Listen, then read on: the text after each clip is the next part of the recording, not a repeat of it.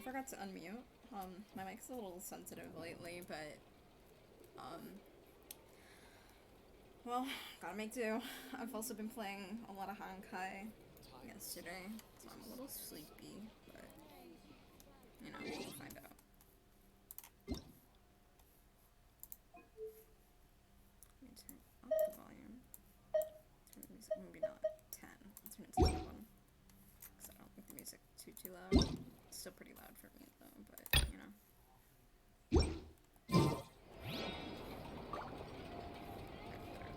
Okay. Oh, right. I forgot I have commissions to do. I'll do that really quick, and then after I should have to do like real art commissions.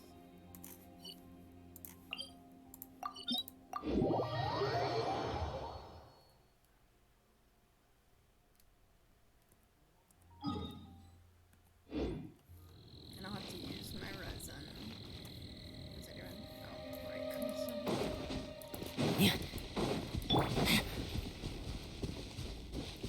Step right up.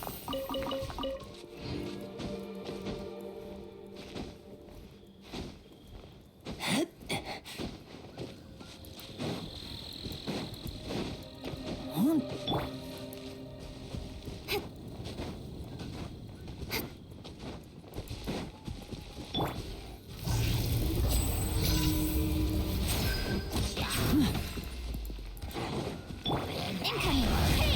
Cut to the chase!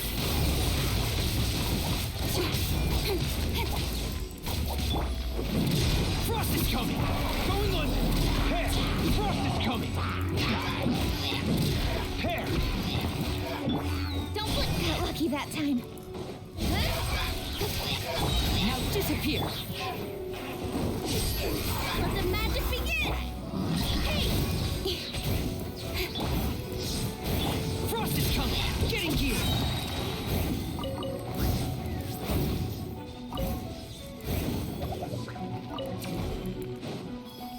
Frost is coming! Getting gear!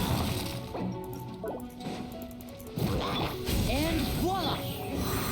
Step on up!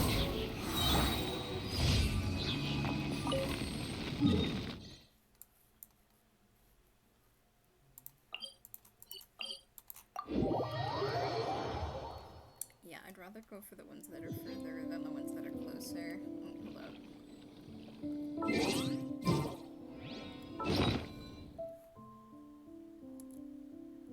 I need to really quick do my check-ins for Genshin and Honkai before I forget. I'm not about to miss a day this month. Okay,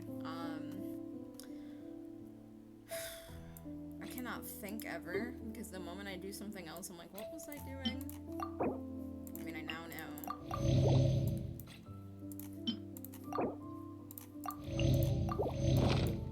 In adventuring, as in business. Oh, there it goes. Alright, let me real quick grab this. Boink. Doink. You always have to seize the opportunity while it's there. Why didn't I just stand next to it? Oh my god. I'm standing right next to it, and I did not just walk next to it. I don't know what's wrong with me. I'll lead the way.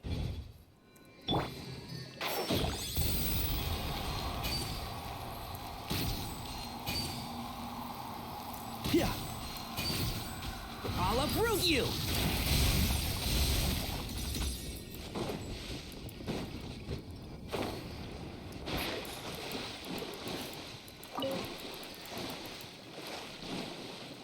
I'm gonna drown Tynara before I even get to do the commission. Jesus. Can't see?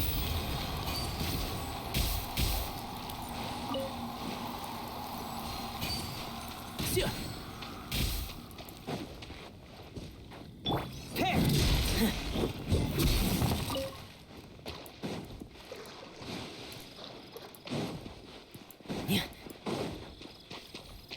Just to avoid getting myself killed. I don't know what grab those.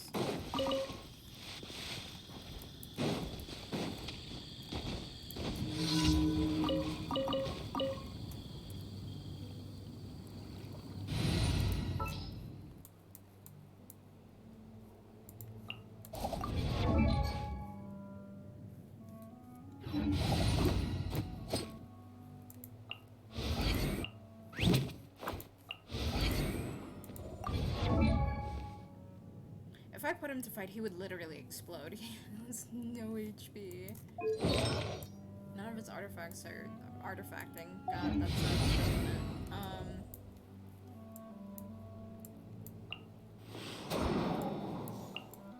Why can't I oh god. Is it time for a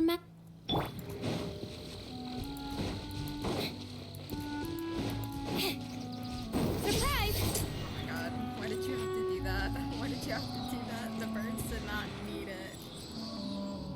You didn't even catch him anyway. Oh, nearly forgot something. Hold on.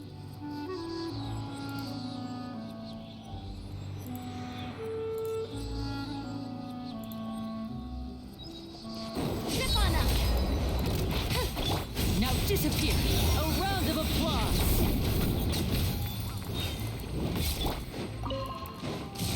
Be amazed. Incoming.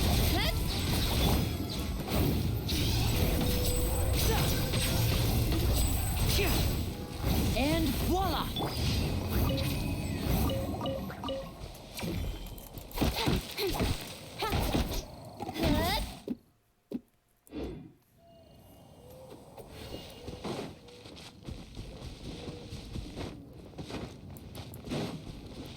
Hey!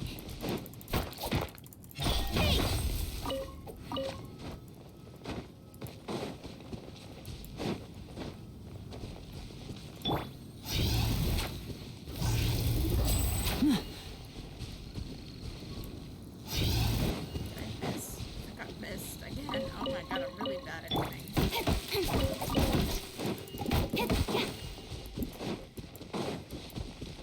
Why did I miss? Oh my god.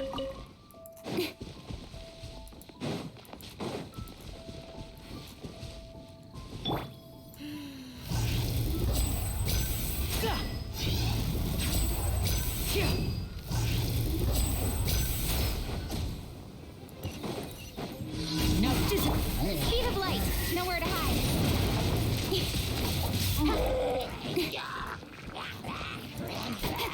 Incoming. Getting gear. Pair. And voila! Speed of light. Commencing cleanup. Getting gear. Frost is coming. Getting gear. Pair. Frost is coming.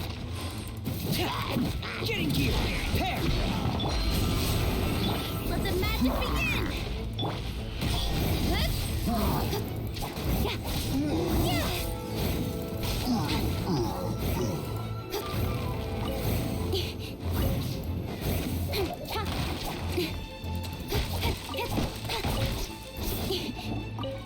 Incoming.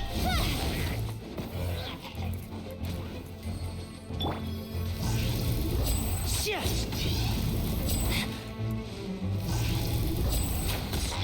Speed of light. Frost is coming!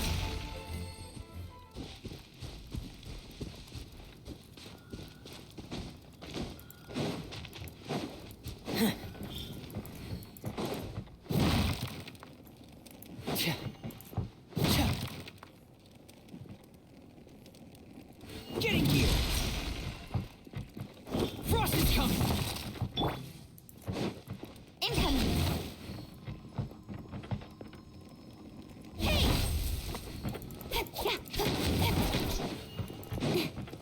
Speed of light.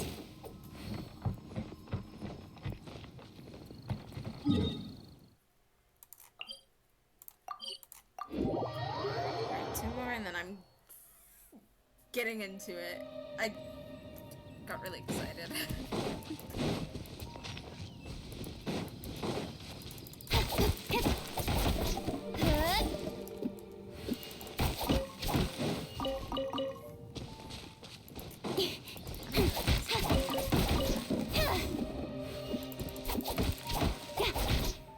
I just wanted to hit a tree. That's what this is. I get really distracted really easily. I'm on the case.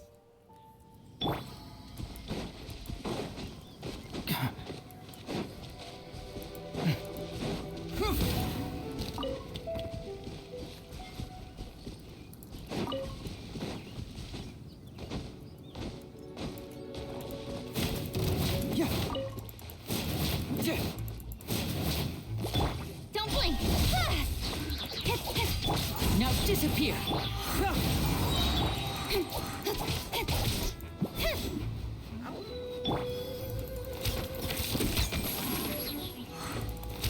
Speed of light. Hey! Pair! Getting gear!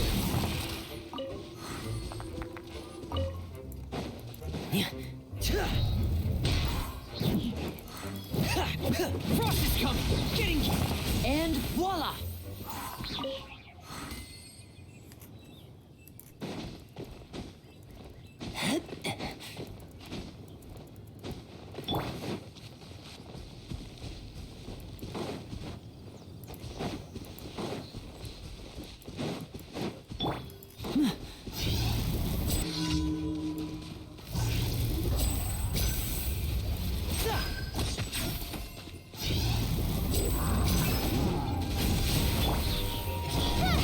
Cut to the chase.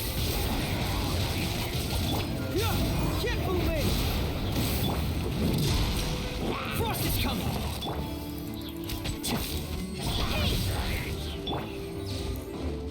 Now disappear!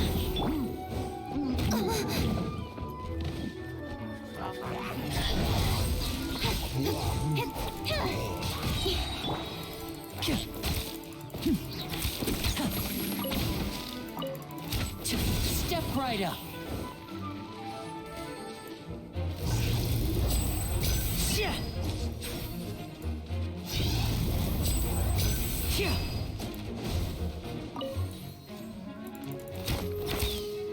Now disappear.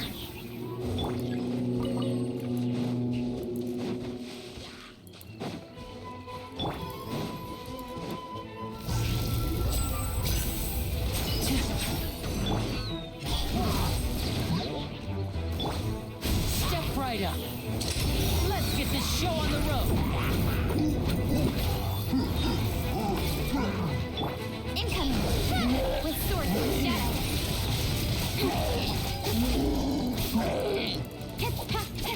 Don't blink.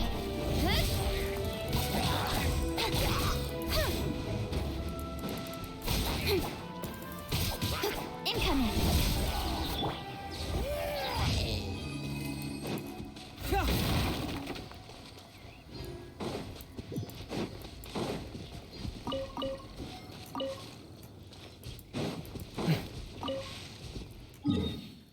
Okay, last one. Thank God.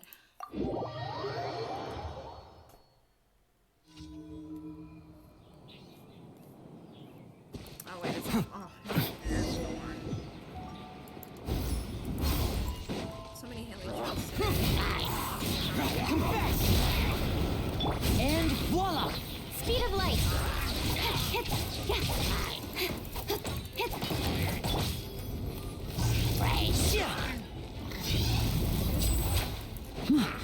Yeah. Incoming. Hey! Getting gear. Pair. Now disappear. Yeah.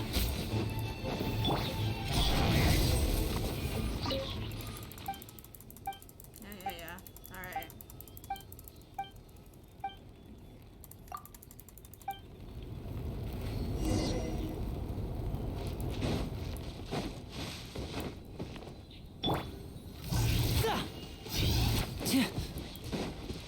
Step right up.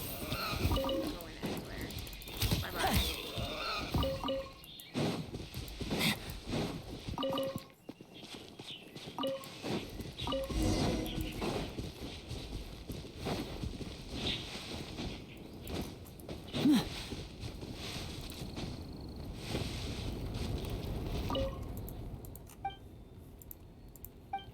Right.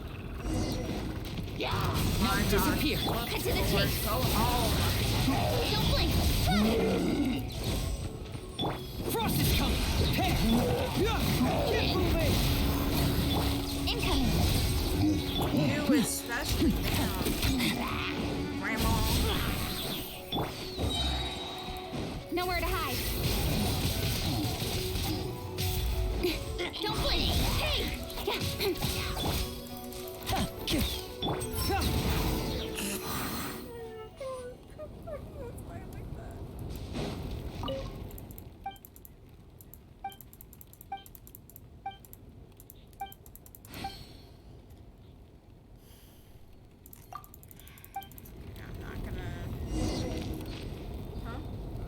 I was laughing because I just punched a hilly churl with Heizu and it went flying. Look, now she got me saying Heizu. The way she Heizu.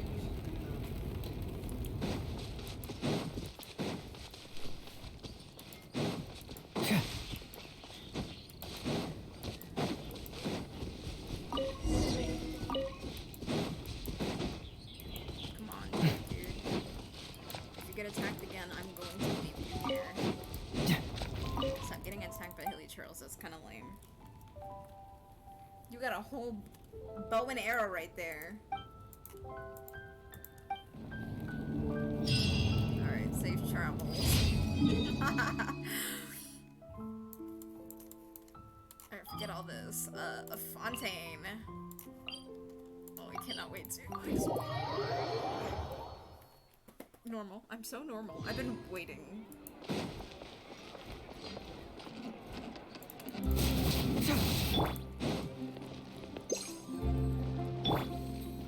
Ad Astra. Thank you for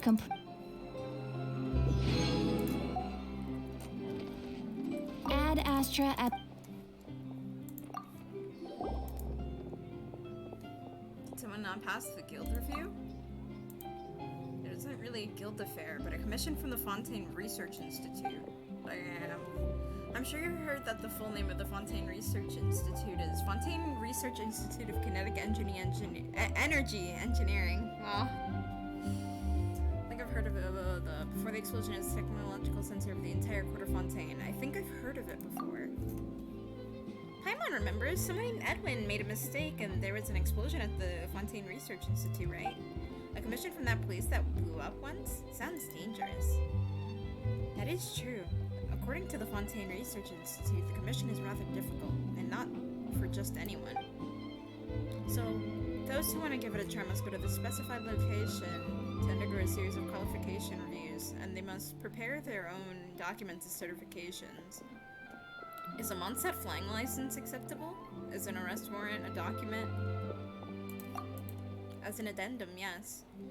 They actually have a list of documents that you must bring. Here, let me change this to 30. It's a little... or 25. It's a little loud for me. I couldn't even hear myself speak. Yeah, 25 is fine, I think. The list includes your current and previous adventure handbooks, your commissions from the last 80 days, and more. Some of them even require stamps from the Maison Gestion. I don't remember how to pronounce that. Oh boy, I have not played in a while. And that's not all. Even if adventurers have all the documents and proofs ready and arrive at the specified location to be reviewed, they will not be able to accept the commission if they fail just one item of the qualification review. If the adventurer is not willing to accept other work arrangements, then they will be rejected. That sounds really strict.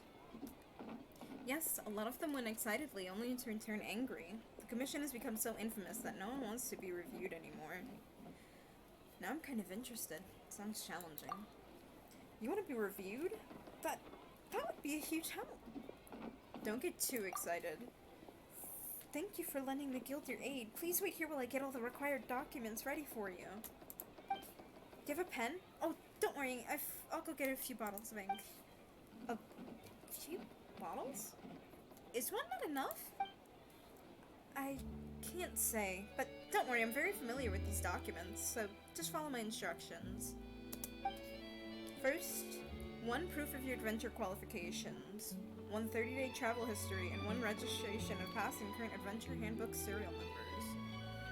Jesus. Now for your commission history. Income statement, commission evaluations, commission statistics, and average positive ratings. For your resume, fill in your habitual residence, contact address, contact information, emergency contact, current name, names you've used in the past, any pseudonyms and aliases that you have, that you use when you want to conceal your identity. Damn, they want your whole information, dog. Oh my god.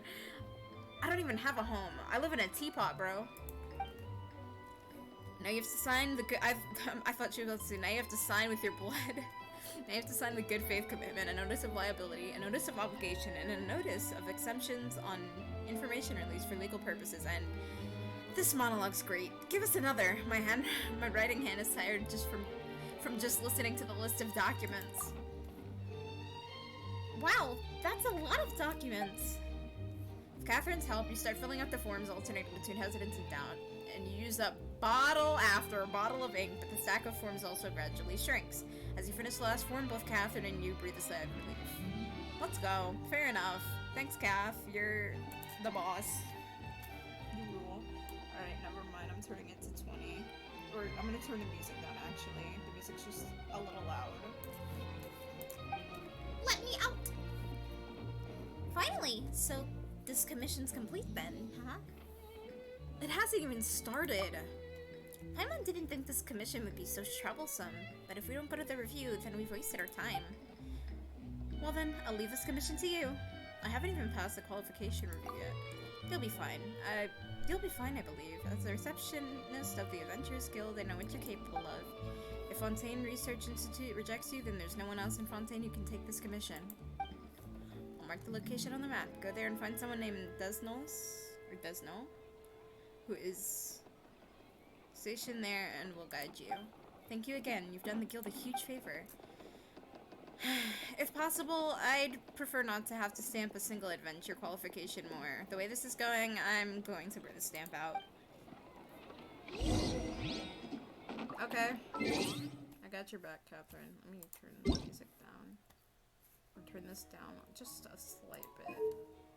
Maybe to 5. And the music still needs to be turned down slightly. These are some very strong headphones. I'll turn the music down to 5, turn this up to 7.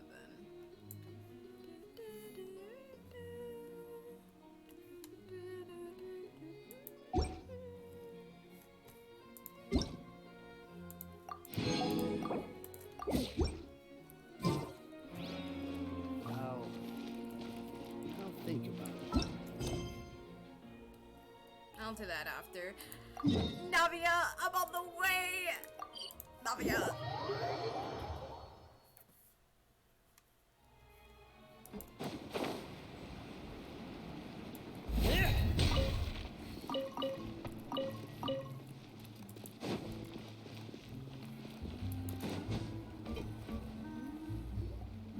Yep, there's the room, and it's empty and waiting for us as promised.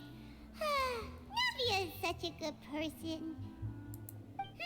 Now that the serial disappearances case has been solved, no one's going to come after us for anything. Even without Silver standing guard, we can just completely relax. I don't know about that. Why don't we stay and rest up here for a while? Even machines in Fontaine need to stop and recharge now and then. Bro, you cannot be picky. No. Wide-eyed. If we wanted to rest, couldn't we pick somewhere with a decent view? Do you not like the ambiance? What is wrong with you? Who? Oh, come on! This place isn't that bad. Besides, how often do we get to stay in an actual base? The truth, Paimon. Oh, fine. Remember that detective story Paimon read before? Well, the author is about to release a new book, so Paimon wanted to buy it as soon as it came out and have a quiet place to read it. Fair enough. Just don't spoil the ending for me this time. Yippee! Then it's agreed. Come on, let's get some sleep. We'll need to be up first thing in the morning to get in line and buy a copy. Okay. Fair enough. I want that book too. I love detective books. And a mystery. That's why Fontaine is so good. Paimon didn't expect that style at all. You know it's a detective novel? It's also like a social documentary. Whew. It's actually pretty good. You just finished it? You're a slow reader. A pretty slow reader, Paimon. Don't be mean. No. Paimon just spends a bit more time sleeping than you, that's all. Excuse me, but do you know if the Traveler and Paimon are lodging here? I didn't. Yeah. Huh? Who are you? Paimon doesn't recall seeing you before. Wait, you're not here to give us trouble, are you? A blonde traveler and a chatty little fairy. Phew, looks like I found the place. Good thing I asked the Spina di Rosula. Seems they sent me the right way. Hey, what are you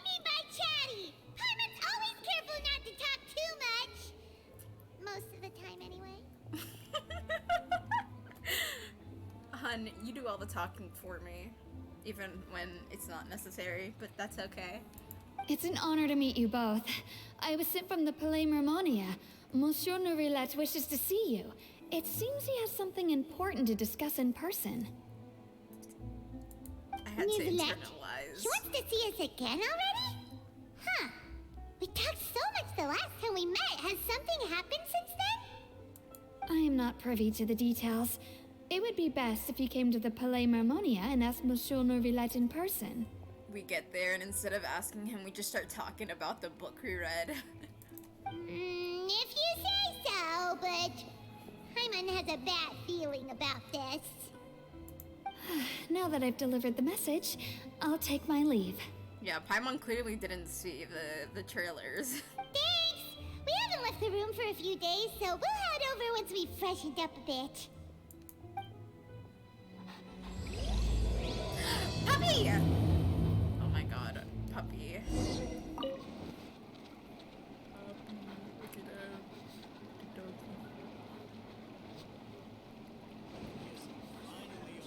Crying because we still cannot pet dogs in Genshin Impact.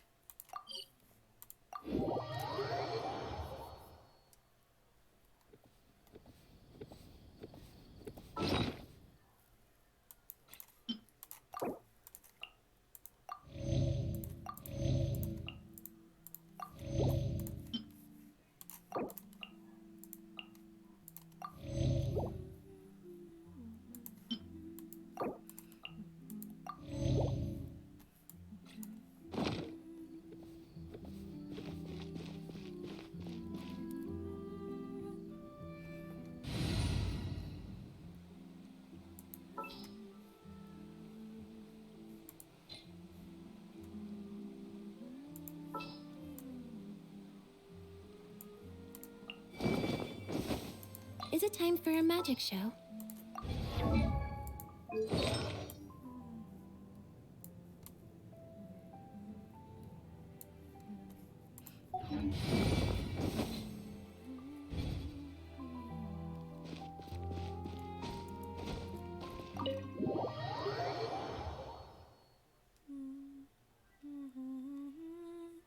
Maybe I should turn my audio up in Streamlabs just so it's at least on par with the in-game audio, because I see how high it's going and I'm like, oh wait a minute.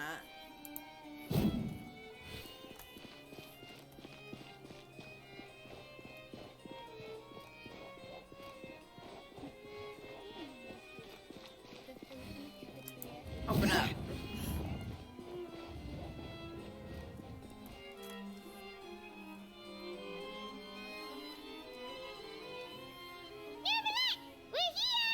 Did you want to see us about something?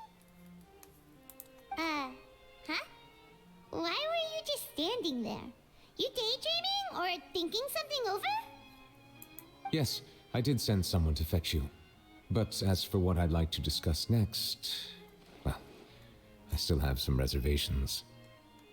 Given that we've already made the trip here, you should just tell us. Bet you need us to help you with something, right? I mean, you're right. Also, her little mouth.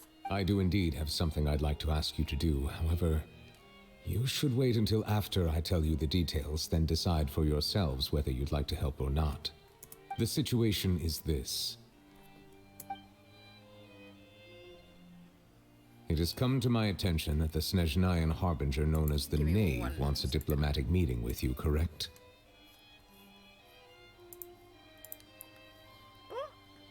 I heard that she was originally from Fontaine, but for her to suddenly arrive here and abruptly request such a meeting like this, I sincerely advise you to refuse her invitation outright. I'm sure you're aware that her purpose is most likely related to Child's recent predicament. We convicted one of the Snezhnayan Harbingers in a court of law, but we have yet to provide any form of detailed report on the matter. This does indeed provide an opportunity for Snezhnaya to put pressure on us. I believe we should adopt an evasive stance until we can provide a proper explanation and have a preliminary plan on how to deal with the matter. Let me adjust the game audio in Streamlabs, actually. Just slightly. No, we shouldn't. I think we should agree to the meeting. Oh? Well, you see, we are the ones that owe an explanation. If we keep putting off the meeting, it could easily result in the problem escalating, right? It's like a fight between two friends. If they don't agree to see each other and talk in person, isn't it possible that the friendship could end entirely? Though diplomatic relations between Fontaine and Snezhnaya could be considered as friendly, it is only superficially so. You wouldn't go so far as to say that our nations are friends, as you did in your example. It was just an analogy. An analogy, okay?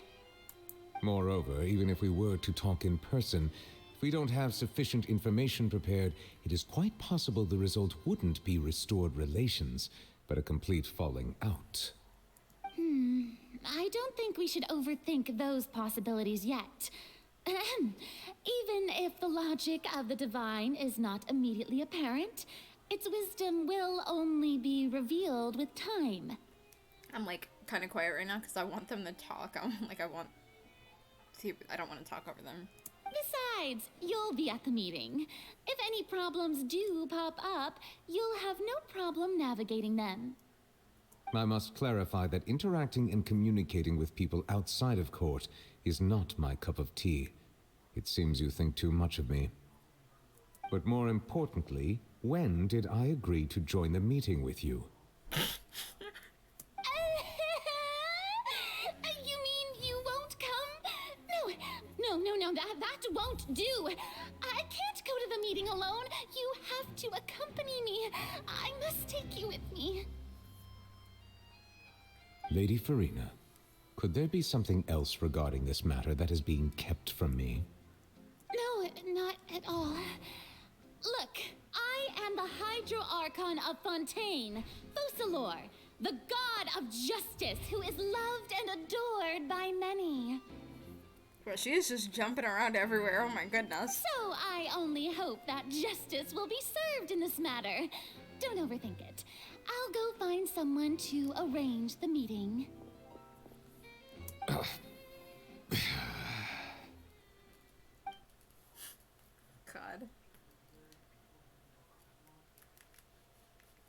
Though it could officially be considered a diplomatic conference, I prefer to see our meeting today as an ordinary tea party.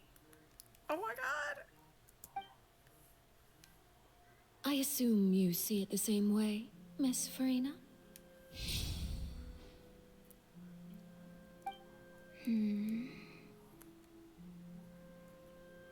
Lady Furina? Oh, yes, that's right. Just like you said, a tea party. I should thank you for providing the pastries. They look delectable. To make this tea party even more lively, I've invited someone else to join us today. It's a pleasure to meet you, Monsieur Neuvillette. I was born in Fontaine, so naturally, there's no need to introduce the nation's revered Eudex to me. Hello. The pleasure is also mine. Lying through his teeth, he does not want to be here. First, I would like to thank the two of you. I'm often away on business outside of Fontaine, and I'm told that the children of the House of the Hearth have been well taken care of by you. For the most part.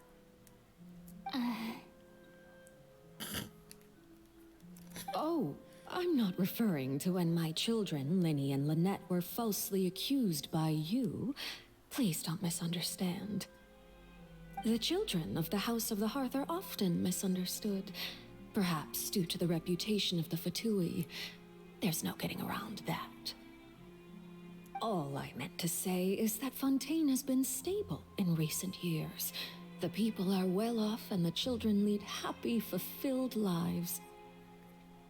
That is something truly worth cherishing, and no one wishes to disrupt such peace. Now then, you have come regarding the matter of child, correct? Well, yes. It appears the ever-busy Judex Nuvillette doesn't wish to waste time with diplomatic pleasantries, and hopes that we can get straight to the point of our talk. Yes, as you surmised, understanding Child's situation is indeed one of the goals of this trip. As we are both diplomats from Snezhnaya, as well as Fatui Harbingers, Child and I have always been colleagues.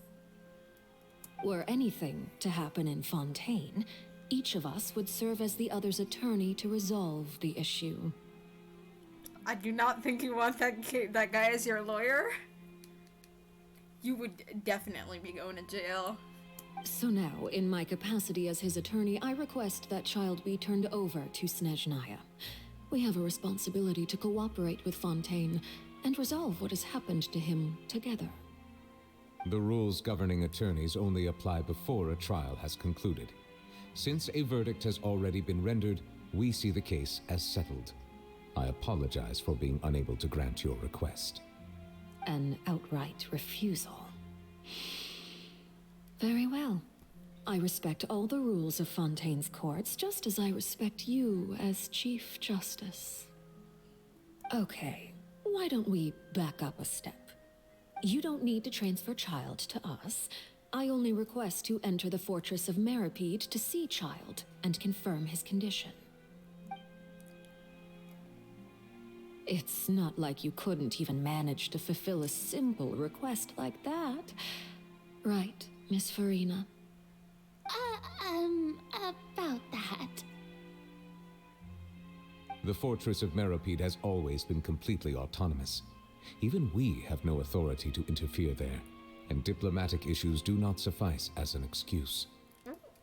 However, if you absolutely must confirm the situation of the Harbinger, I have a proposal.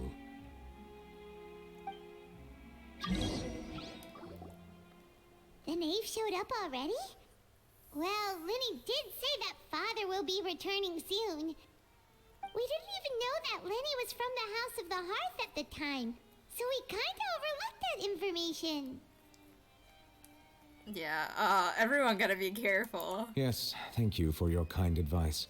I'm well aware of the situation. I also noticed that Lady Farina acts a little odd and unnatural whenever I bring up matters related to the knave. Could the knave be threatening Lady Farina or something? She said, watch this, blackmail. If that were the case, then why wouldn't Lady Farina inform me? And what means could the knave possibly have to twist the arm of an Archon? The Gnosis. So maybe Sorry, I don't know. not very likely. Even though Farina can act a little weird at times, she's still an Archon. In reality, this problem is even more thorny than it appears.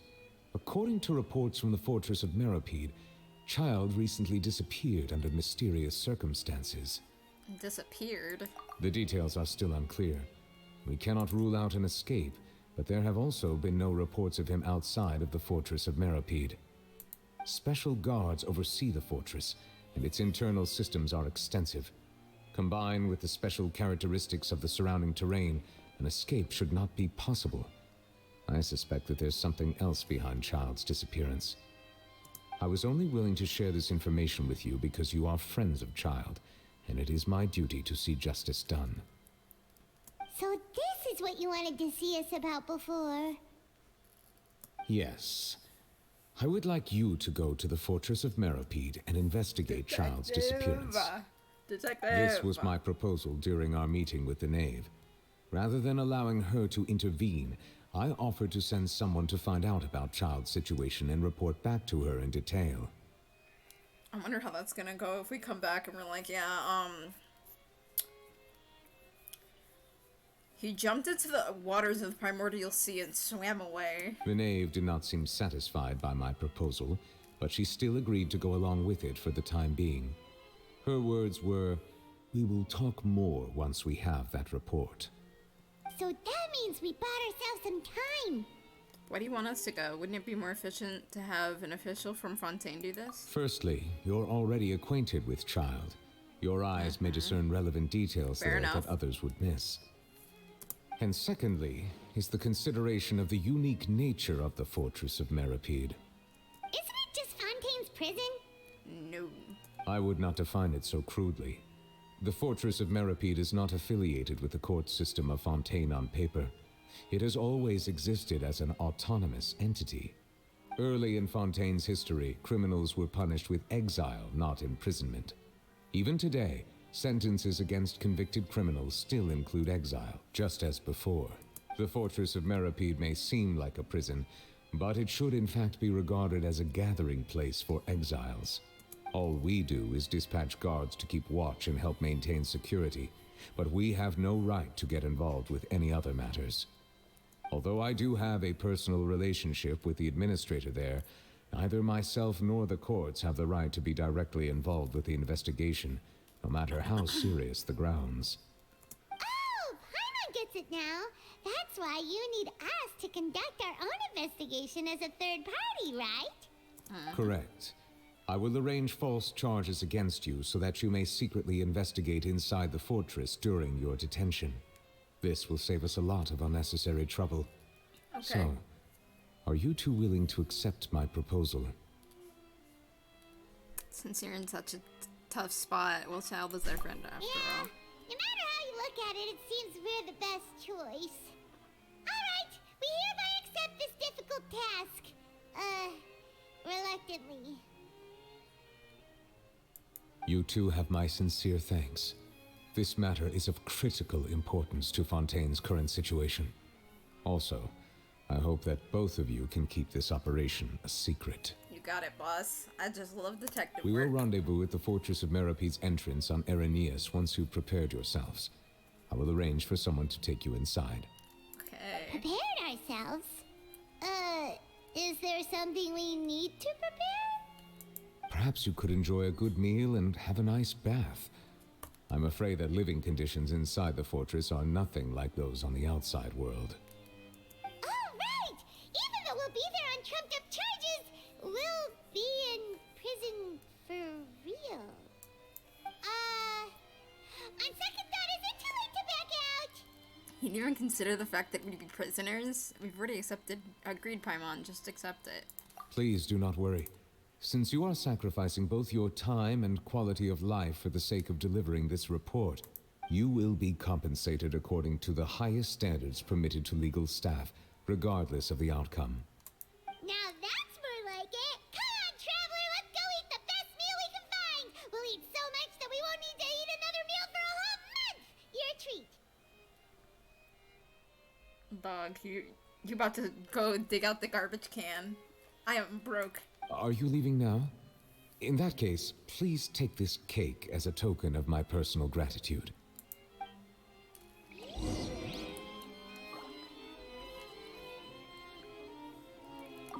Oh, no need to thank me for it. Just be sure to enjoy it.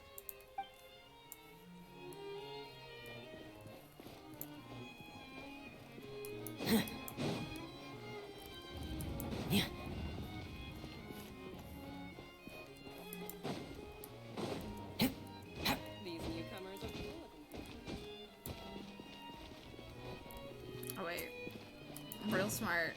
Walked right by the obvious doors.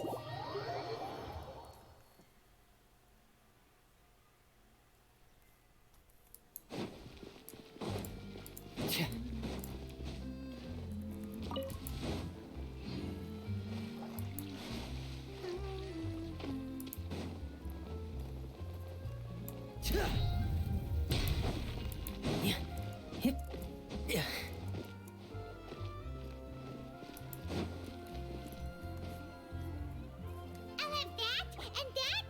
Oh, and one of those two. Ooh, and no Fanta, thank you. You sure ordered a lot. Didn't you just finish eating the cake that Nuvolette gave us? That cake was pretty good. But as soon as Paimon remembered that we were about to go to prison, Paimon's stomach suddenly became completely empty. Did you... Not even gonna say it. Now that Paimon thinks about it, we've always been super careful ever since we arrived in Fontaine. Just to avoid breaking any strange laws here. But here we are, About to willingly send ourselves off to the fortress of Meropide. Maybe we should not be talking about Maybe this. this is what they call fate. Maybe we should not be talking about this. It's supposed to be a secret.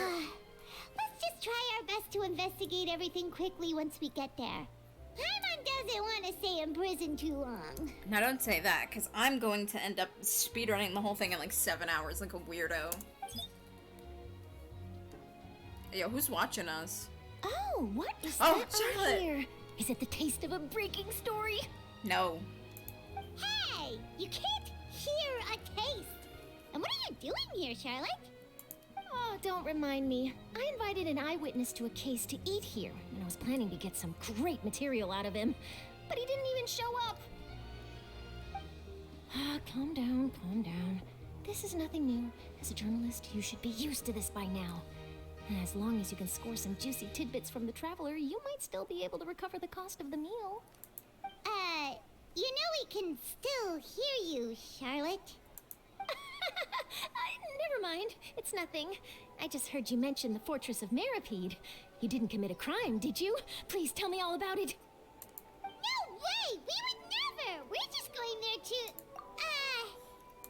Oh no, Paimon almost forgot that Neverlet told us to keep it a secret!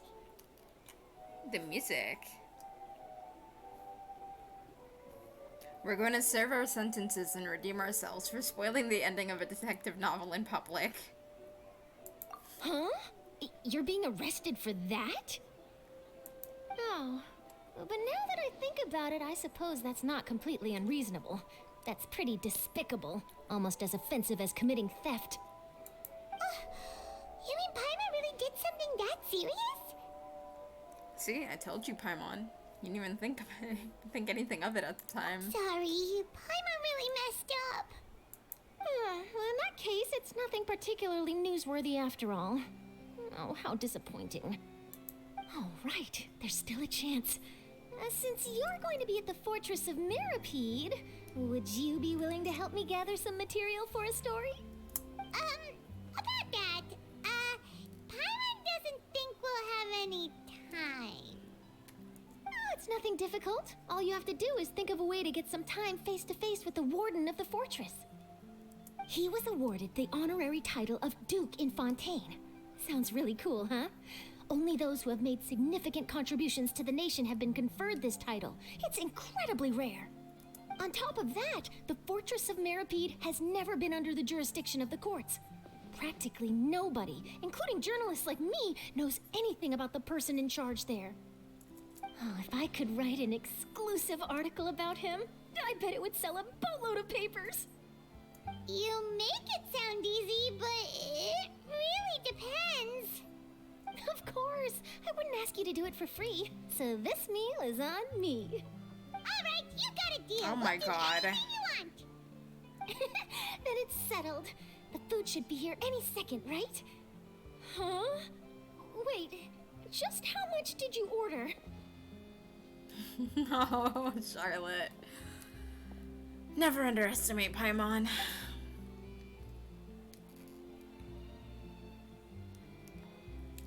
Oh, Paimon's so full. Well, guess we have nothing to regret now, so let's get going. I had no idea you could eat so much. That didn't go according to plan.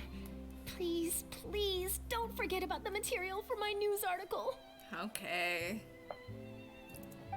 I kind of have to now. I mean, I would have done it anyway, but now I have to. Damn, I shouldn't have done that. Damn, it's so far.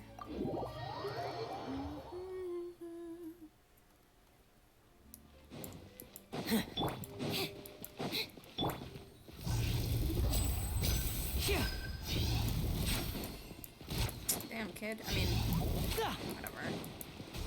Step right up. You're not getting away from me. Right, I'll be able to max this. Ah.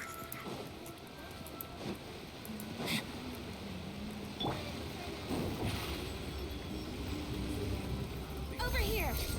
Welcome to the Opera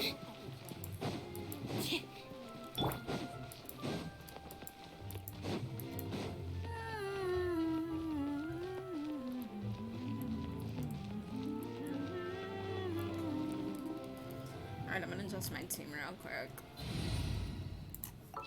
Hold on.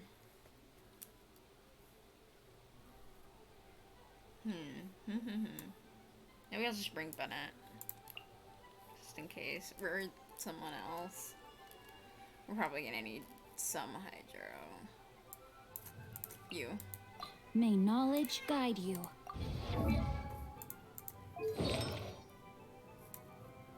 Alright, you're upgraded artifacts.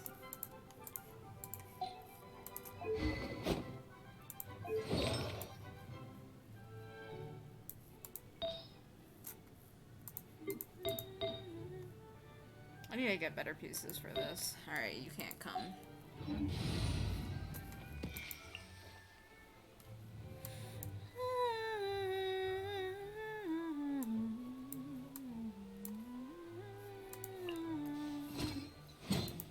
I promise to keep you safe.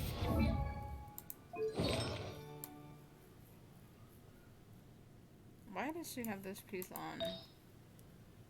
Oh, it's probably for the attack. Oh, I'll have to fix that later. Oh, who am I gonna... Alright, you know what? Barbara. I'll take care of it. Yeah, whatever.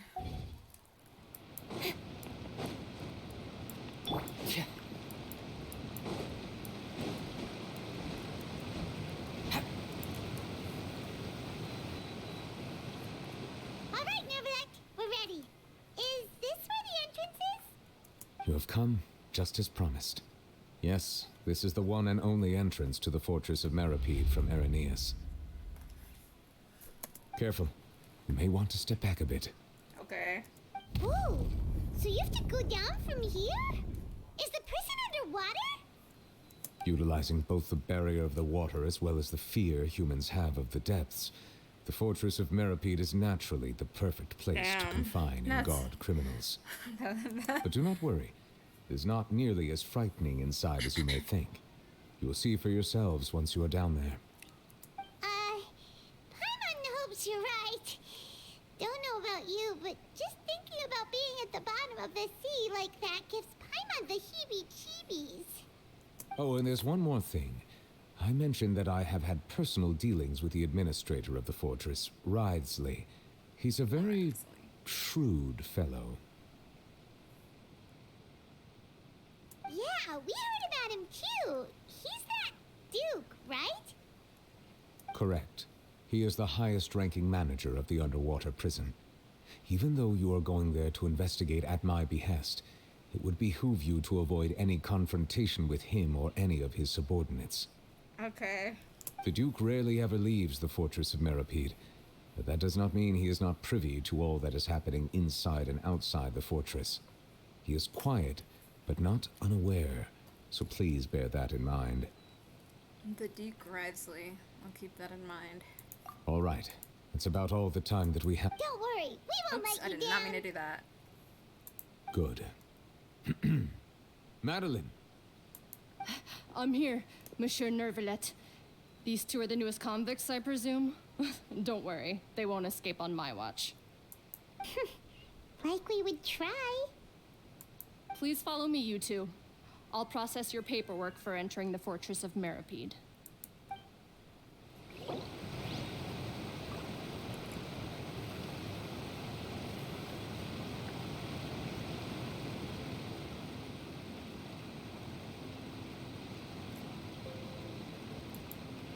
It's easy to fix a machine when you know how it's built and how it works. But people, they're much more difficult.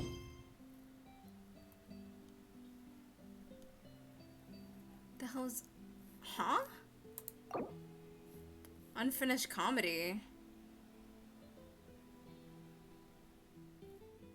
Well, I don't think I'm going to...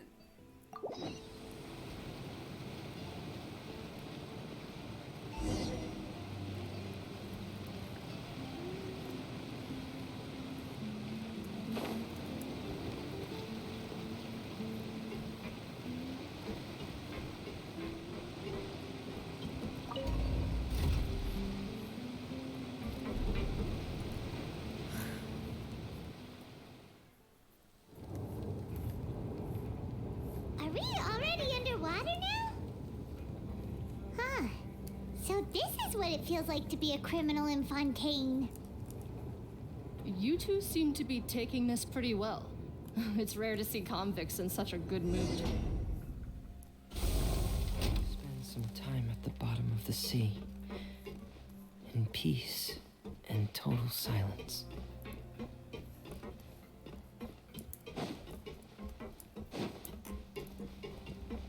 I don't even want to look at the water, bro.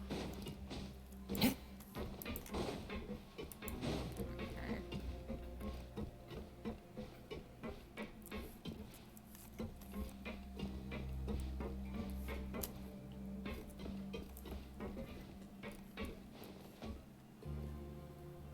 Unless there's like actually something under the water. As far as I'm concerned, I don't see anything.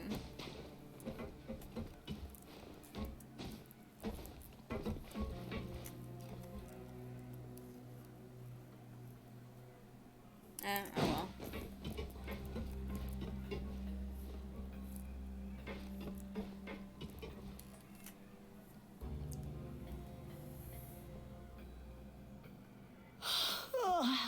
well. Oh, it's you, Madeline. Why'd they make you make the trip down here today? Monsieur Nervalet personally requested I escort these two convicts. I suppose he was concerned others might not be up to the task. Well now, aren't you the lucky one? Must be nice to be on good terms with the big shots like the Chief Justice. The only people I get to see every day are the new inmates. Well, have you tried service with a smile? Who knows, it might help your professional reputation. Oh my god. Yeah, right. As if. Every criminal comes through here looking miserable. How can I smile with such a toxic work environment? And even if I did smile at them, the convicts would probably just think that I'm some freak getting some kind of twisted enjoyment from their pain. Oh, she's got a point. I'm like, yeah, she's right. Well, I've finished transferring you. You two will register here, and Marette will guide you through the remaining procedures. Yep, I'll take it from here. You head on back to that bright and sunny world above.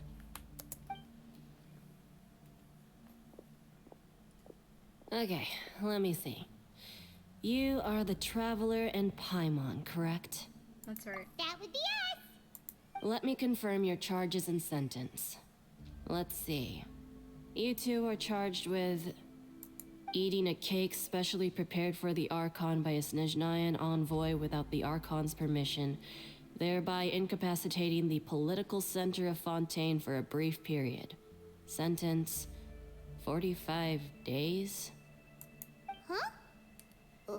Wait, you mean the cake that Nervalet gave us was... Just looking at the charges, it seems you two are capable of causing some serious trouble.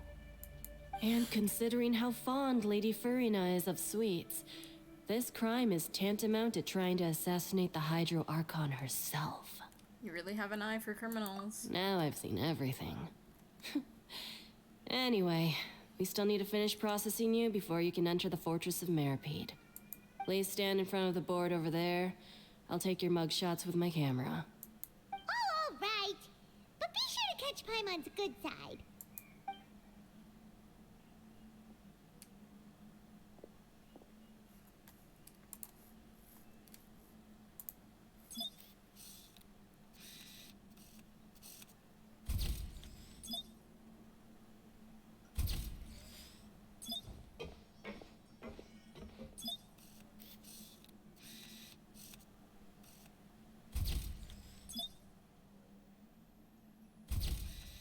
Oh, you blinked.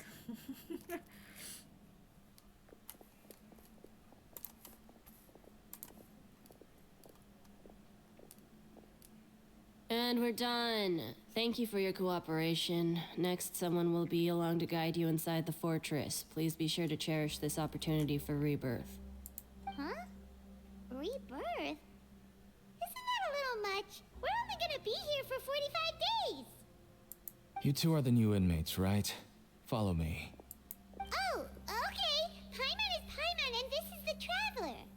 Save it.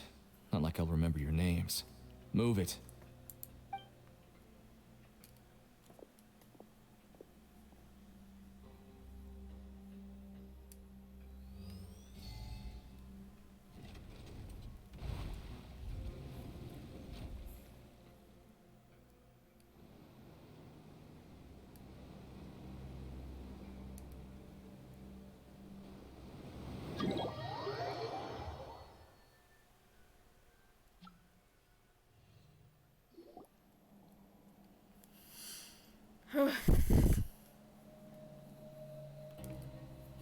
So, are you one of the guards here?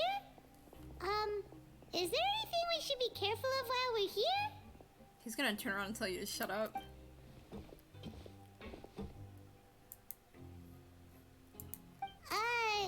Did Paimon already ask something she wasn't supposed to? Why should I tell you anything? What's in it for me? You sure don't seem like a guard. Why are you sent to bring us in? This is exactly why I can't stand you fish. I wouldn't even be doing this if it weren't for the credit coupons. Credit coupons? Alright, seeing as you're not the annoying kind that's getting dragged in here crying and blubbering, I guess I can tell you a few things. But next time, it'll cost you some coupons. Mora means nothing here. Here, we use credit coupons. Coupons can get you almost anything in the Fortress of Meripede. Desires? Fulfilled. You want power? No problem. Coupons can even change fate itself. So, credit coupons are a currency that can only be used here? It's not as simple as that. Like Moret said, everyone gets a chance at rebirth. No matter how much money or power you had before, it means nothing once you set foot inside the Fortress of Meripede. You have to start over and earn your coupons. Everyone starts from the same place, and you have a chance at a new, less terrible life.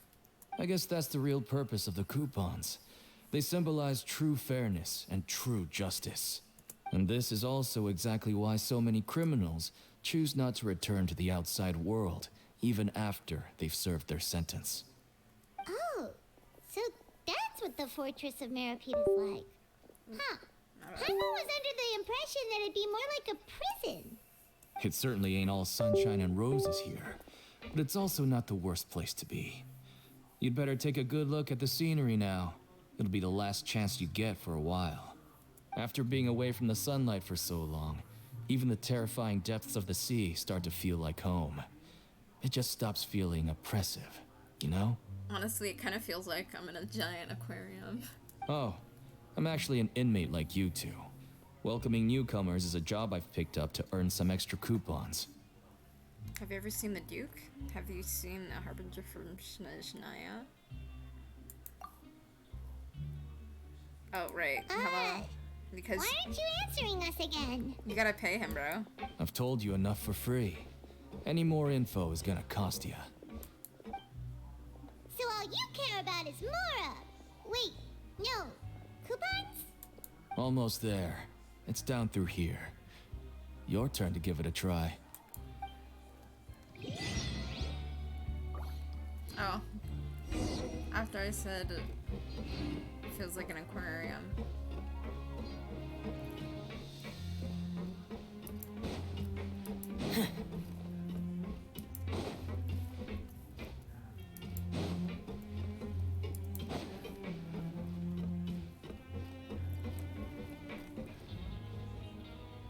I can't even read that.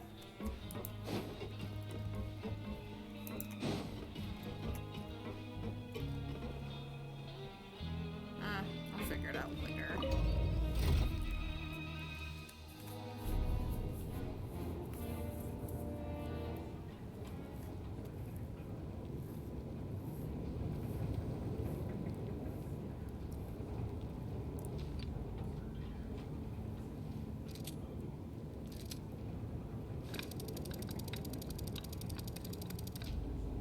So, we're going even deeper now? Just how deep down are we? It's like a metaphor for your previous life, isn't it? Our lives weren't that bad. Wherever the tide takes me, so long as the light of the hearth still shines, I'll always have a home to return to.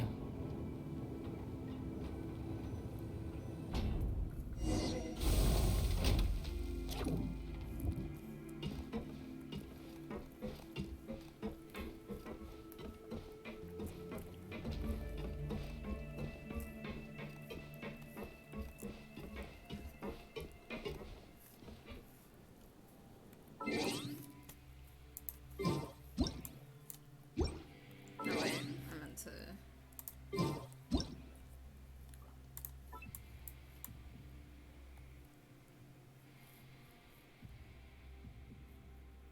Ah.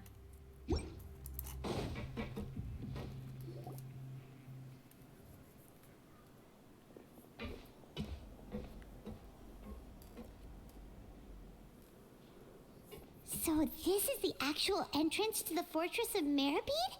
Huh. It looks like there are other new arrivals, too. Oh, they sure don't look happy. Maybe we look too relaxed for fresh convicts. You're probably the only one who doesn't fit in. Oh, right. We're on someone else's territory now. We need to think of a good way to act like criminals to get by. If we're discovered, even Neuvillette might not be able to rescue us. If we ever got found out, then maybe we'd become criminals for real. Hey! Don't scare Paimon! Oh, Paimon's not ready for all this. Look, I don't really know you, and I have no idea what kind of crime you committed, but you wouldn't have happened to anger someone important, did you? Someone important? Paimon doesn't think so. Wait, why are you suddenly trying to talk to us now? Now's not the time to worry about that. Anyway, it's over there, so you just go on over there by yourselves. I've done my job, so good luck. Okay, thanks.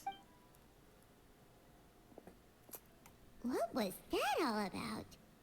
Wait a second. Are there usually so many Gardemex around here? Apparently not. Does this mean that They're already onto us? get ready to fight? No. It's just Prisoners numbers 7459 and 7560. Welcome. Oh, no need to be anxious. These Gardemex aren't here to attack you. In fact, they're here as your honor guard. When I heard that you were friends of Monsieur Neuvillette, I had the Gardemex come and wait in formation. Wait, you know about our connection with Neuvillette? The seafloor isn't as cut off from the world as you might imagine. However, I'm afraid that I know nothing more than that you are friends of the Udex. And as you can see, committing a crime means being sentenced here, even if you're friends with the Chief Justice. Quite fair. so you must be The Duke! Greetings, Your Grace. Lovely weather today, isn't it? Oh, greetings, my good fellow. Well, I'm willing to imagine that the weather is as good outside the sea as you say it is. How great it would have been if only the Fortress of Meripede had been built on the coast, huh? It would have been so convenient to enjoy a nice chat in the sunshine. My profuse apologies. I just got so nervous when I saw you, So this is the Duke. He sure looks a lot younger than Paimon imagined. The Traveler and Paimon, correct? Mr. Deacon here was responsible for your welcome. I trust you were satisfied with his guidance? It was okay. His attitude could use some work, though. He's taking great care of a splendid chap, really. Outstanding. Well, Deacon, I Good for recall you. we discussed fate during our last work meeting, I believe that fate will reward all those who take every aspect of their work and life seriously. When you return to your bunk, you'll find the guards have issued some extra credit coupons to you. Oh, thank you. Thank you, Your Grace. Oh, and you too. I can't believe you gave me such praise. If you need anything in the future, anything, please, come find me anytime. No credit coupons necessary. Well, I believe that concludes the introductions. We've already taken enough time here. Deacon, if you would. This is how you make friends. Yes, Your Grace. I'll take my leave now. Bye, Deacon. Oh, he's so happy. Please, follow me. To make you feel more welcome, I'll show you around the various facilities of the Fortress of Meripede. I hope it'll help you adjust to life here. He's going to personally give us a cure? Huh. Paimon can't figure out what this guy's thinking at all. Let's just roll with it for now, but I hope he doesn't know too much already. Let's just roll with it. No for now. wonder Charlotte's so interested in him. He's one of those mysterious types. Alright, let's keep up with him.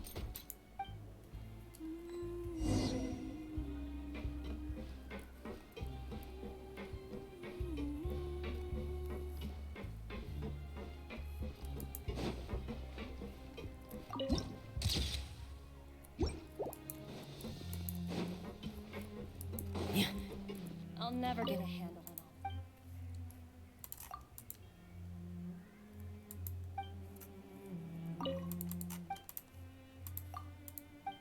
Okay.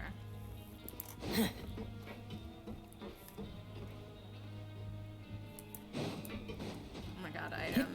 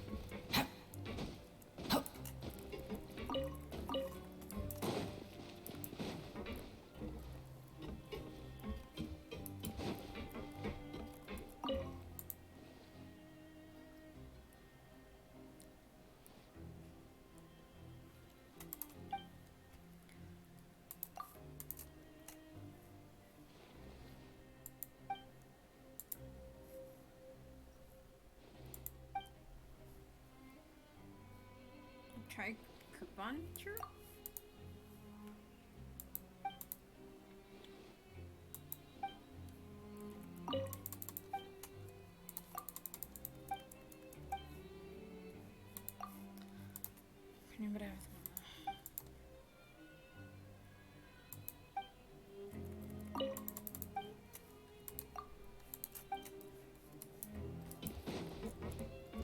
What should we do for... Well, it's here bit 1 and 2. Maybe the writing should better reflect the character's inner psychology and mentality. The audience should be able to understand this part of the plot. Please refrain, Formal. Are you going to obfuscate the dialogue to the point that the audience is left guessing again? Do you recall the last performance? Nobody understood any of it.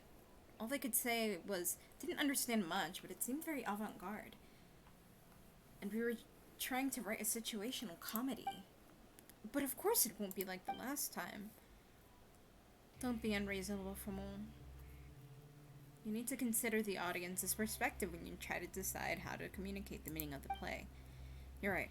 Okay, I'll do another edit. You'll need to be quick. We have a rehearsal this evening. As you wish, Miss Milhad.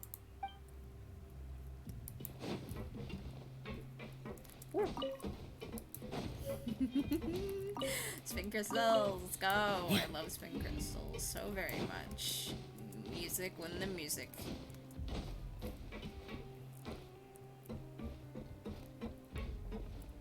Okay, I think there's no need to be so reserved.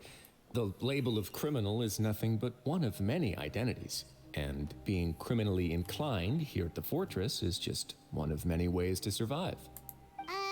Is it really okay for the warden to think like that? We're real criminals, you know.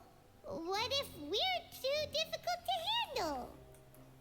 Well, then maybe you'll be able to carve out a name and a place for yourselves in this underwater world, But before you go in swinging, please remember that in the Fortress of Meripede, it's better to not cause trouble for yourself or for the guards. Yeah, no worries. Now, we've arrived at a very important place, the Coupon Cafeteria. You can come here and claim one welfare meal each day. Welfare meal? You mean it doesn't cost anything? That's right.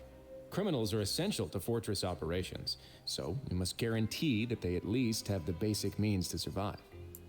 But that's not how it was. Back in the day, it cost you reward coupons just to get a cup of water here. For fish like you who just arrived with nothing, you'd have to go to work hungry until you earned enough coupons to eat. It was only after His Grace became the administrator that we got the free meal rule. Now everyone gets a square meal every day, even no good slackers who've never picked up a wrench in their whole lives. Nobody starves to death here. In the Fortress of Meripede, credit coupons are the only currency, and everything must be purchased. In some sense, you could say using the coupons is a form of trade. But trade is always conducted by people. So if we want trade here to prosper, we need everyone to work hard and live their lives. If nobody could even afford a meal, then the whole fortress would be up in arms. And that would only make things more difficult for me. So, rather than saying that we're giving everyone a free meal here, you should say that everyone's hard work has improved the living conditions in the Fortress of Meripede. Your Grace's reasoning is correct, but what I said is also true. Whatever the case, hard work is rewarded here. You'd be hard-pressed to find anywhere else as fair and reasonable. Right! Paimon sees your point. By that logic, this place doesn't seem so bad after all. Oh, wait, no. We shouldn't drop our guard so quickly. But it seems the inmates really respect the Duke because of his attitude, right? We should still try to verify the truth with our own eyes. Let's continue this way. I'm just having a whole conversation right next to him. He's probably like, I can hear you, you know.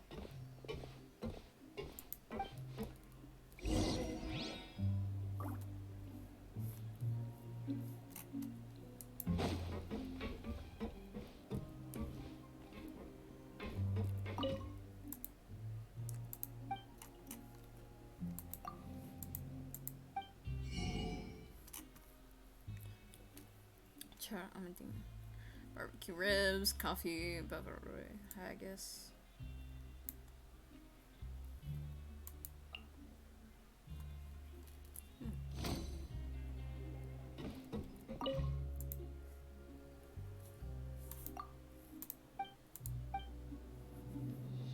Thanks, buddy.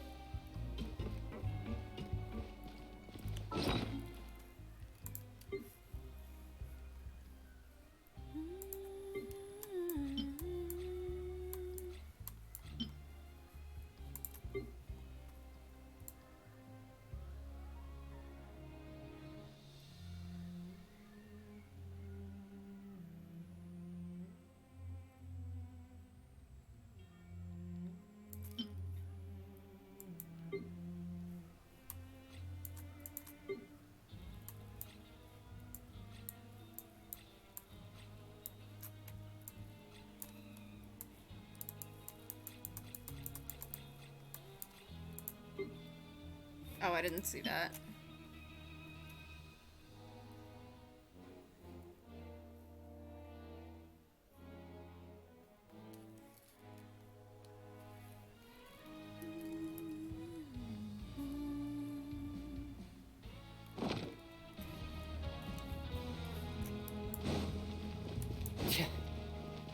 I'll use it after.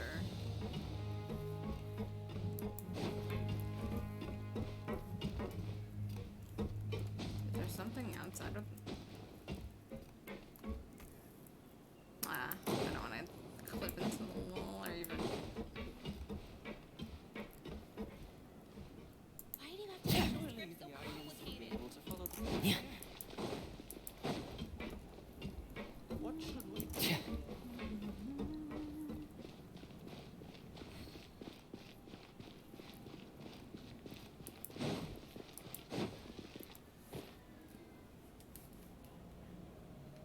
This place is known as the Pancration Ring. Sometimes we have criminals who have more energy than they know what to do with. Their daily work alone isn't enough of an outlet for them. So, instead of leaving them to their own devices, we've provided them with this dedicated venue.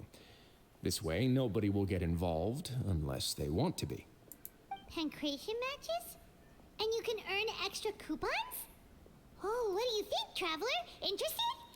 But I must warn you that your sentence will be extended if you fail to restrain yourself and end up seriously injuring or killing your opponent. In that case, I'll pass. So, did you set this place up too? No, actually. I just granted approval for the organizer to use this area to build the ring, and I collect a portion of the proceeds in return. Of course, the fees are also quite useful. Oh. Do you mind if we ask what they're used for? Sure. Ensuring personal safety, maintaining the arena, and resolving any conflicts that arise. Why? Are you interested in how to manage a pancration ring? Oh, no. Paimon was just wondering if that's how you paid for everyone's welfare meals.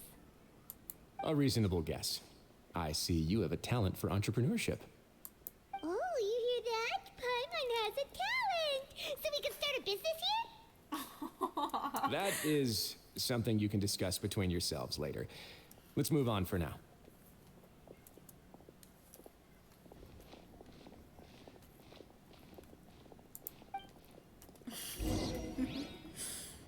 I love how excited she got. That was cute.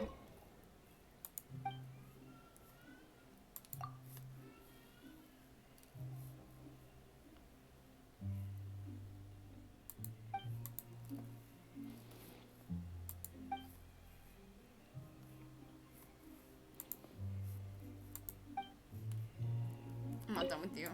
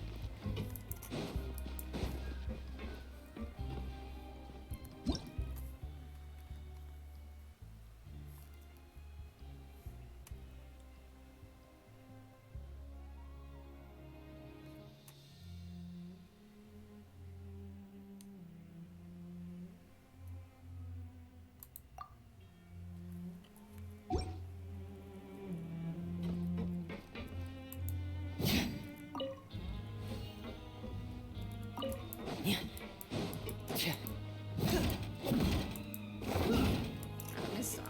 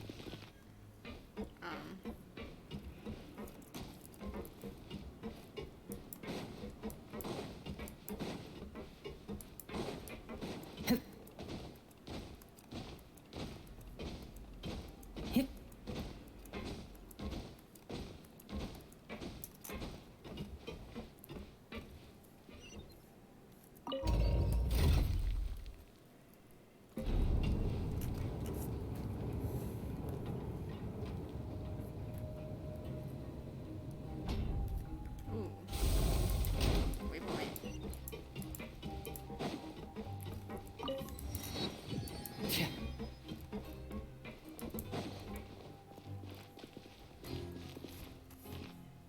I'm very nosy. I'm gonna go into like every corner and still somehow miss something that's really obvious.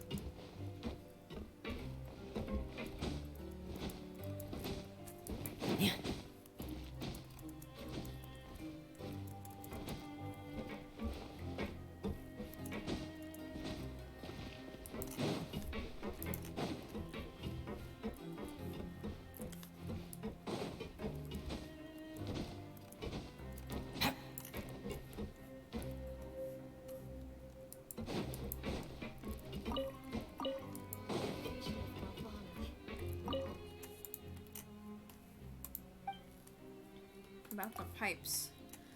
Oh, that's all too complicated for me. But I know the pipes are extremely long and keep my sister away from me. I wish they didn't exist. Aw. It has helped us save drinking water, but more and more people are using it to play pranks, including some of the guards. We need to think of a way to stop that.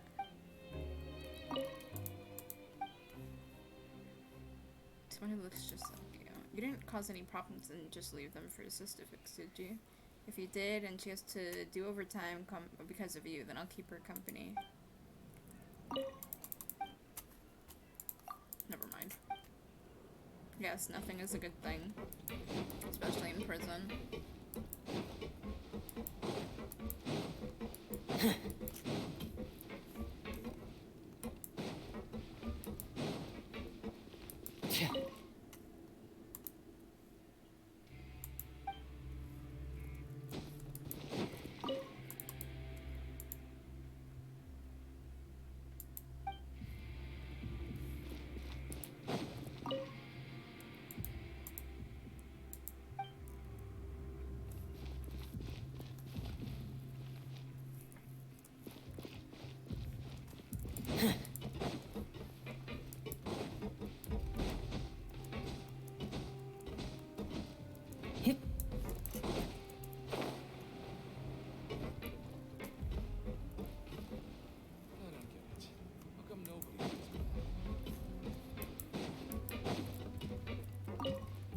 Oh, Sumeru researcher. What are you doing here? In the short term, I'm reading a collection of papers gifted to me by the kid in green. He's quite intelligent and an interesting character, and I greatly admire him. About the Fortress of Meripede. There's a charm to the place, which is hard to explain in only a few words. A mystique combined with a sense of danger. It makes it hard to leave. I can't say what the best choice is, but I find the examples of those people determined to stay here a bit frightening. Thanks for your time. My pleasure. For me, being able to talk with the people here is always of benefit. Yeah.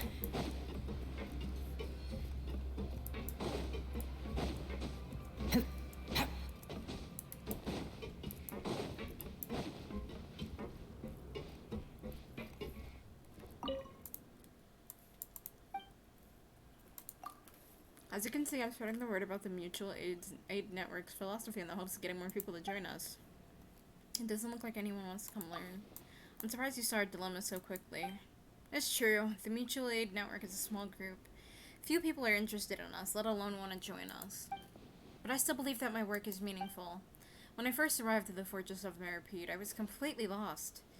I passed each day in a daze, not daring to think about anything to do with the future. It was only after I joined the Mutual Aid Network that I gradually began to realize that in this world there are many things that I can still do. Even if it's just a few insignificant little things, I can still get a sense of fulfillment from doing them. I hope I can introduce this mindset to more people. I want to help others completely transform themselves. And once more, excuse me, stand upright beneath the light. See you. See you. If you need any help, you know where to find me. Okay, thank you, Betty. Yeah.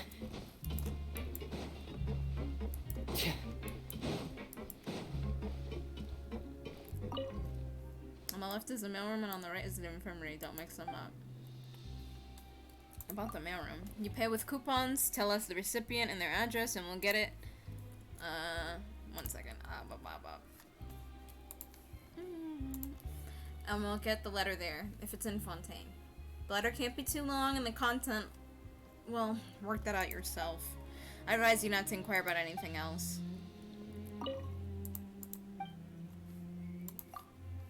If Dr. Arden isn't there, he's probably in the production zone. I don't know any more than that.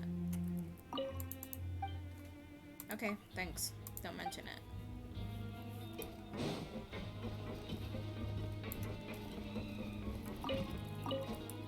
I need to stop being nosy. I need to go back so I can continue through. Yeah.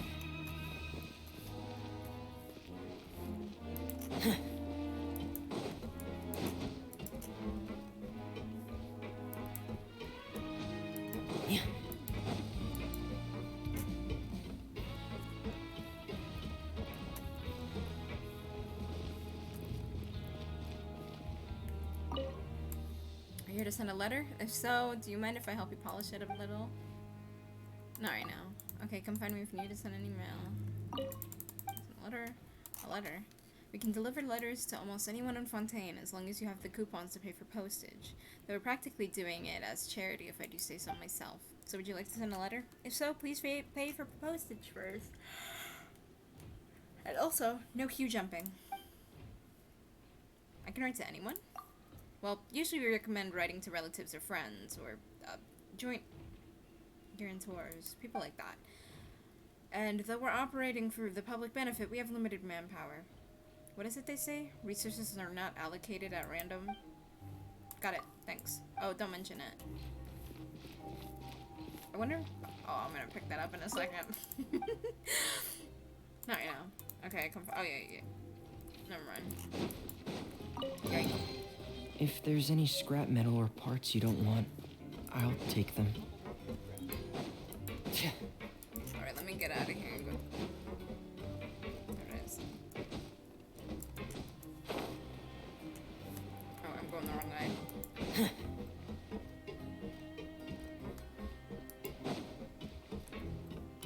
Yeah.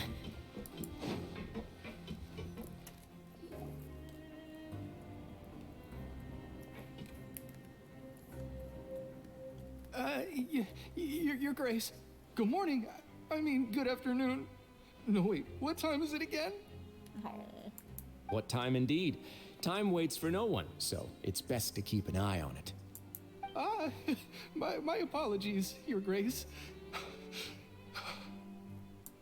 Jeez, that guy's so nervous he almost forgot to breathe. Sorry, forgive my manners. I feel bad for him.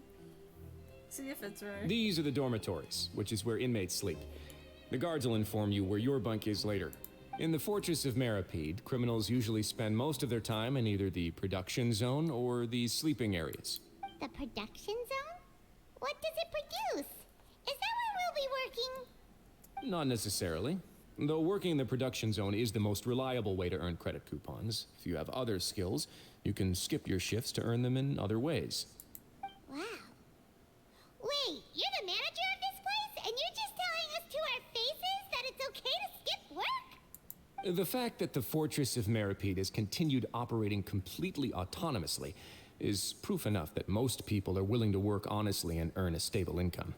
As for what we produce, many of the clockwork machines seen all over Fontaine originate from our workshop. Therefore, the Fortress of Maripede is not only a place where criminals serve their sentences, but also a giant machine factory. There's no need for me to get into specifics about the production process now. You'll experience it all firsthand when you report for work tomorrow. Thank you, Your Grace. You got it, boss. Let's move on. The tour continues over this way. He's like, stop talking. No, don't move me. Don't move. What the hell? Oh!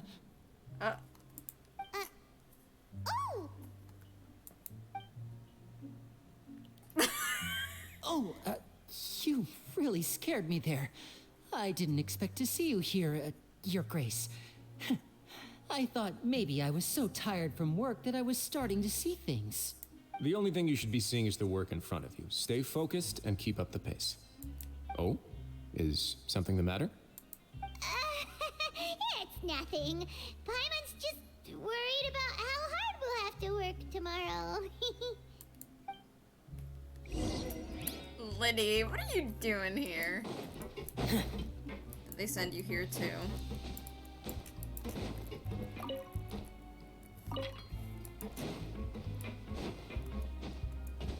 Hip.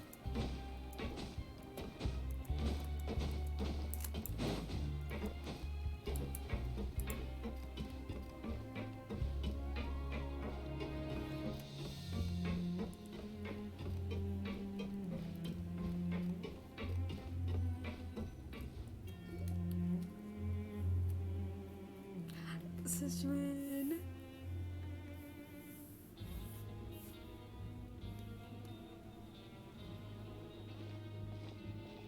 Your Grace? What are you doing in the infirmary at a time like this? Oh no, You didn't injure yourself, did you? Not yet, unfortunately for you. But thank you for your concern, Sigewinne. Then you must be here for those two. Allow me to introduce you. This is the infirmary, and Sigewinne here is the Fortress of Merapede's head nurse. Hello, new faces. They call me the head nurse, but I actually handle all the nurse-related work all by myself down here. Since you seem to have some rare downtime with no patients, perhaps you could find the time to join us for dinner? Oh, then these two must be some important convicts. Sure, I'll join the welcome party. Thank you. Your presence will be the pièce de résistance for today's tour. Oh, so the tour part is over now? I believe I've already covered the primary aspects of life here in the fortress. As for your work, there'll be someone else to guide you through the details. Is there anything else? I seldom conduct tours, so why don't you just ask if you have any questions? Well, this is our first time here. Paimon's not sure what to ask. Then let's head back to the coupon cafeteria. Maybe a meal will help you think up some questions. You should at least try to be excited. Our free meals are actually pretty good here.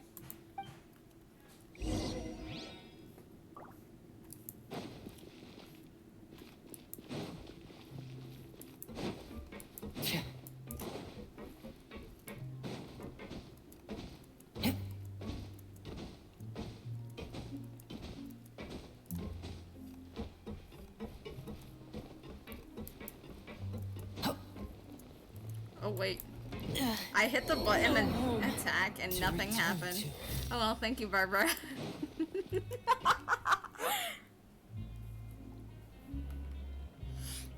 What do you think of the food?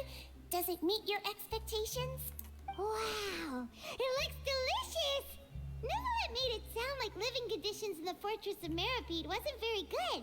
Who would have guessed that criminals get to eat tasty food like this every day? The main thing is that it's free. Mine's pretty good too. Oh, isn't that the meal box that only super lucky people manage to draw? Seems like you two are quite fortunate. It actually has nothing to do with luck in this case. I had a word with Walsey, so you didn't have to draw lots like everyone else. Oh, you mean the meals are random?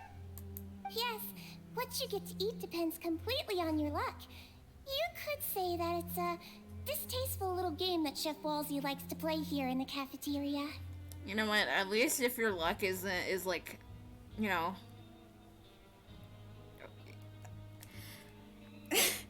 At least if your luck fluctuates, you're not always eating the same thing. Like if you have really bad luck, you won't always be eating good meals. You'll always be having like the worst. And if you have great luck, you'll always be eating the same things. Yeah, whatever. I knew it! If criminals got to eat tasty food like this every meal, the crime rate in Fontaine would skyrocket for sure. Excuse me, did I hear you mention Neuvillette just now? I've been wondering how he's doing. Is he busy with work? Has he been taking care of his health? He seems healthy no matter how you look at him. But he works so hard all the time, so it must be really tiring. Sounds like he hasn't changed a bit. Looks like you can stop worrying so much, Sigewinne. Oh, that's good. But I still feel like it's been too long since I've heard any news about him. No news is good news. Maybe next time I've got something to discuss with him, I can invite you to accompany us. But isn't the Fortress of Meropede independent from Fontaine's court system? What do you two have to discuss? Well, we provide all kinds of mechanical products for official use, and some essential goods have to be obtained from the overworld, so we naturally have to stay in touch about this and that. Monsieur Neuvillette's character is unimpeachable. No matter the question, you can discuss it openly and freely with him. Talking with him feels quite effortless. In light of that, I am quite willing to go out of my way to show respect and accommodate him. In fact, right now, I'm treating you two as guests invited by Monsieur Neuvillette. But unfortunately, I can only do so until the end of this meal. After this, you two will just be inmates here. Good. I Understood. Thank you for your hospitality. You're very welcome. Well, your new life awaits. Grab yourself a welfare meal. Now that I've gotten a good look at you two, I think you're very cute. After all, Heavy is the head that wears the cutesy crown. I guess I just want to say, just take care of yourself and don't get hurt. Are you finished eating? Then I recommend that you return to the dormitories and rest. You have work to do tomorrow. Perhaps Okay. you were hoping to ask for some special privileges? Sorry, you'll have to use credit coupons like everyone else. It's not as comfy here as you might imagine.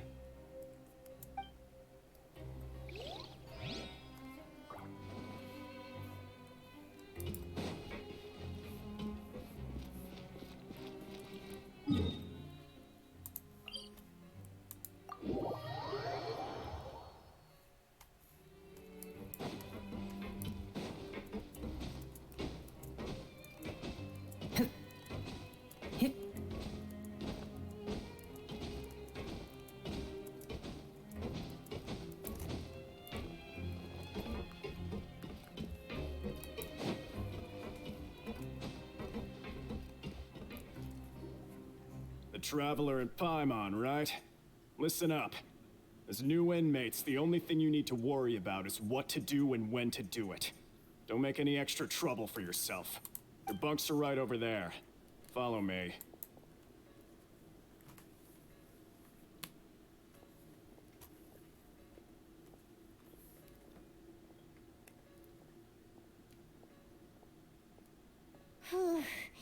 So this is where we'll be sleeping from now on. Oh, Paimon can't believe this. The days of staying home and reading detective stories are like a dream now. By the way, Traveler, we saw a lot of things worth investigating just now. Mm-hmm. Even though the Duke didn't say it too directly, judging from what he said at the end, it seems that he was only welcoming because we know Neuvillette. We are criminals, and Paimon did eat that cake, but we're actually here to help Neuvillette. Is it possible that he knows we're here on a mission? Or is Paimon overthinking things? It's very possible. He probably knows more than he's letting on. Yeah, Paimon thinks so too. He probably knew why we came here from the very beginning and intentionally wanted to send us a message. Maybe something like, "Hey, I have my eyes on you, so don't try anything funny." Oh my god. There's nothing we can do about that. We're here after all. Yeah, you're right. It's not like we can go back to Neuvillette empty-handed and say, "The dude looks scary, so we gave up." And besides, the Duke said that he was willing to go out of his way to show respect for Neuvillette, right? So, we at least need to try. But Paimon hasn't gotten a clue where we should start our investigation. There was one other important thing. You mean? Lenny charting his ass up in here.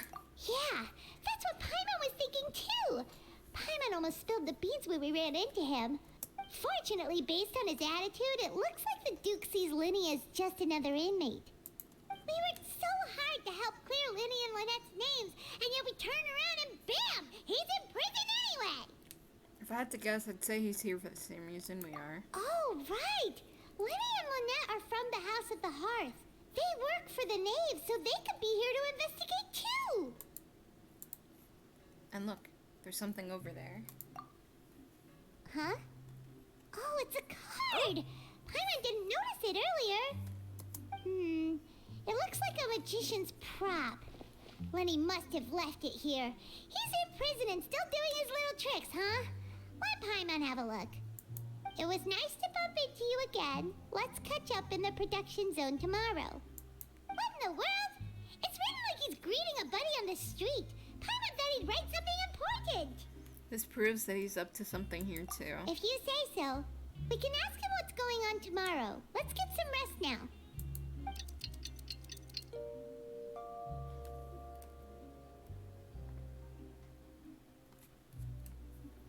Hey, you're finally awake!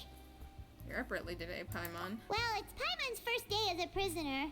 Last night, Paimon dreamed about getting interrogated by the guards until Paimon told them everything, and then Paimon woke up. You told them everything? Hey, come on! It's just a dream, okay? Paimon wouldn't really squeal. Maybe. Hey, lazy bones. What are you still doing here? If you don't want to starve, then get yourselves over to the production zone. Sorry! We're going right away!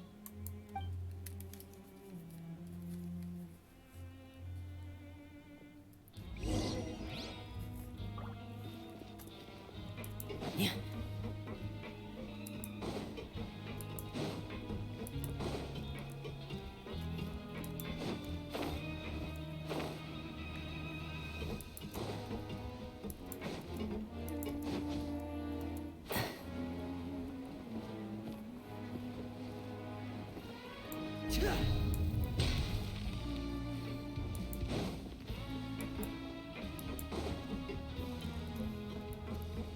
Wait a minute, what?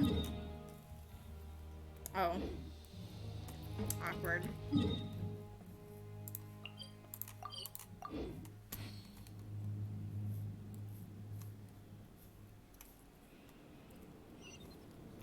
want to go on a vacation with Galvana.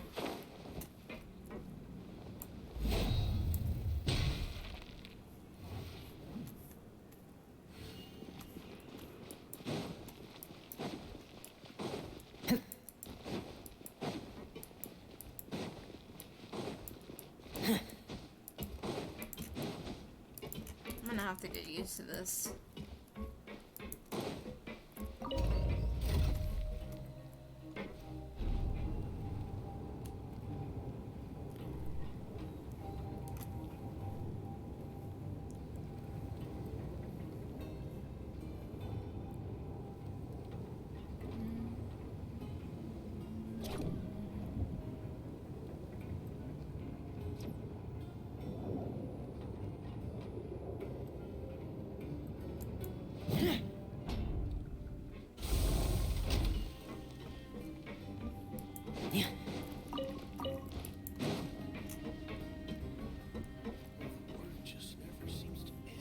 What the hell?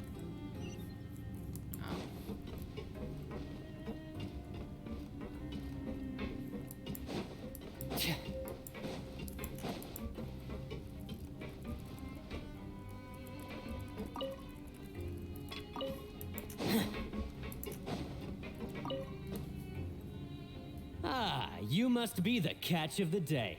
Looks like you've got some luck getting assigned this space. Yep, we just arrived yesterday and...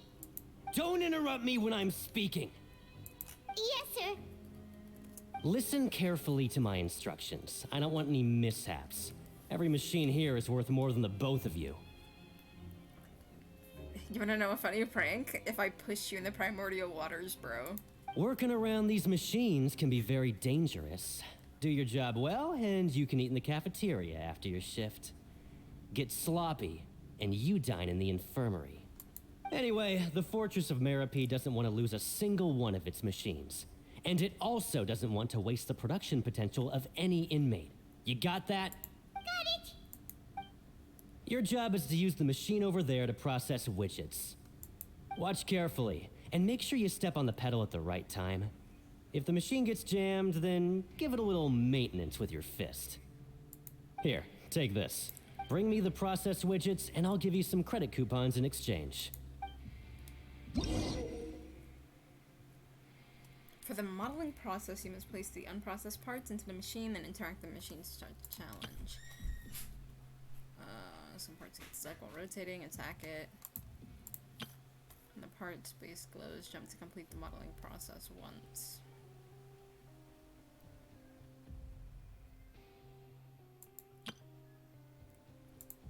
Okay.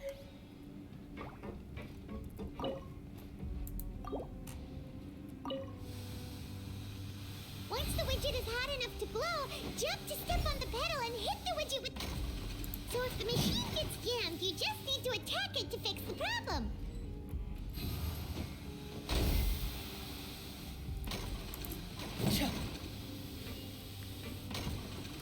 Wait. Alright.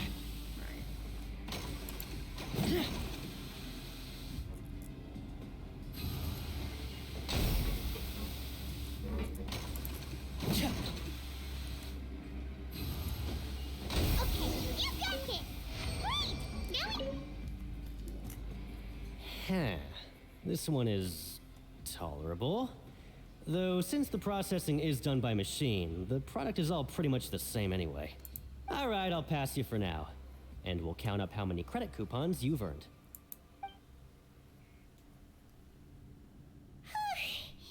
Paimon's exhausted. We're done now, right? Oh, that foreman. He's so scary that Paimon couldn't even speak. Ugh. Even though Paimon's starving and wants to head, he probably just finished up his...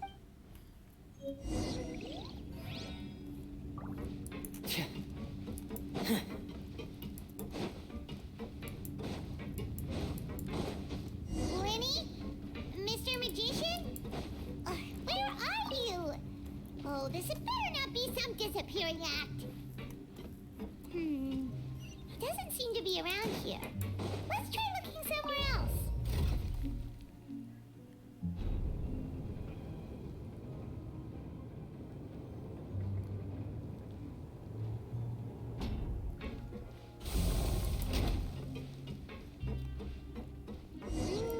Where could he be? Did he decide to slack off and Learn the sleep the day safety away? rules by heart.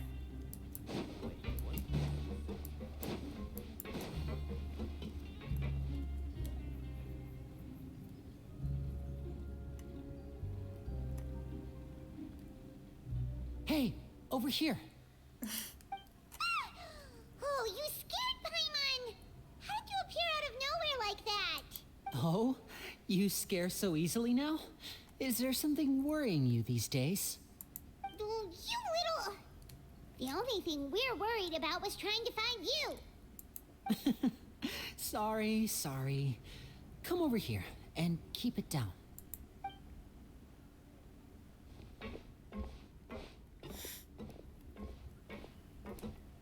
Oh, Lynette! You're here too! You two really are inseparable. That's right. My brother simply can't stand to be away from me. It's not just Lynette. Fremine is also here. Do you still remember him? Of course. Oh, you mean that diver from the House of the Hearth, right? Pyro remembers seeing him in the Court of Fontaine before. Now hurry up and tell us, how did you end up as criminals this time? We fought so hard at court to prove you were innocent, but now it looks like our incredible court battle was for nothing! Sadly, even the teeniest of things can land you in prison these days. I put together a street performance and used the popularity we gained from the Opera House incident to attract a big crowd. And then? Next, I invited several audience members to participate in the show. And then, with the entire audience watching, their wallet suddenly disappeared. My brother was charged with theft, and I was charged as his accomplice, having assisted him in his crime. It really isn't that bad.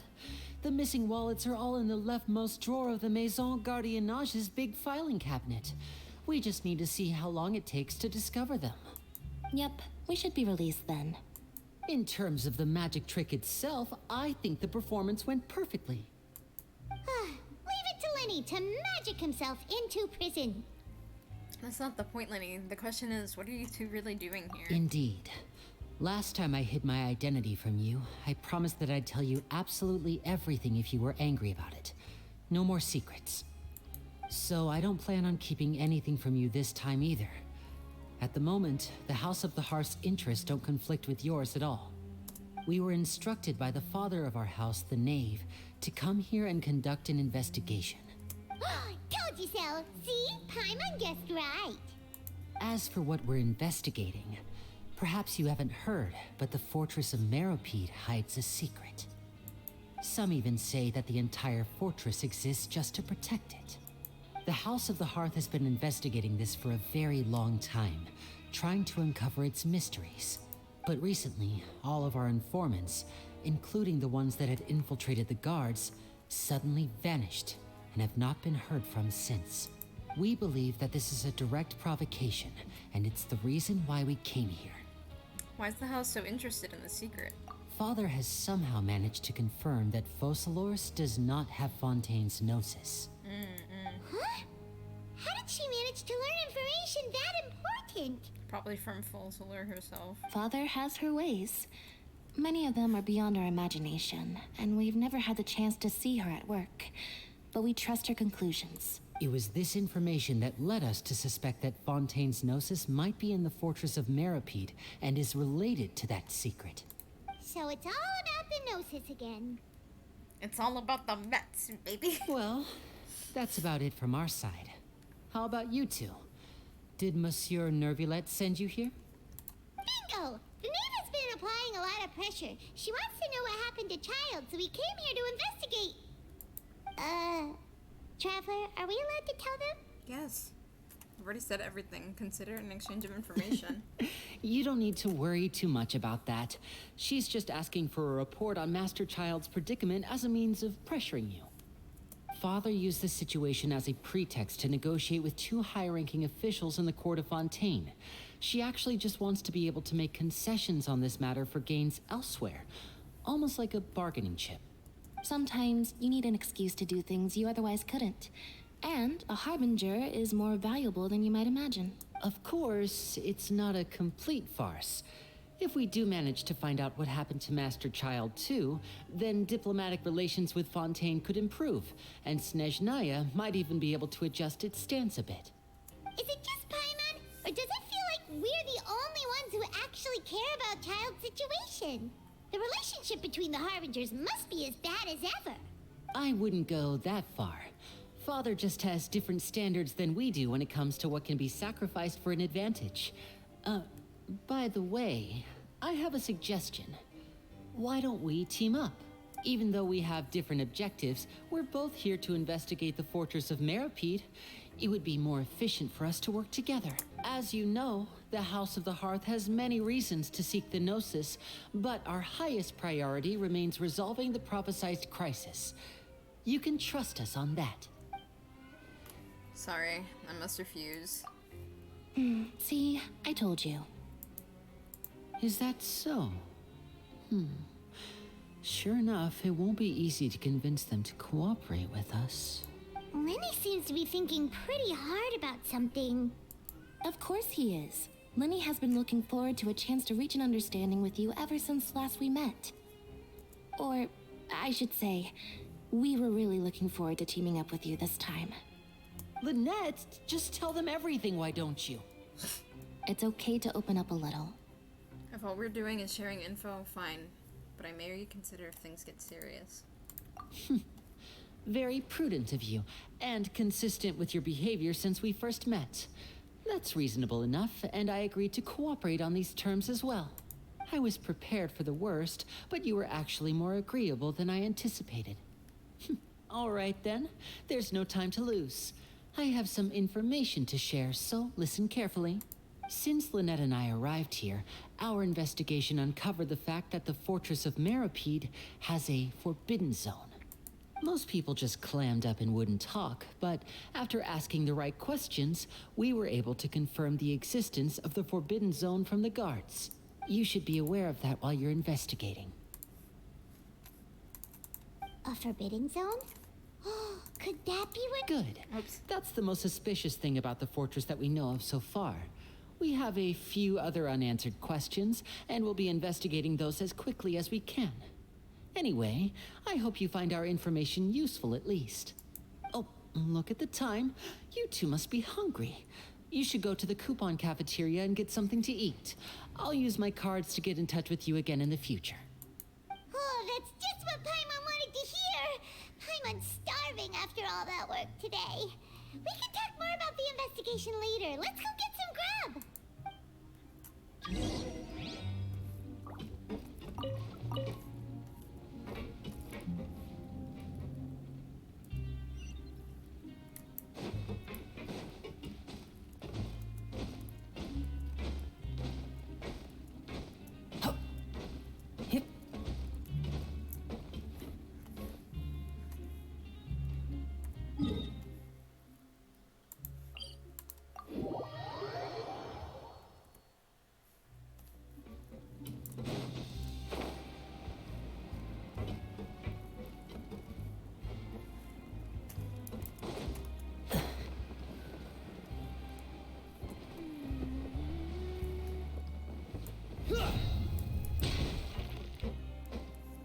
The office?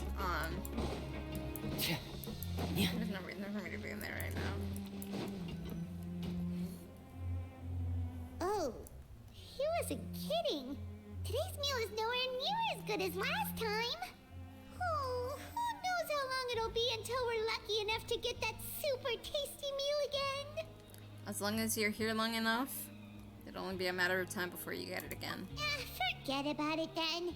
We'll just deal with the regular food for the time being. Let's just get out of here as soon as possible. But life here doesn't seem all that bad. Other than the foreman being kind of mean and the work being pretty tiring. You think so, mate? If I had a coupon for every fish who said that. Seems you fishies still haven't learned your lessons from your life up on the surface. If you take things at face value, then by the time you reach a dead end, you won't even know how you ended up on that road in the first place. Have some advice for us, old timer? I like your attitude. I can, let you in on a little something. Everyone's been telling you to just follow the rules and not cause any trouble for yourself. Am I right? But what they don't tell you is that the rules aren't exactly what they pretend to be. The rules for being a prisoner. The truth is, this place has a lot of hidden rules. Huh? Hidden rules? What do you mean? Not everyone knows about those rules, but whether you know them or not, once you break one, you might encounter something even worse than death. Really? Oh, now you're really scaring poor Paimon. Don't joke around like that. Have some advice for us, old timer? Of course. And I'd say that just disappearing would be one of the better outcomes. Oh, you mean that if there really are hidden rules, then Child's disappearance might have something to do with that? In that case, would you tell us some hidden rules? We definitely want to avoid breaking them. Come on, mate. This is valuable information. The difference between life and death. Do you really think you can just ask and I would tell you? Paimon understands, but we don't have many credit coupons yet. Yeah, I know. Not like I'm going anywhere. Just come talk to me after you've saved enough. Moreover, you're new fish, freshly caught, and completely out of your element. What'd be the point in even telling you anything before you've gotten a handle on your new lives? Come and find me once you've been here longer. I'm usually around the Rag and Bone shop. Just call me Vidoc. Bye-bye now. Okay.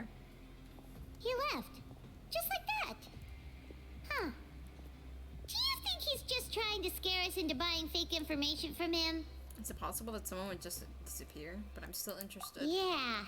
It might be a good place to start in our investigation. Hidden rules, huh? But, like he said, we don't have any coupons and we're still not familiar with this place. Oh, there's nothing we can do about it now. Ah, we were so busy talking we almost forgot to eat. Even if it's not the best, it's probably better while it's warm. Come on, dig in before it gets cold.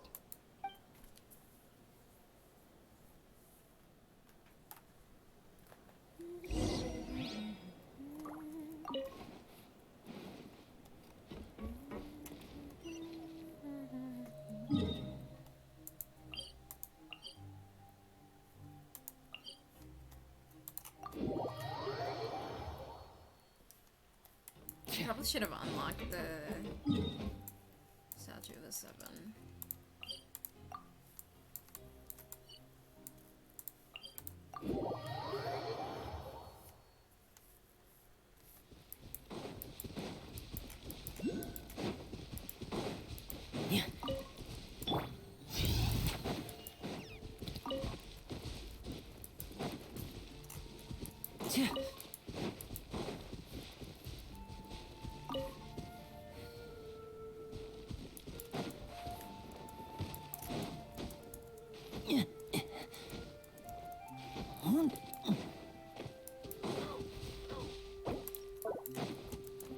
Whatever.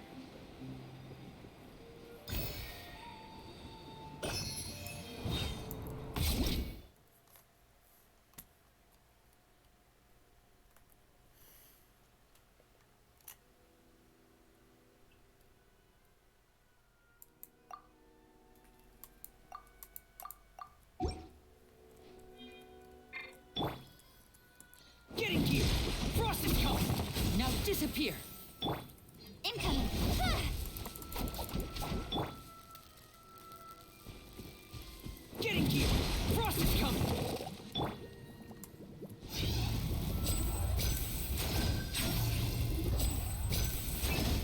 Don't blink! Hey! Getting gear! Pair! Let the show begin. Incoming! Ah! And voila! Frost is coming!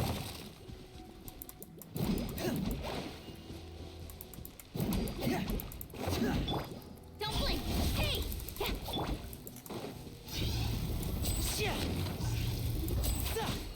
Getting gear! Pair!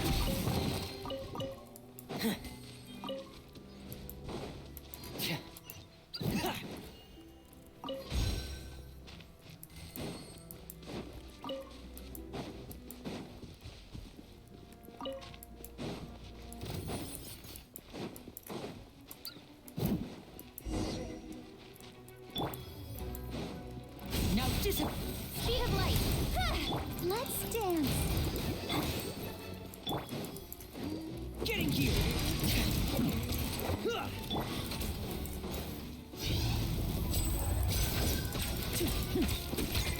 Oh. And what?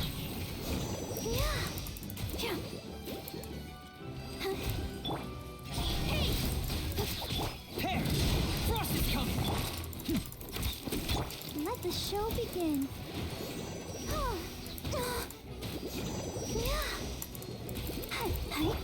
Don't blink!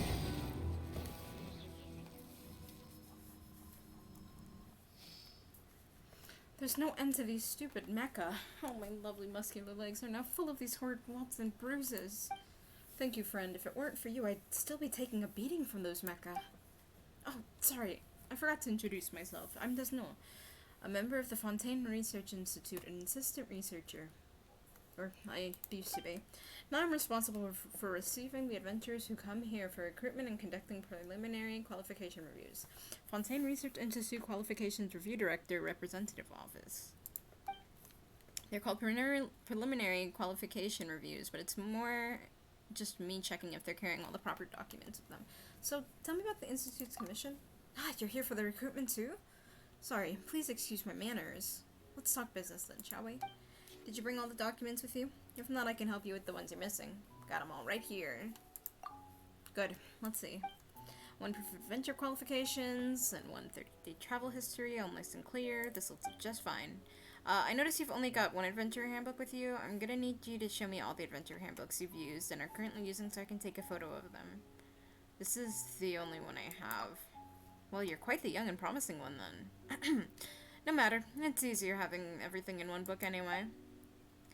Now for your commission history, income statement, commission evaluation info, commission statistics, and average positive ratings. You're very hardworking. You've quite the income too.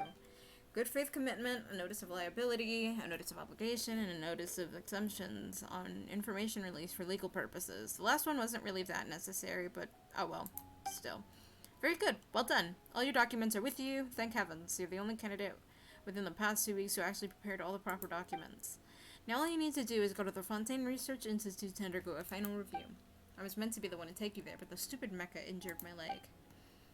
It's okay. Just tell us where it is and we'll head on over there ourselves. Sounds good. I'll mark the location down in your map. Oh, and by the way, I suggest you head straight down to the roof and talk to Mr. Knacker. The Institute sent him to work in the area. You can go talk with him. There are lots of clockwork mecha in the nearby wild, so he's definitely going to need a formidable guard.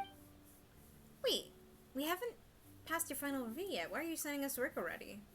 And there's no compensation either. Well now, just hear me out. Mr. Knacker's a senior researcher at the Fontaine Research Institute who once even did research under Edwin, so he's got some sway in the Institute. If you were to get along with him and I incidentally demonstrate your capabilities to him to prove your worth, then you're gonna have a much better chance of them passing the review. So what you're saying is that we should help this Mr. Knacker and thank him for the privilege while we're at it? Precisely. You can tell him before arriving at the Fontaine Research Institute for the final review, Mr. Desnol has tasked me with being your guard and ensuring your safety. Anyway, I won't hold you up any longer. He should be on the roof. I've still got to... Ouch. My leg. Those stupid mecha. Yeah, I don't actually want to start this quest. I just want to collect.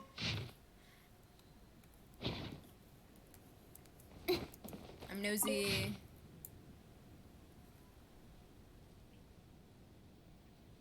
Maybe I'll read this another time.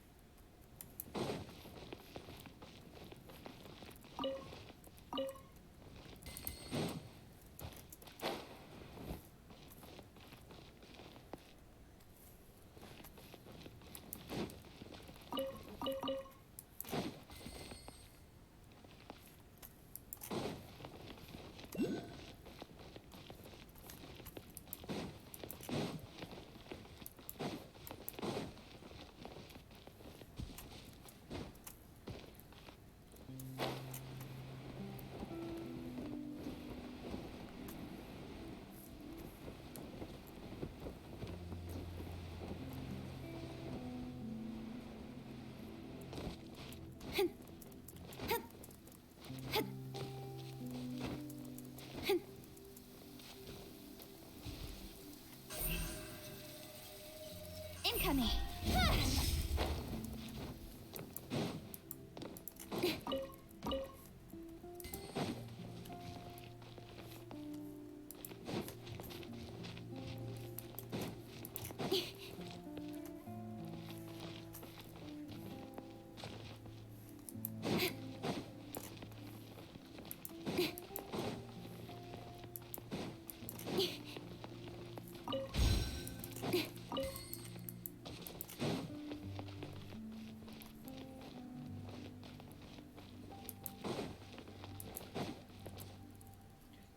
Oh my god, what's this little guy?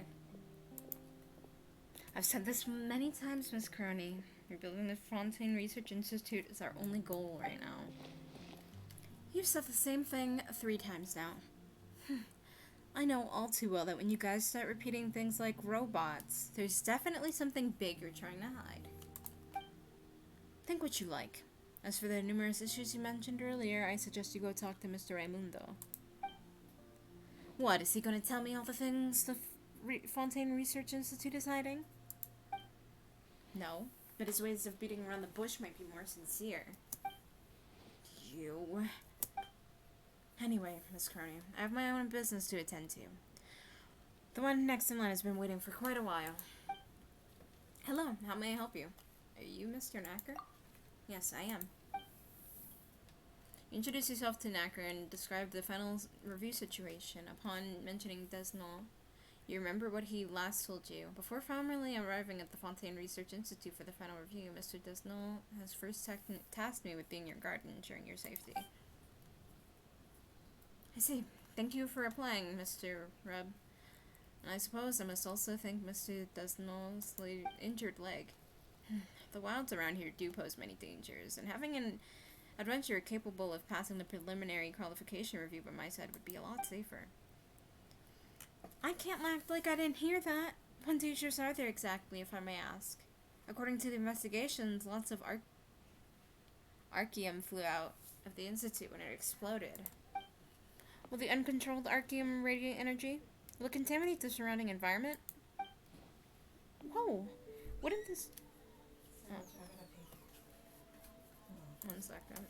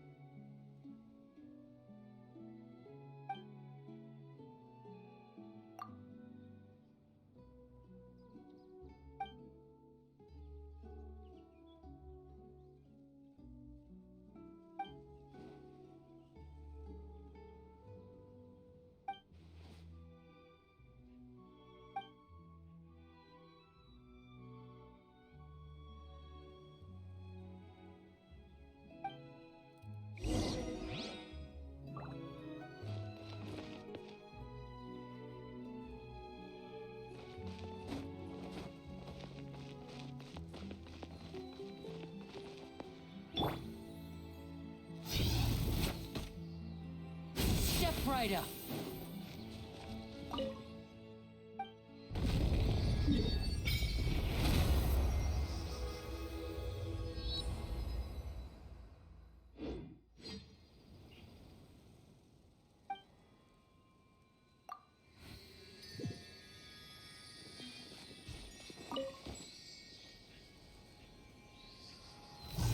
Yeah.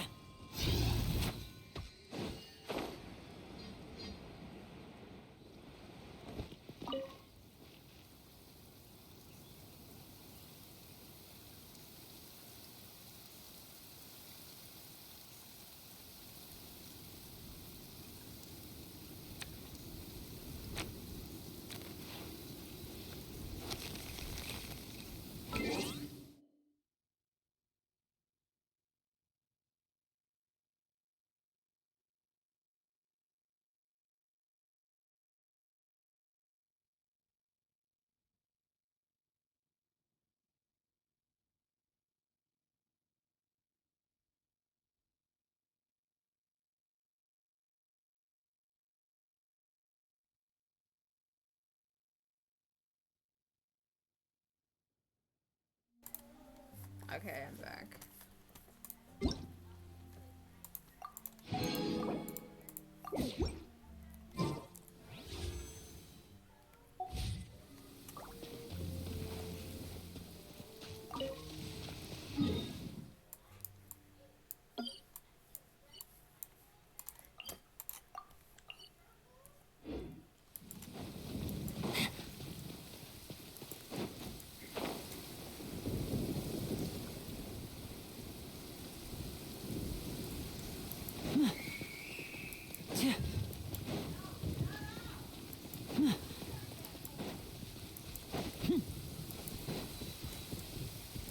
Not gonna touch a thing.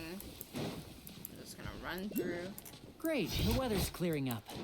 I wonder if there's someone up there performing magic too.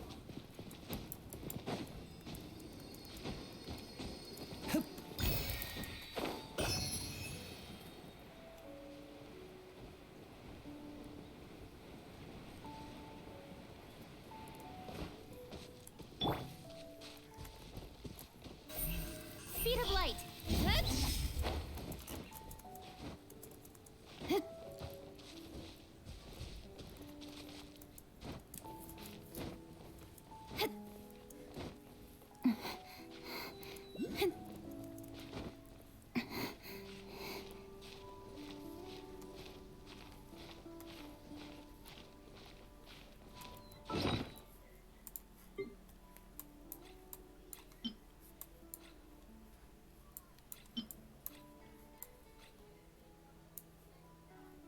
What was I gonna do?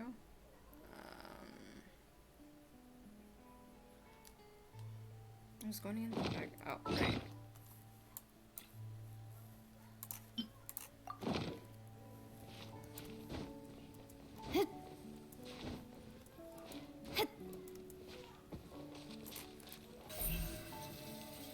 Don't blink.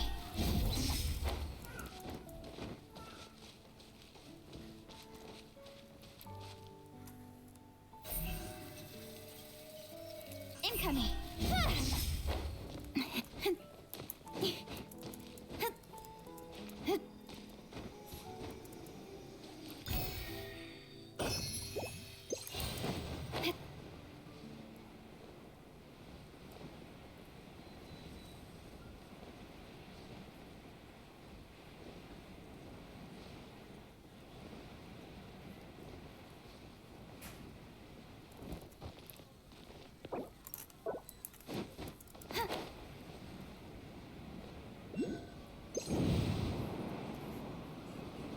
Now I have to climb up here.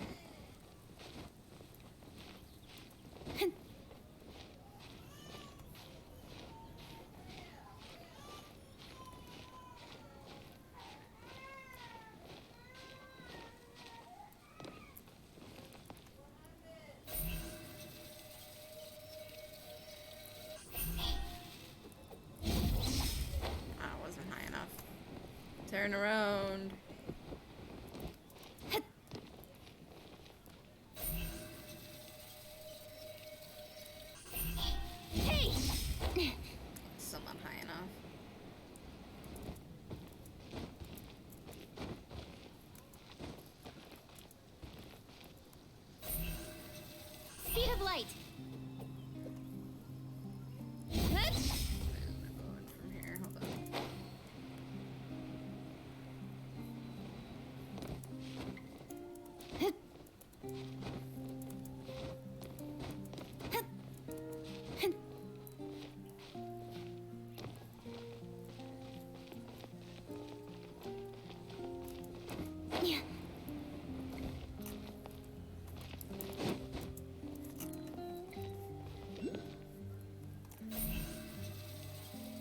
nicely. Oh, it's one of those, the enemy people. Hey, you don't see anything. Get away from me.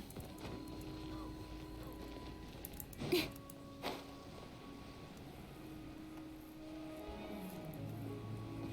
for any trouble. I just came here for Primbo. Oh, sorry, Hydroculi.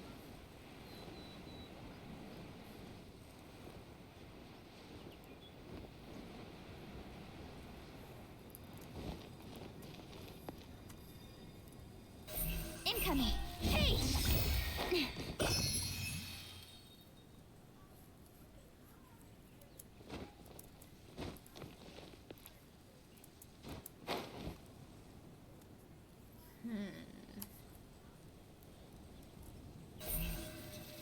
Speed of light.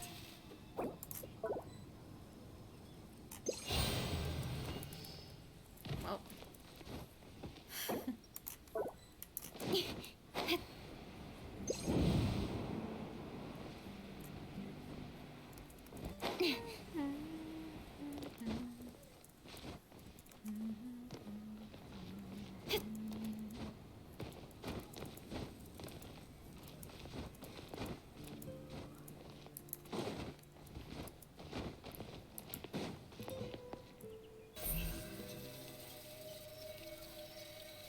Incoming.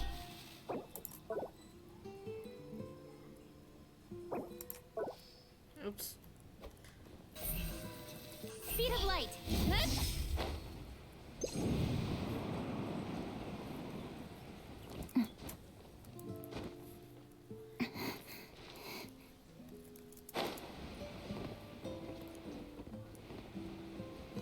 Oh.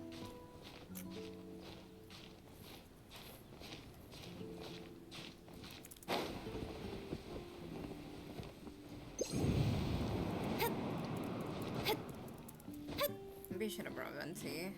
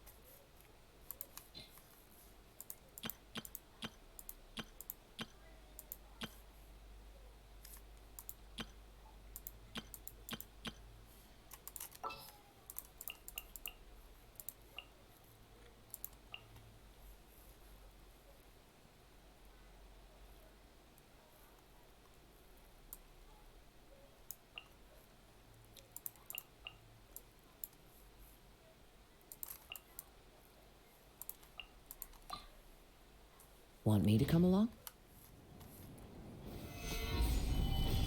Or not. Yahoo!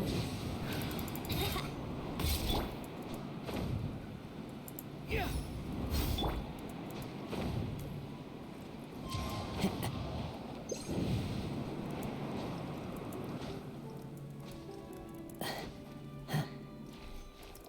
Follow the wind.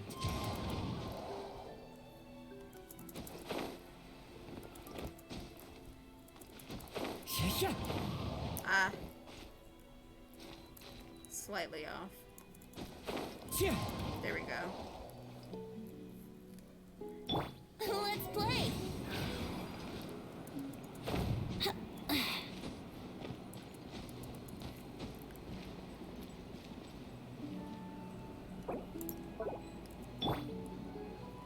Squall Fury.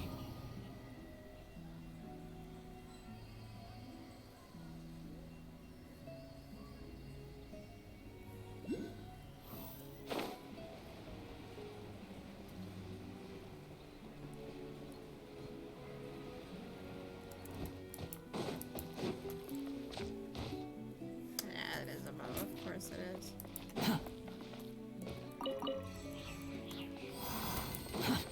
slow.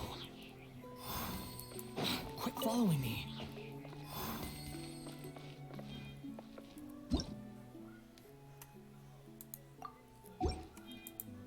Behold!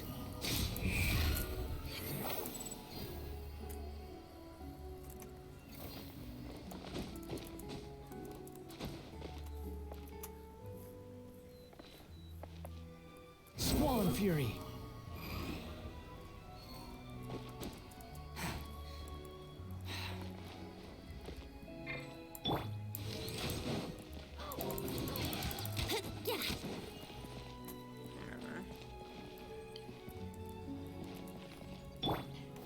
Gather!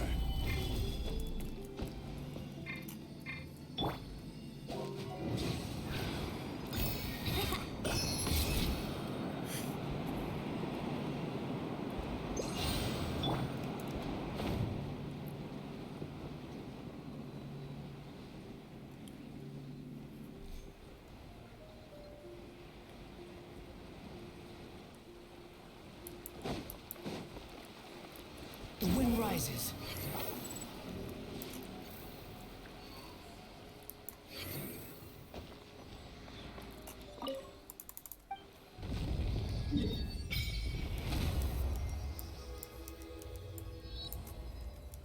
Thing.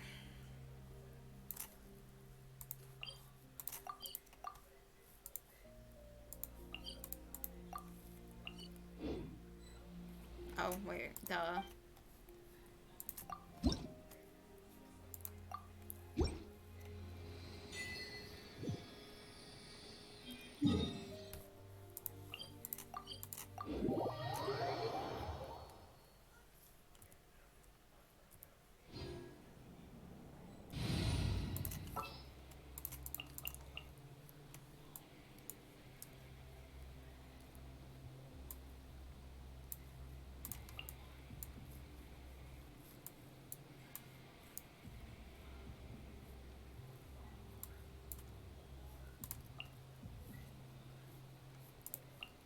Yes. Take me with you.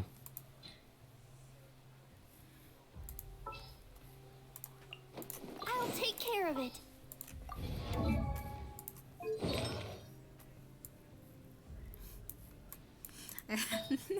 I keep forgetting his name is Kazura Shirin in my game.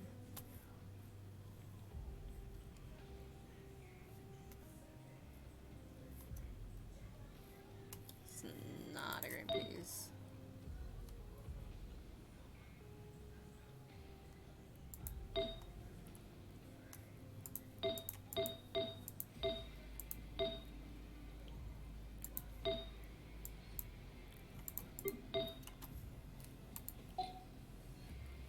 Whatever. You want to use my hat as an umbrella? The audacity to... Squall and Fury!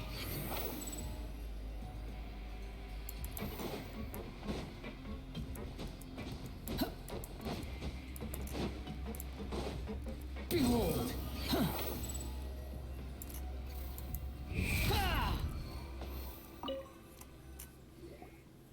So Paimon just confirmed with the guards that our shift is set for every morning, and we're free to do whatever we want all afternoon. But it seems like most of the other inmates choose to continue working through the afternoon to earn more credit coupons. Oh, and they also said that you can use coupons to skip work in the morning and free up your time. They weren't kidding. Credit coupons really can be used to do anything here. Paimon's so tired. And we'll need to wake up and go to work in the morning. Without any credit coupons, it's not like we can really do anything else. Nighty-night, Traveler. Paimon hopes we can keep making progress on our investigation tomorrow.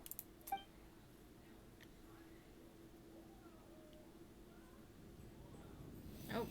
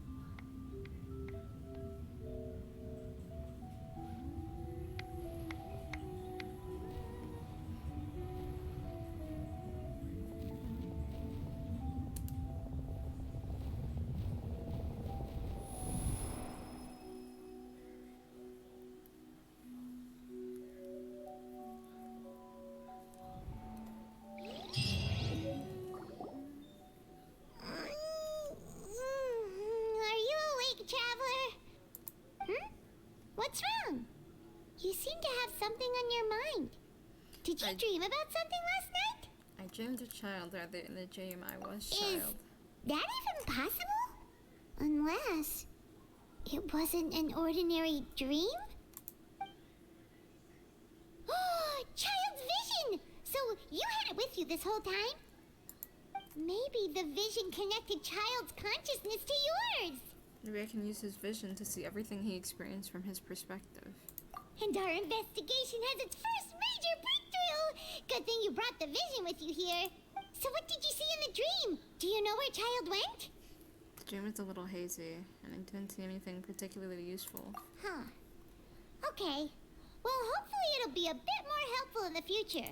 What's more important now is that it's the start of another new day as prisoners. Let's do our best to earn more credit coupons. What's the plan for today? Let's go to work in the production zone. Let's go! It's time to start working. If that guard Fielding catches us skulking about, he's sure to give us an earful.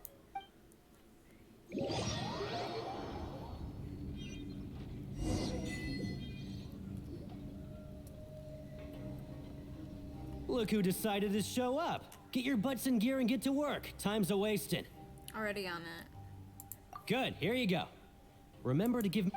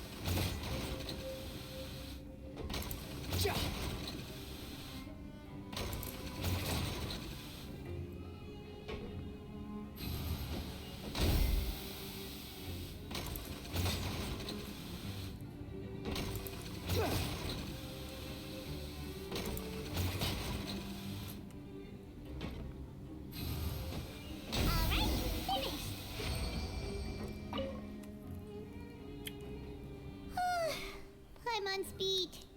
But after so many shifts, it seems we're really getting the hang of it now.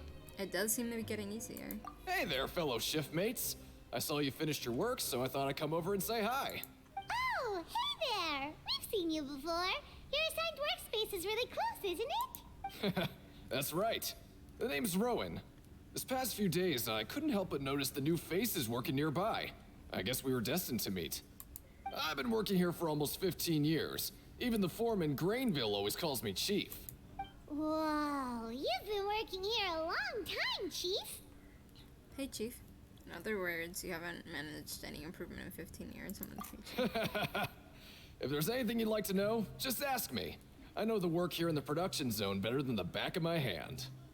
All right, Chief. We'll be sure to come to you first.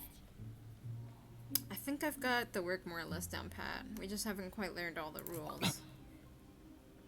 Did you just ask about the rules? Pretty sharp for newcomers. You've already heard about the rules, huh? Who'd you hear it from? I don't think you need to know that. The hidden rules, that's what they're called, right?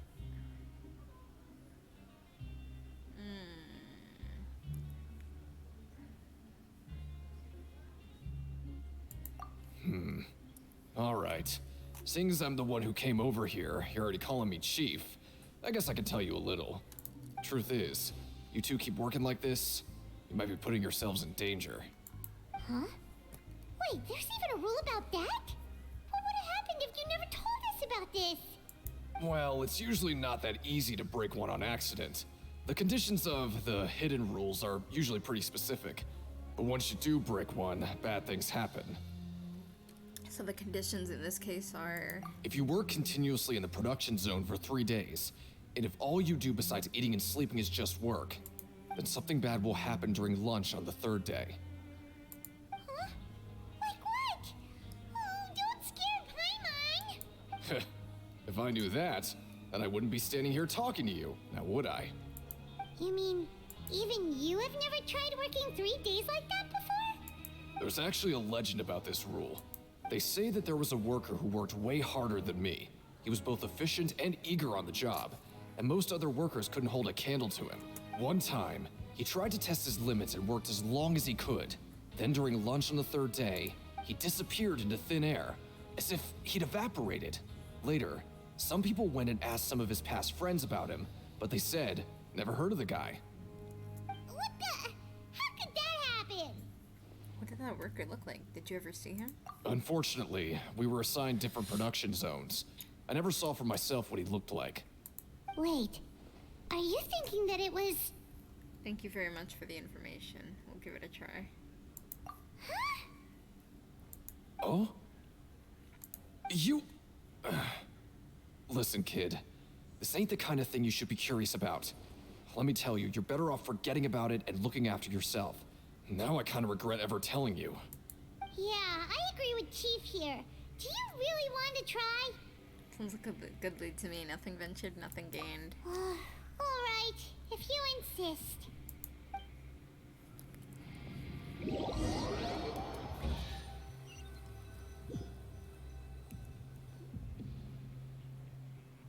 Oh, just a regular meal set. Guess Paimon shouldn't get her hopes up. What would you like to do this afternoon?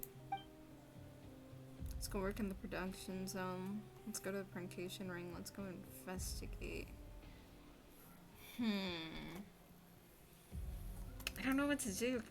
I don't want to jump right into getting arrested.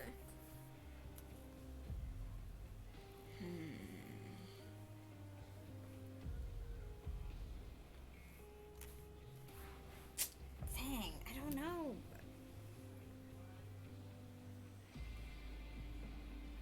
Hold up.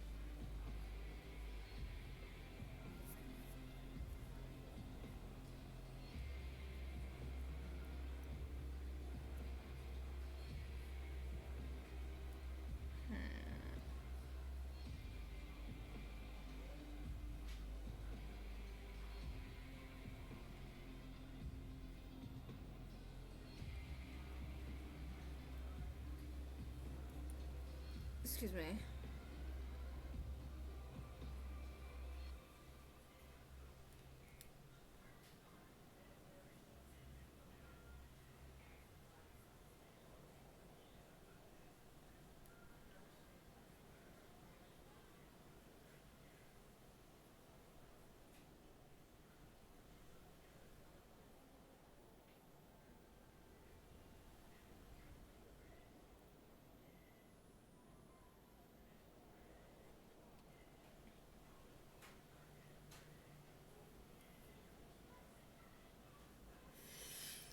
Damn, I don't know.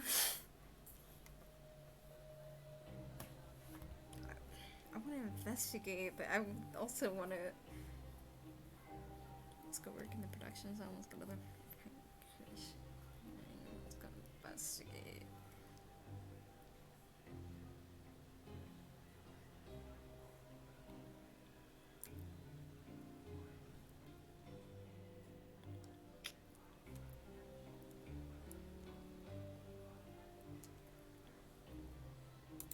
Alright, let's investigate. Paimon felt like some of the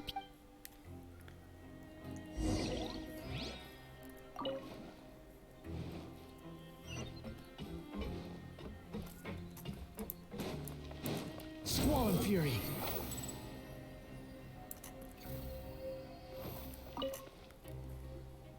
Oh, hello.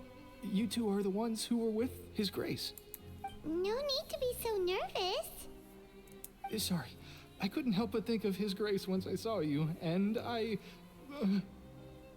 Are you that scared of him? Well, it's hard to say. Maybe I am. He's got a very overwhelming presence. It makes me feel like I'm just some insignificant little bug. Oh my god, dude. Wait, seriously? Oh, I'm always indecisive, and I tend to make a mess of things. It's like a reflex. I just instantly start to tense up the moment I see a smart and capable person like His Grace. Oh, I get it. You want to take his place. What? Please, don't say anything like that out loud. How could you possibly think something like that? In the eyes of His Grace, I'm probably just a lowly, ordinary person. I guess I need to start working on my nerves.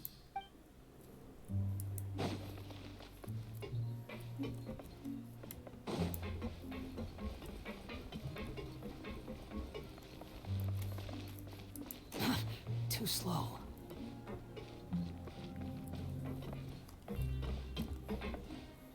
The wind rises.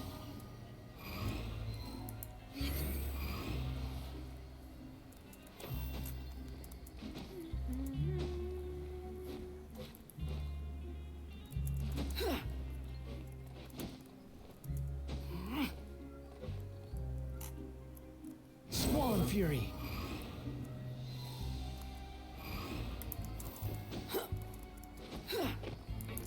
Quit following me.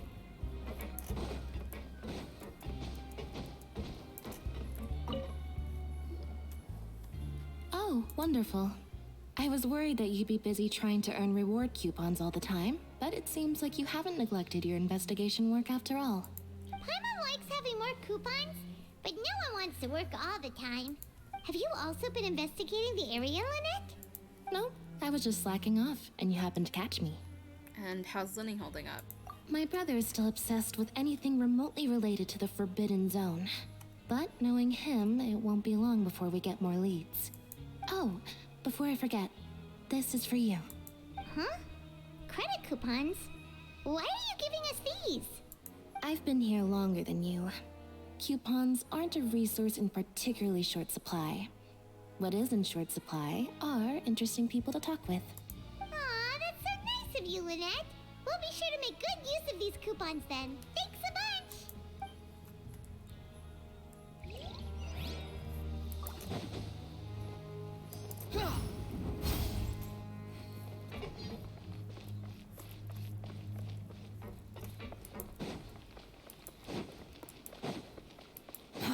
Too slow.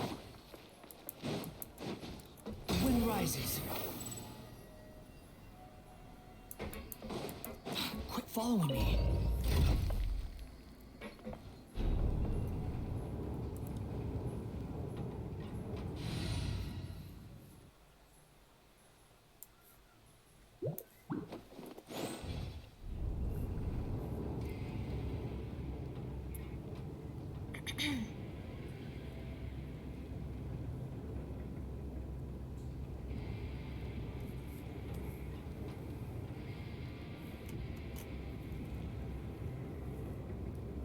There's no such thing as pure freedom in this world.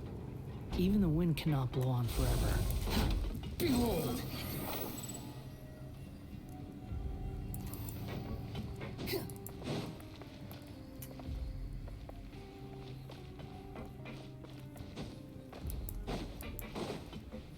Oh, it's Deacon. Hey, it's the Traveler and Paimon. Oh, so you remember our... So now you remember our names? No need to tease me, okay? I won't trip on the same step twice. Listen, I feel ashamed about last time. Thank you for praising me in front of His Grace. Here are the extra credit coupons he gave me. I'd like you to have them. Huh? No, we couldn't take them. They're your reward after all. But when I was welcoming you, I didn't do anything but give you the stink eye. Come on, I insist. These coupons are nothing compared to getting the attention of His Grace. I won't take no for an answer.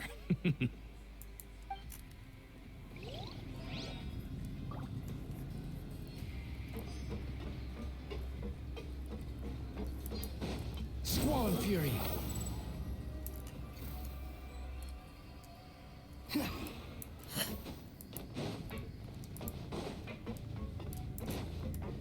Quit following me. Too slow. Quit following me.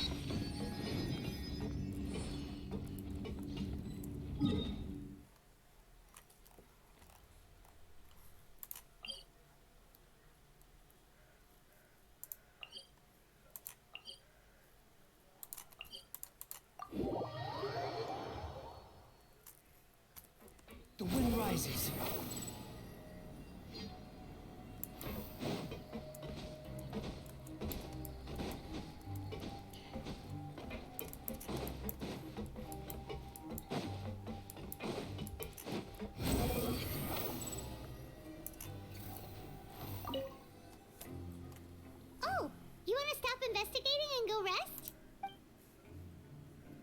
time for a rest.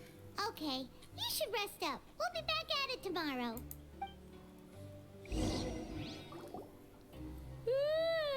We woke up so early today that Paimon's been nodding off all afternoon. Good thing it's finally time for bed.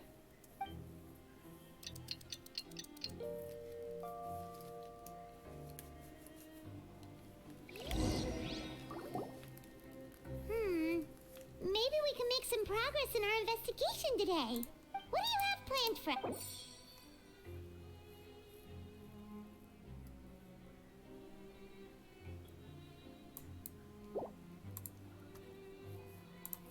Let's go!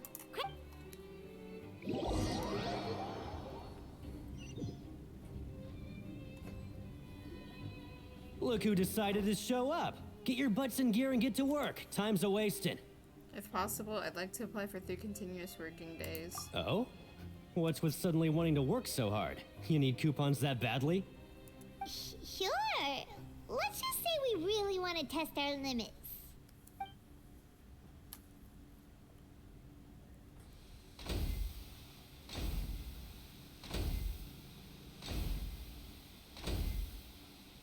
Nice! We did well today. Let's keep it up!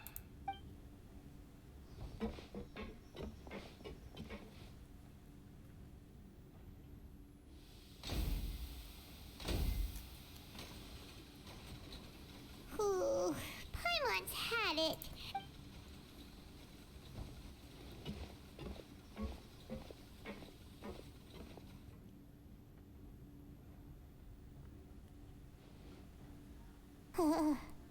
That's it. Paimon doesn't even have the energy to talk anymore. Come on. Is it time to eat yet? It's time for Paimon.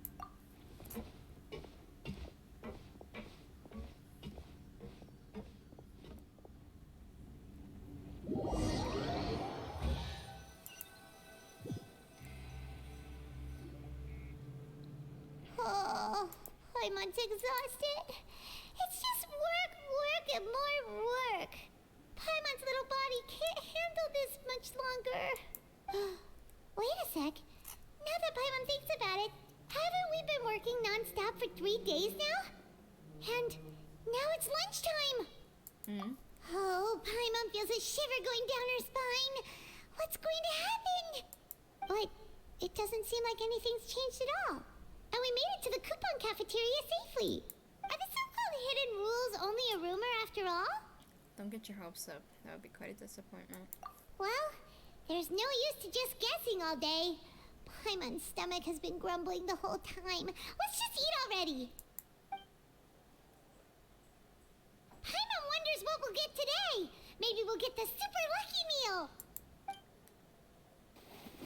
Wait, what?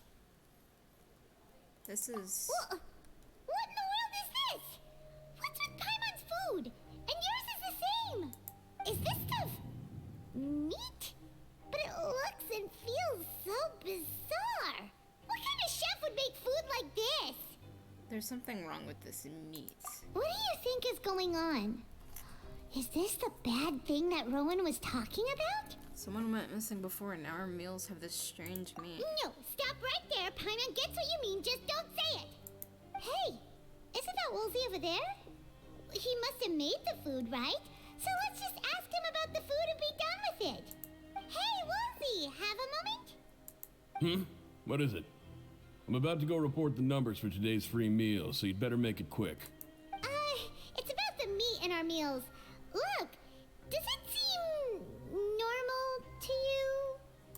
The meat? Oh, that. Looks perfectly fine to me. Totally normal. You better hurry up and chow down. How could this be fun? Hey, don't leave! You barely even looked at it! Hey! What should we do now? Woolsey wouldn't even give us the time of day. Is he trying to hide something? Looks like we'll have to investigate it ourselves. Yeah, looks like we have no other choice. Paimon was positively famished a minute ago, but now she's lost her appetite.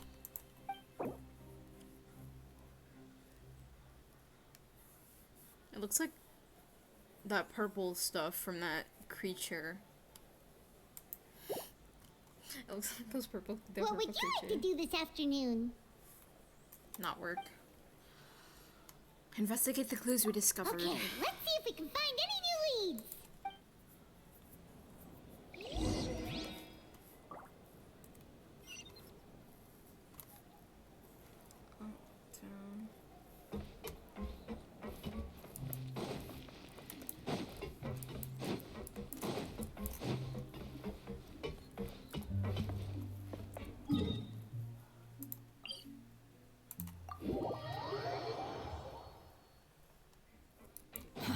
Too slow. Squall and Fury.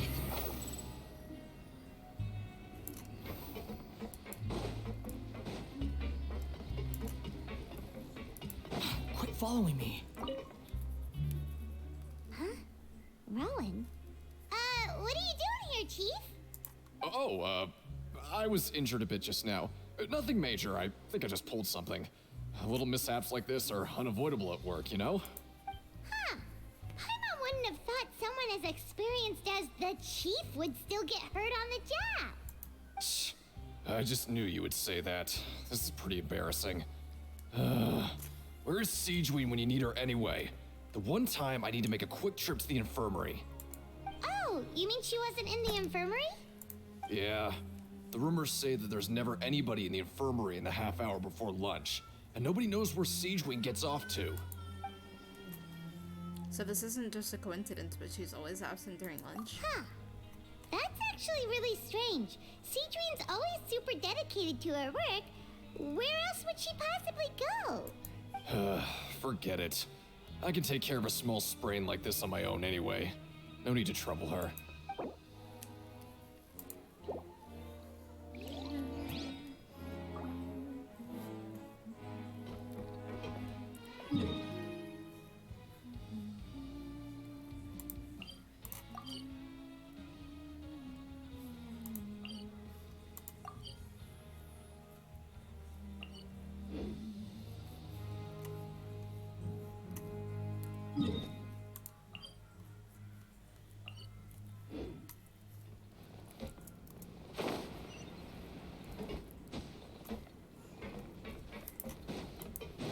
The wind rises. Help each other, give strength together.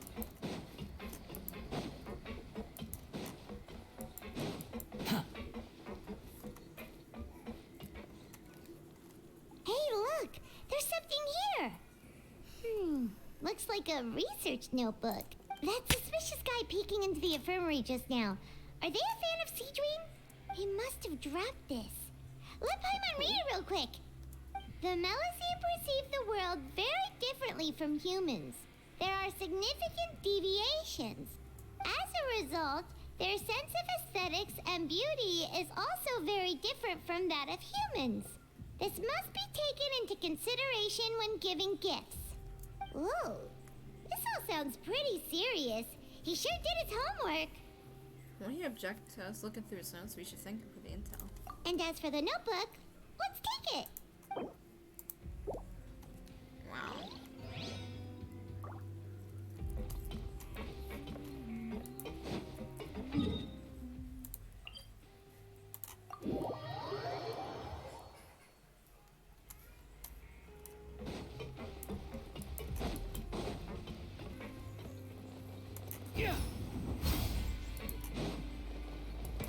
Quit following me. Behold!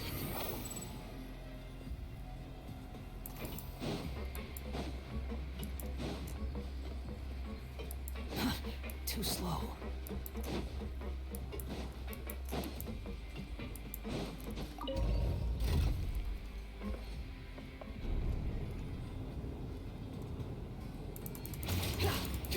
Squall and Fury. Oh.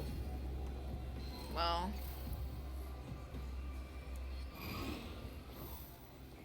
Yeah.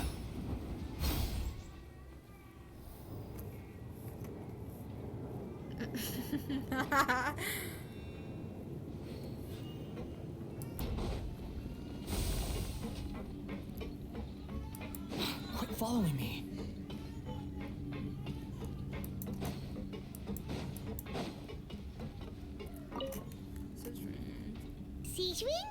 Aren't you supposed to be in the infirmary? What are you doing in the production zone? Hello, Traveler. Paimon? Everyone's usually busy around now, and we don't have any patients to look after in the infirmary. I thought I'd come here and enjoy the sight of everyone hard at work. Enjoy? What's there to enjoy here? It's really worth watching. I often stand here and observe everyone. Humans are just so interesting and adorable. I like to watch your expressions while you work. Are you talking about pets or people? Do you also happen to be a veterinarian as well as a head nurse? Oh, I can see why you think that, but you shouldn't jump to conclusions. See, we Melazines are a different species, and we see the world very differently from humans. It's very easy for me to observe everyone's condition. All it takes is one look, and I can tell which workers are exhausted. Wait, Melazines can see that? Huh. That does sound useful for being a nurse. Yes, running around tending to everyone's health is very fulfilling. But I'd much prefer it if you're all happy and free from exhaustion and pain in the first place. Take care of your body, and make sure you eat well. Always rest when you're tired from work, and don't push yourself too hard. We'll definitely take care of ourselves. Thanks for the reminder.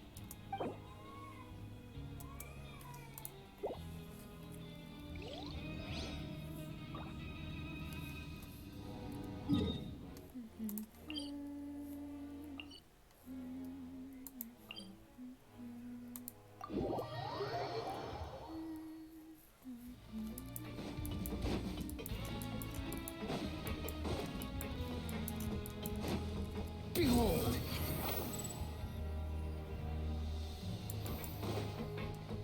Huh. Quit following me. Huh. Too slow. Oh, you want to stop investigating? Okay, you should So after working a few days straight, we got some strange meat in our lunch. What was that all about? Has our investigation turned up anything useful recently? I think I've got something, but unfortunately it's not related to Chai. Really? And it looks like that part of the investigation has hit a dead end. Well, we'll keep searching for more clues tomorrow. Good night, Traveler.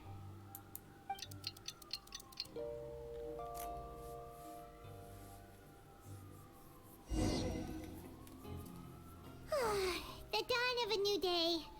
Paimon feels like we're getting used to life as convicts. Is that a good thing or a bad thing?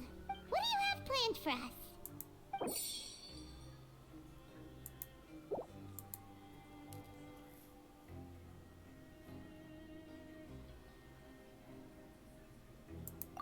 After working here so long, we're really... But doing the same thing all the time can get old pretty... Yeah, it's good to...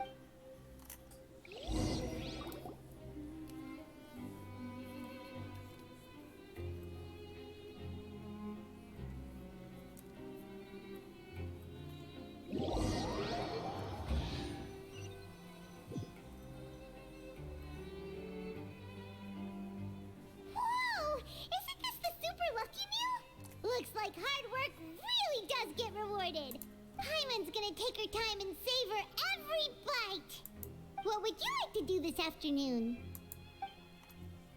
Let's go to the Pancration Rhine. Maybe we'll be able to find some leads there.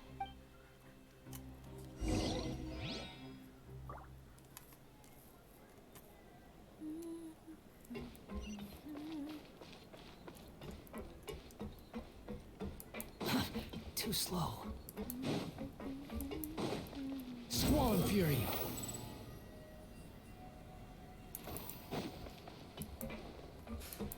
Quit following me.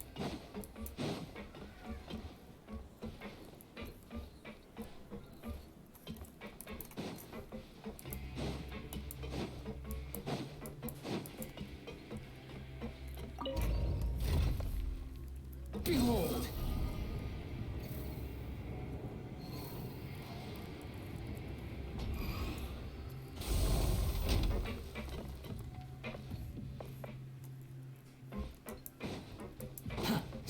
Fury.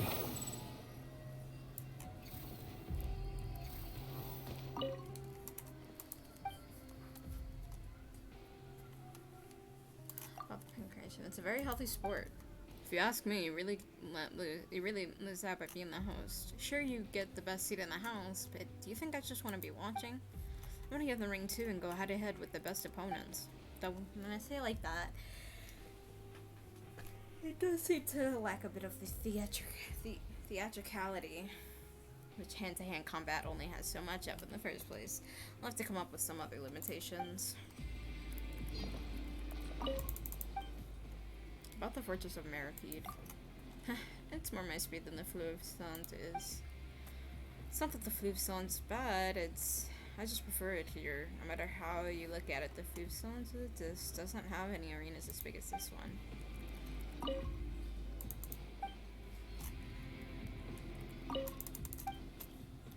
Just looking around, see you. See ya. Quit following me.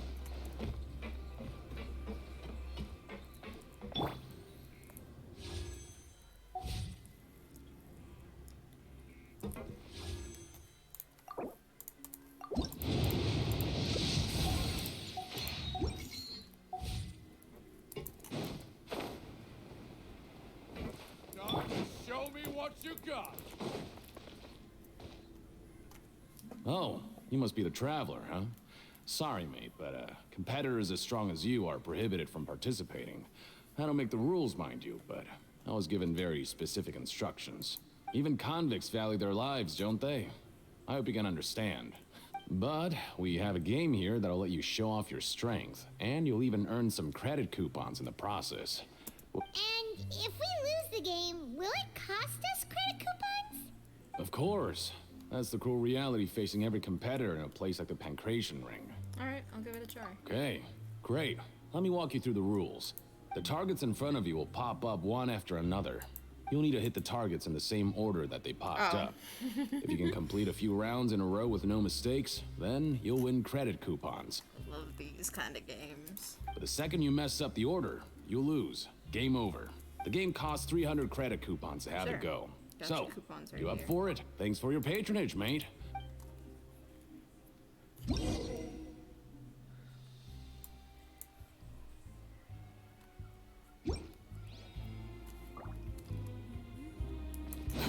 Too slow. Okay, do your best to hit the targets, just like Colin said.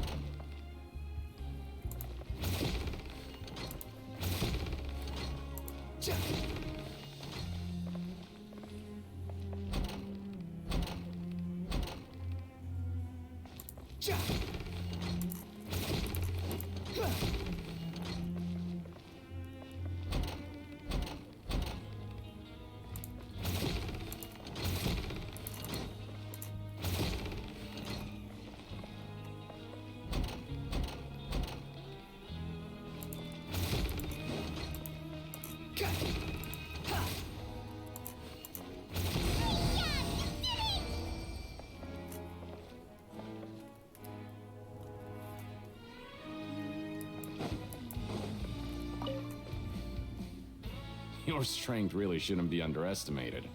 Now I get why you're prohibited from participating in any official fights.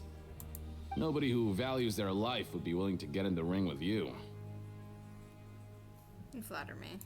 However, you two haven't tried betting on the outcome of a Pancration match yet, have you?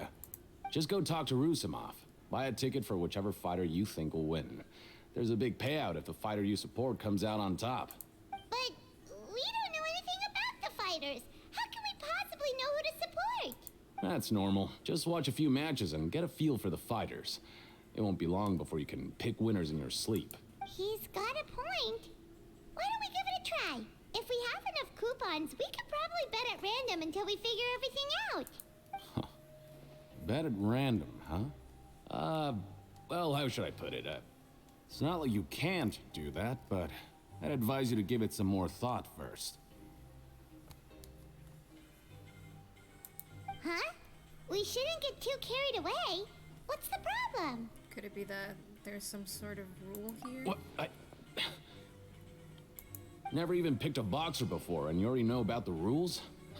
You're not just strong fighters. Seems you're pretty perceptive, too. Just a guess, that's all. The hidden rules, that's what they call it, right? Might as well tell you about it, since you already know that much. Plus, I think you've got the potential to be one of my greatest customers. I think I can let you in a bid. Besides, I don't want to risk ever losing a customer like you. Is it that serious? Okay. The hidden rule here is, if you buy both boxers' tickets and support them both, something bad will happen the next morning. So the rule is that we shouldn't pick both boxers in the same fight. But if anyone actually did that, wouldn't they be guaranteed to lose coupons? Who would do that anyway? And what do you mean by something bad will happen? How would I know? Not like I'm stupid enough to do that. But I've heard a story about the rule. According to the rumor, there was a masked boxer who possessed incredible skill and power. None of his opponents even stood a chance against him. However, in the final match, the organizers told him to take off his mask. He refused and never showed up to the fight. And after that, he was never seen again. Some say he died, or that he was taken care of by the event's organizers. But everyone remembers that he was someone who cherished honor above all else. In his eyes, supporting both boxers in a match would dishonor the competition itself. So you mean it's like a curse? He'll take vengeance on anyone who does that? Do you know anything about him? Have you seen what he really looks like? Do you know anything? No, he was always wearing a mask, like he was intentionally trying to hide his identity. I don't even know anything about his past. Traveler, do you think that boxer was... Thank you very much for the information. We'll give it a try. Huh? We will? Yeah. You're not serious, are you? Look, here I was just trying to be nice and warn you, yet here you are trying to break it on purpose? Yeah, it sounds pretty scary to Paimon. Sounds like a good lead to me. Nothing ventured, nothing gained. Seems you've made up your mind. Just be sure to protect Paimon, okay? Okay. Betting on both fighters will set you back about 3,000 credit coupons. If you have enough, then go ahead and give it a try. Just don't come running back to me if something happens. Okay, I need to get myself a snack real quick.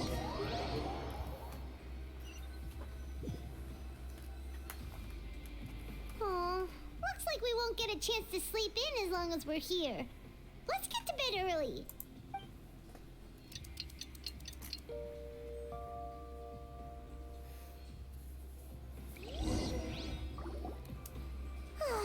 The dawn of a new day. Paimon feels like we're getting used to life as convicts. Is that a good thing or a bad thing? What do you have planned for us? Go to the Pancreation Ring after earning 3,000 coupons. Okay.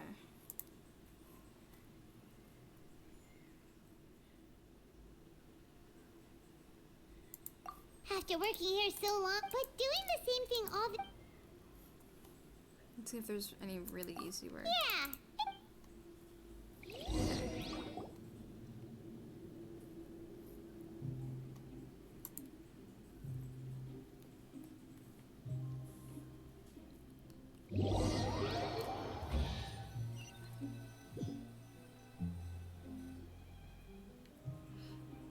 Oh, just a regular meal set. Guess Paimon shouldn't get her hopes up. What would you like to do this afternoon? So then go to the Pancreation Ring. Sure! If we're not going to work, then let's kill some time at the Pancreation Ring. Oh my goodness, hurry, let me out. Are you two here to buy tickets? Better be quick about it. Another match is about to start. I mean, one could buy a ticket and the other could buy a ticket. Who are the boxers in the next round? We have the reigning champ, Le Grappler, versus a contender from the Eastern Prison Block, Demon Horde. Are those their nicknames, or did they choose those names themselves? Either way, super weird. Since you're new around here, I'll help you out and give you a little suggestion. Even though the Grappler is the crowd favorite, Demon Horde is a first-class dark horse with incredible potential. Anyway, for this match, I recommend that you pick... We'll buy tickets for both fighters. Huh? For both fighters? I could tell you're new to this, but I didn't think you were completely clueless. Maybe you don't quite understand the rules, no? Let me try to explain again for you more clearly. You see... Oh, no need. We're aware that we're going to lose coupons. All right then, if you're absolutely sure. Remember, no refunds once you buy the tickets. Yeah, we got it. Just shut up and take our coupons. Not a just shut up and take my money. Hold up. I'm gonna screenshot that real quick. Silly. Oh my goodness. Let me out of the cutscenes. Okay. Seems we had a productive day. Hope we can make even more progress tomorrow. Yeah, take your nap. I'll be back.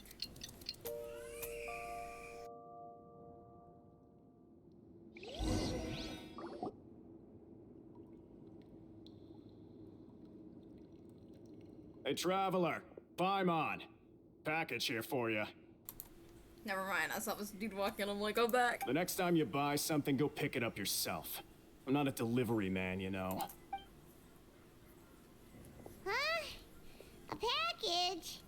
For us? Did you buy something, Traveler? Paimon's not quite awake yet, so why don't you go take a look? I didn't buy anything, unless this is... Oh, right! Yesterday we broke the hidden rule and bought tickets for both boxers.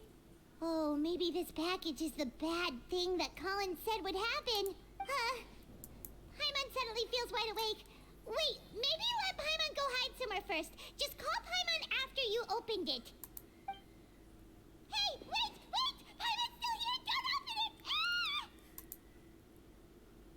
It doesn't seem especially scary, but there is something a little odd inside. Huh? What is it? Are you okay?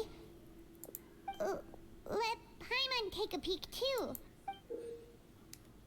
Strange colored font. Oh, it's just a small bottle. But the color of the liquid inside looks so wrong. Almost like...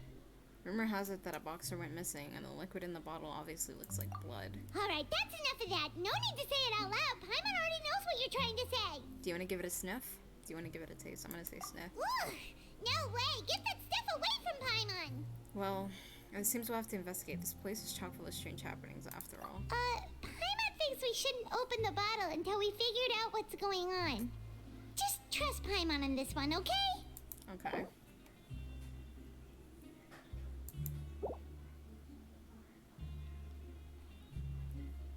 What do you have planned for Okay, now I'll take my breaking back.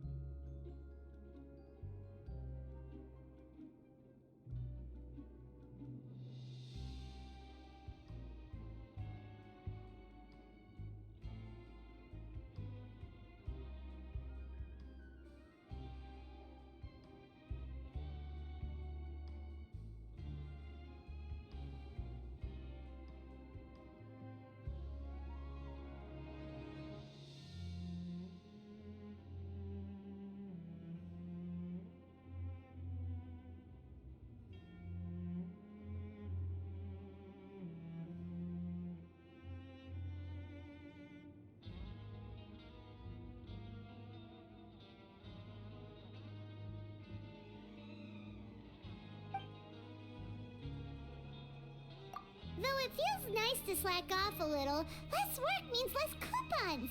Let's make the most of our morning.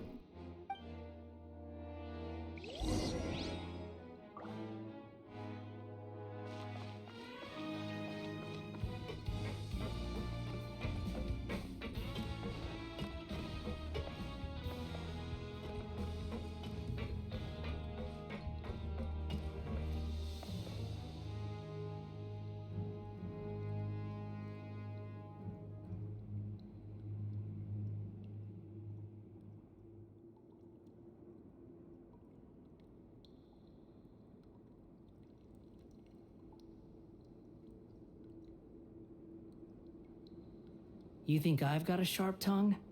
I just tell it like it is. If someone can't handle it, maybe that's their problem.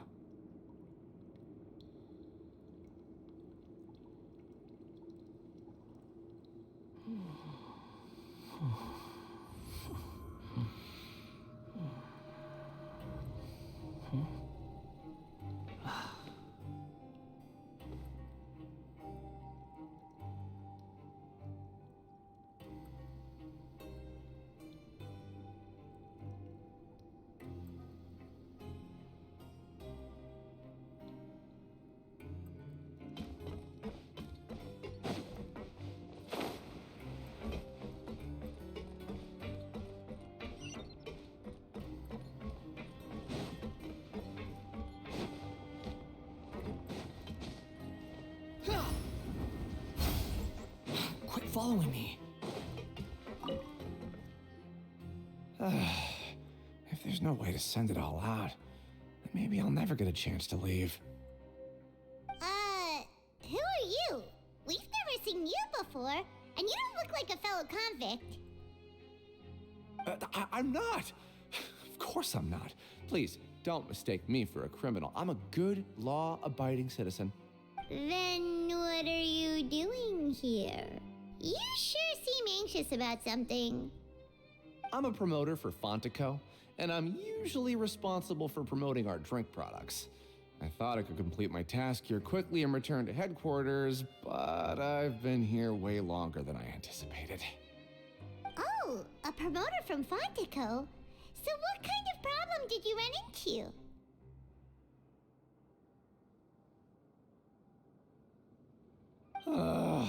I'm so upset.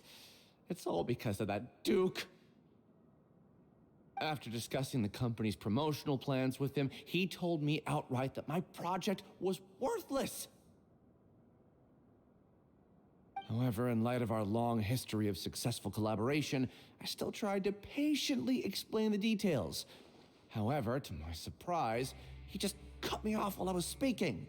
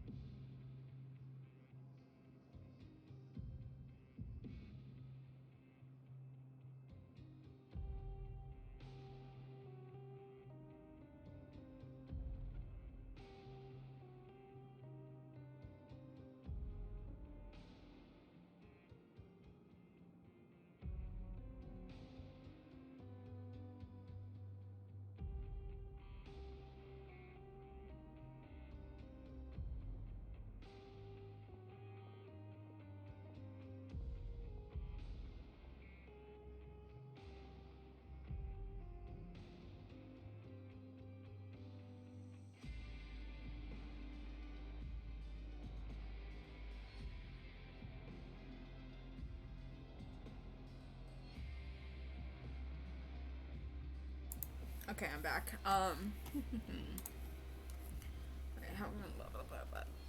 Cut him off. Let me take a moment and recall his exact words. I'm just gonna stop you there and say no. If anything, I'm saving you time.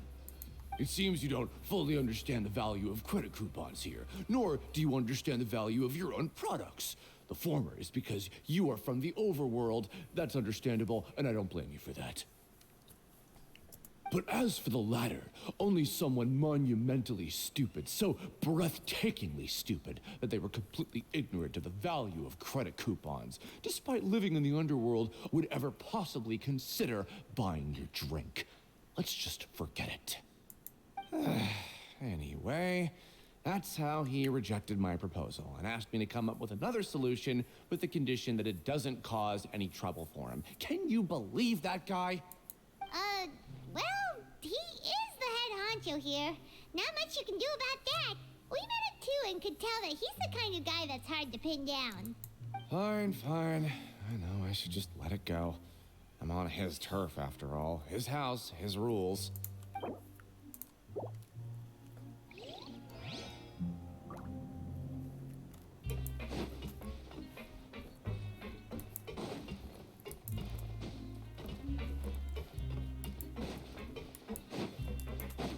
Behold!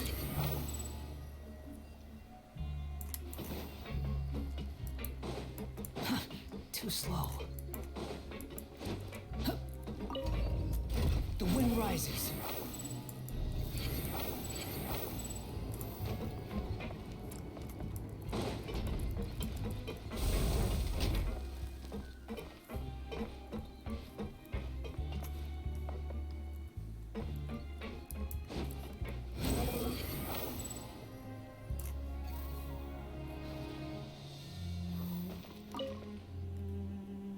Hey, I heard you crazy fools really did it.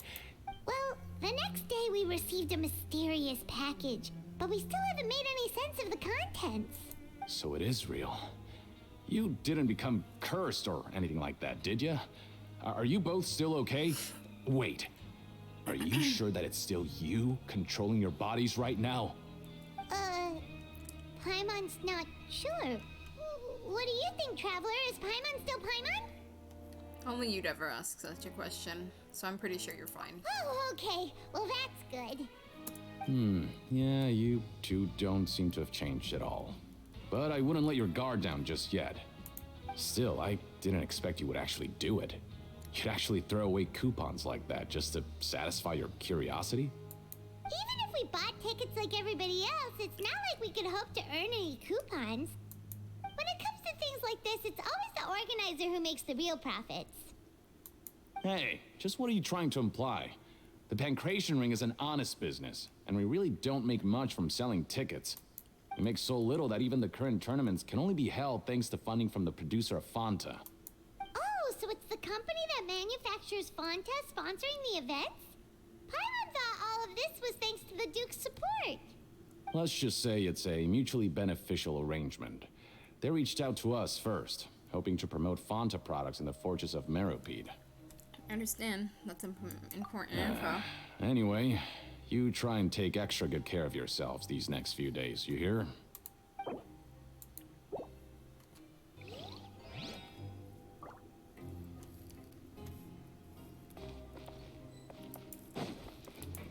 Quit following me.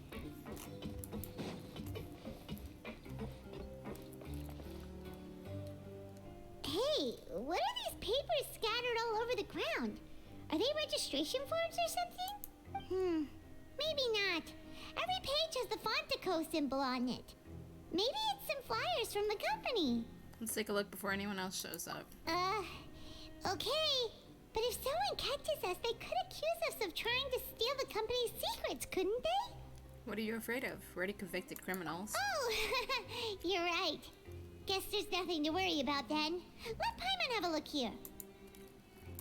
Without assistance from the Fontaine Research Institute, development of the new product has been slow, and some researchers on the project have voiced concerns. Please, for the love of God, tell me they are not trying to make some kind of soda with the primordial water.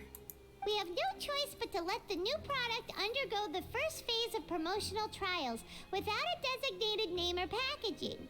We will adjust the direction of future development according to feedback. We have decided to only conduct closed, small-scale trials for the time being. Sure doesn't seem like anything unusual. The company is just trying to develop some new products besides Fanta. But it sounds like things aren't going well at all. Let's put these newspapers back where we found them and make it look like nobody went through them. Okay, good.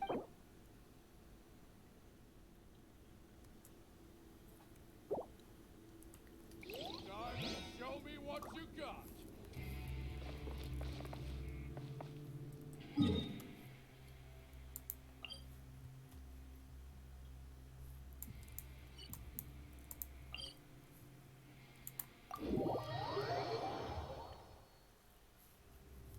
Behold!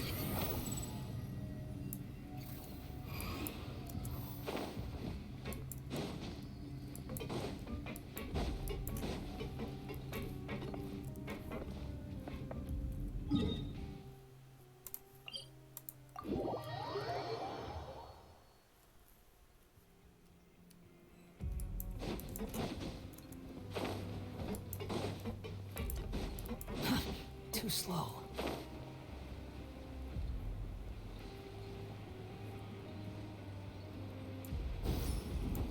Huh.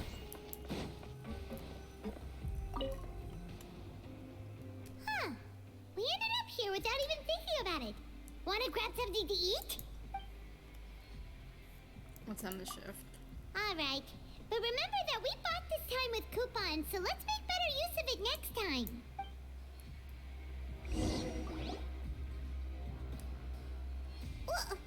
What is this garbage? Ooh, it looks disgusting. Oh, Paimon misses your cooking now. What would you like to do this afternoon?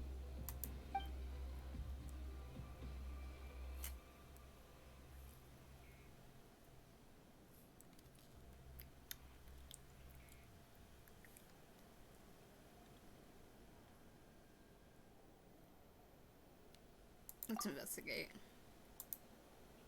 Okay, fine. After working here so long, we're but doing the same thing all... Yeah.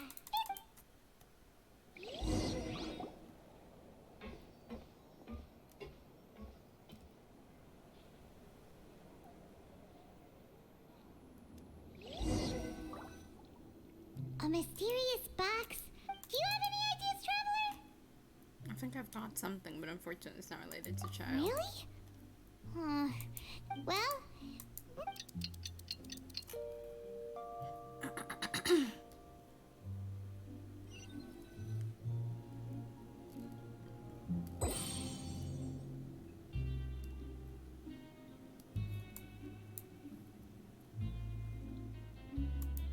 Okay, so we've investigated. We'd better pick up the pace with our investigation, otherwise we'll never get anywhere. Let's spend some coupons to skip our shift so we can go investigate. Yeah, let's skip work for now.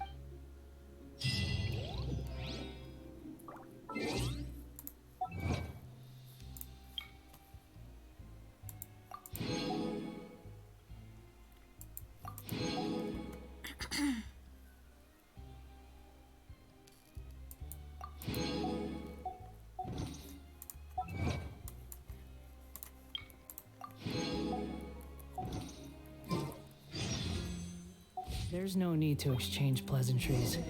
It's rather pathetic to force a conversation just to occupy silence.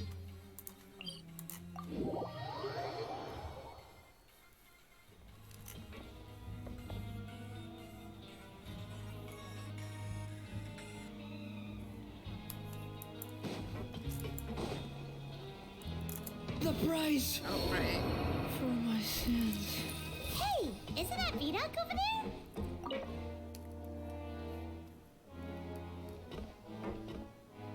Ah. Seeing you at this time must mean you've already saved up a lot of credit coupons. Or at least enough to skip work. Seems you're getting into the swing of things around here. We're getting by. Impressive. Very impressive. So, now can you tell us about the hidden rules you know? If that's what you want to know, I guess you couldn't have come at a better time. Huh? What do you mean it's a good time? Leonid and those other pesky broke urchins have all gone to work in the production zone. I wouldn't want them listening in without paying up. We get it. Just tell us already. So, you know those pipes that make strange sounds? Don't ever, ever go near them at night. Even if you manage to avoid the guards, you might find something even more terrible there. Something even more terrible? Like what? A group of cannibals. Cannibals? In the Fortress of Meripede? Every month, they meet a few times in the dead of night. Rumor has it they might be connected to the people that have disappeared here. But what's even scarier is that they have a special proclivity. Since they have no way to dispose of the leftover remains, they have ways to transform them into other forms and keep them in the fortress forever. Paimon might already know what you mean by other forms. So that's what's going on here. Oh, Paimon's stomach doesn't feel so good. Is that really true? There's still a chance that what we saw isn't connected to cannibals. You two look pretty skeptical. No matter, learning the truth behind dark secrets isn't necessarily a good thing. I've got things to do too. I suggest you just act like I never told you anything. Traveler, can we just trust him on this one? Oh, Paimon doesn't want her blood and flesh entombed here for all eternity? Even if it's true, do you really think cannibals could take me in a fight? Oh, so that's how you see the situation. Huh. You know, Paimon does feel a little better about it now. Alright, just like before, let's get ready to investigate another hidden rule. When will all the secrets end?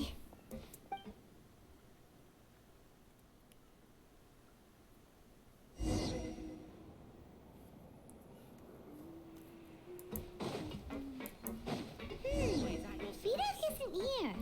But the guys who went to work in the morning are back. Let's go ask them. Just stay away from me. What? What are you saying? You shouldn't go around saying stuff like that. Quit following me. What are you talking about? Listen, you should keep your nose out of other people's business.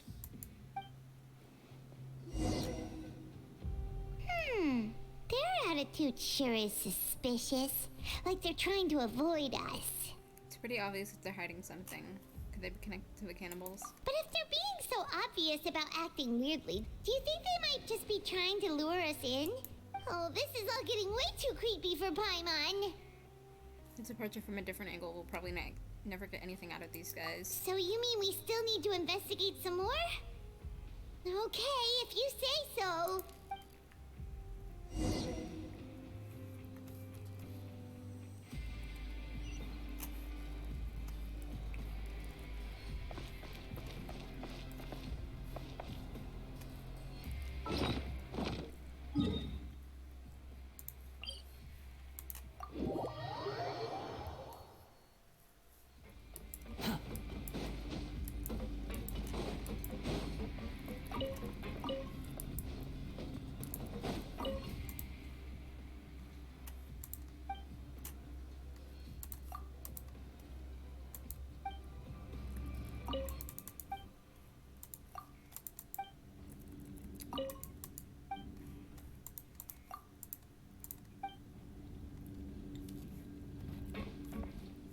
Yellow greenstones, assuming the ones that are in Fontaine.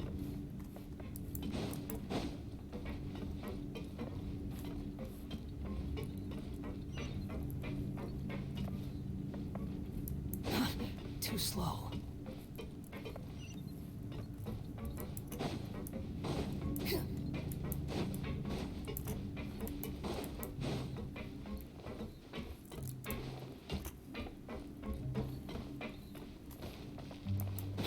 Following me. Where's he? Where's the lift?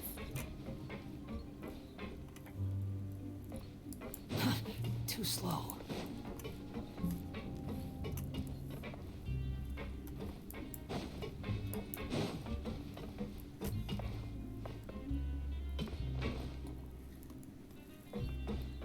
The wind sun rises.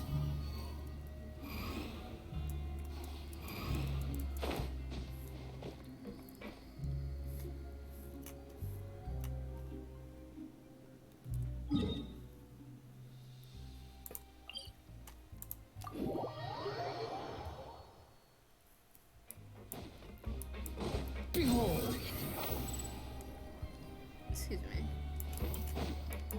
Quit following me.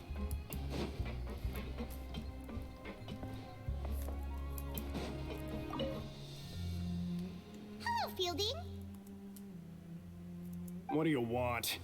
Criminals like you ought to be working right now. Catch my drift. We just want to ask you a simple question. Have you ever discovered anything odd during your nighttime patrols? Why are you asking about something like that? Whatever happens at night isn't your concern. All you need to worry about is getting enough sleep. Well... You see, sometimes we hear strange noises at night. Right! We've heard it happens a few times every month. Paimon has sensitive ears, so it makes it hard to sleep. Really? I see. But it's not like I'm on duty every night. And now that you mention it, I recall my colleagues talking about something like that before. They say that strange things tend to happen at night on pipe cleaning days. Lots of us don't willingly take those shifts. So, what happens at night on pipe cleaning days? They just conduct regular cleaning of the fortress's drainage facilities. There are 3 pipe cleaning days per month, and it just so happens that today is one of the scheduled days. You can try to confirm the sounds tonight if you want, and if they're real, then I can report the issue to my superiors for you. Oh, okay. Then we'll keep both ears out tonight. And if that's all, then I'll be leaving now. I advise you not to try anything funny, though. Even if I'm not on duty tonight, someone will still be watching you. Don't worry, we don't want any time added to our sentences. Oh, he left.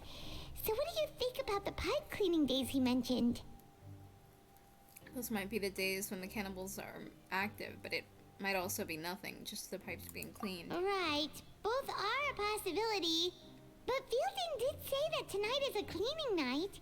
No reason not to find out the truth for ourselves. Paimon knew you would say that. Alright, sounds like we'll be up all night tonight then. Paimon just hopes the guards don't catch us. Is it stealth? Stealth? Stealth?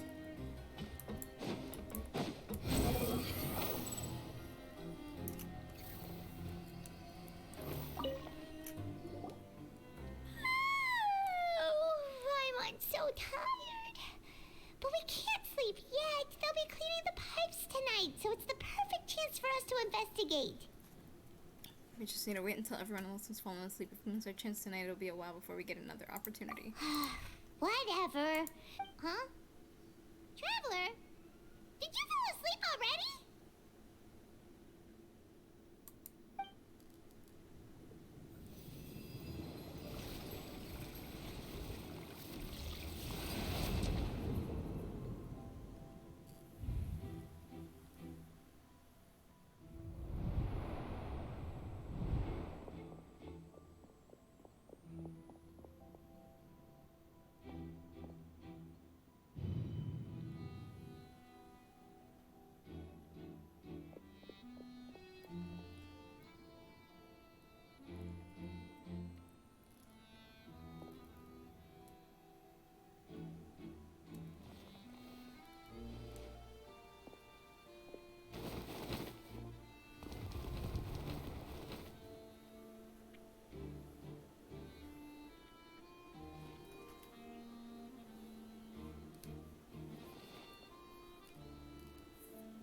Oh, are they the Fatui informants?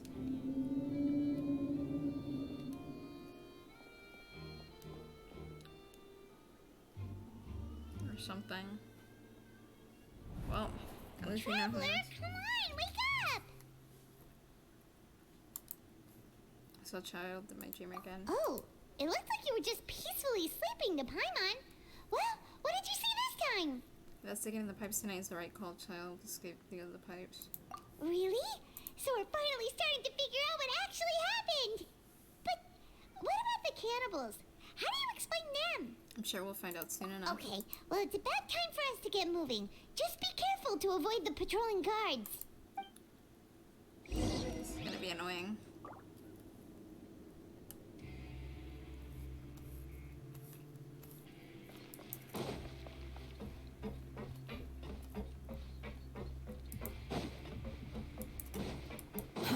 Too slow. Shh! Careful! We'll get in trouble if the guards catch us.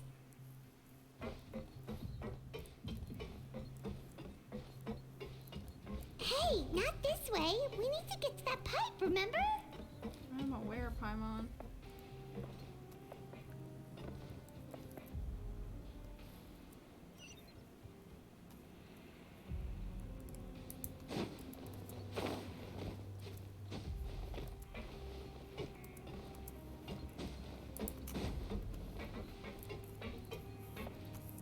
Squall Fury.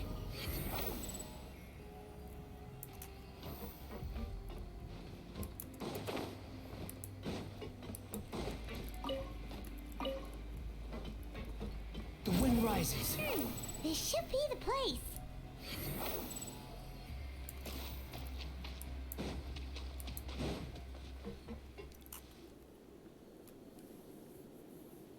What?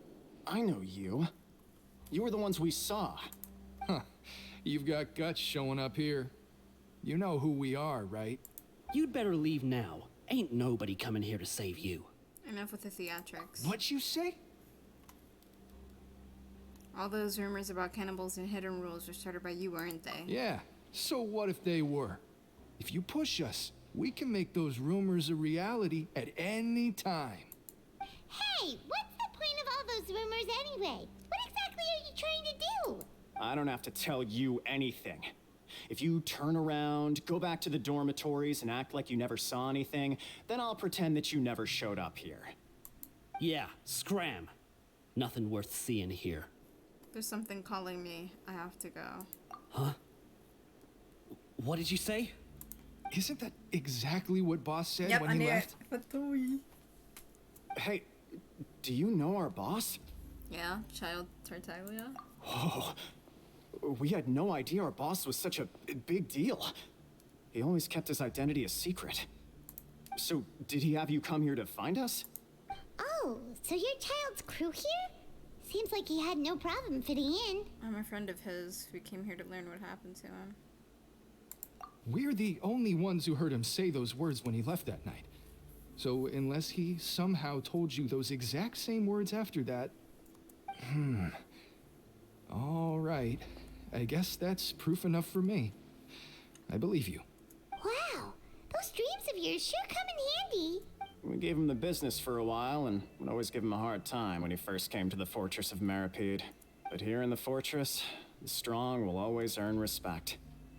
He was working the longest hours and racking up wins in the Pancration Ring. You could always see how amazing he was, even when he was teaching us a lesson. So eventually, we all decided to follow him. But one day, he suddenly told us that he had to find a way to escape this place, no matter the cost. He said it was because he heard that call again. And as his crew, if the boss wants something, then it's our job to get it done. So, we got to work and used the hidden rules that were here to make up and spread the rumor about the cannibal rule. We just wanted to give him a better chance of escaping on a night after the pipes had been cleaned. Oh, thanks to your rumor, nobody would want to come anywhere near here, prisoner or guard. Wow, it sure is easy to exploit people's fear of the unknown. But hasn't Child already escaped? Why are you all still coming here after pipe cleaning day? Because as far as we know, the pipe he went into isn't actually an exit.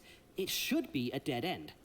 It leads to an abandoned factory area, and even if there were a way to escape from there into the sea, we're still way too deep. No one could ever reach the surface alive. But Boss still insisted on going in. It's like he was obsessed about it. So we told him that we'd pretend as if he never existed while he was gone, and that if he wanted to come back, he should wait for nighttime on a pipe cleaning day. That way, we could meet him here and help cover the whole thing up. So you come and wait here through the night a few times a month just because of that promise? Yeah, but it's been so long now. We already know in our hearts that he must have managed to escape somehow. Is it also possible that something unfortunate happened to him?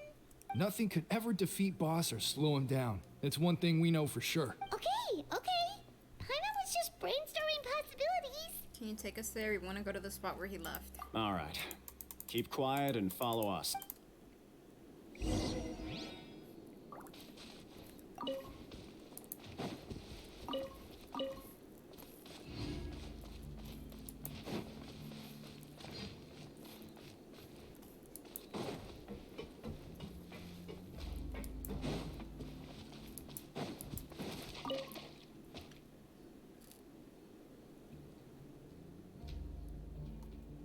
The way up from here has been sealed off. Boss left by going down from here. It wasn't full of water at the time. Later, we came back hoping to have a look. That's when we found out it had been completely flooded. It's impossible to navigate unless you're an extremely skilled diver. Do you think Child got trapped by the water? Not likely. We all know that Boss was an incredible swimmer. I know a good diver. Really? Then have him come investigate. Pronto.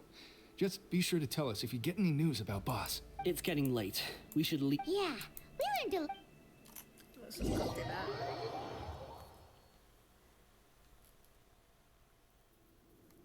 that. Quit following me. We finally learned some key information.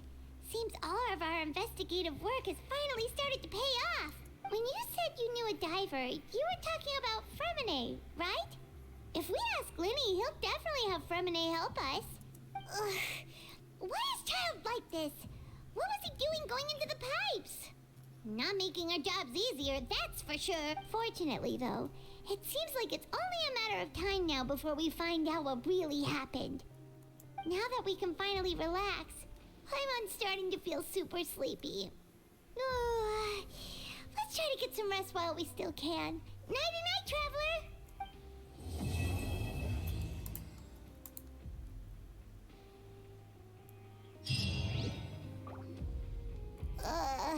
It's morning already?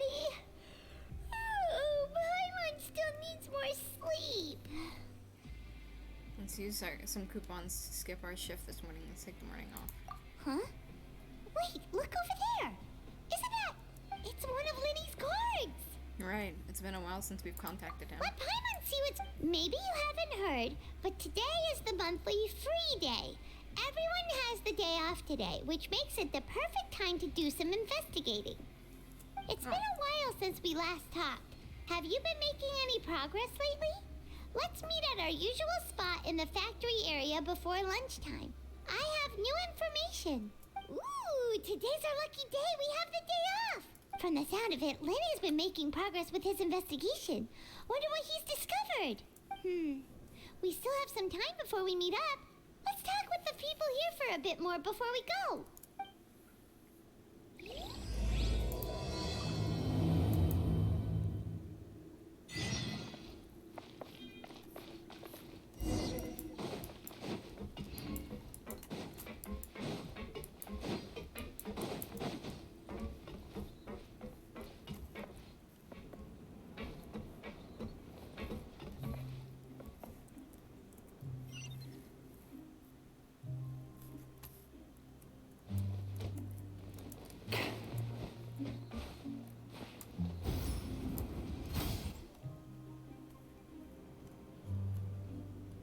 Look, there are some people talking over there. Let's listen in on the conversation.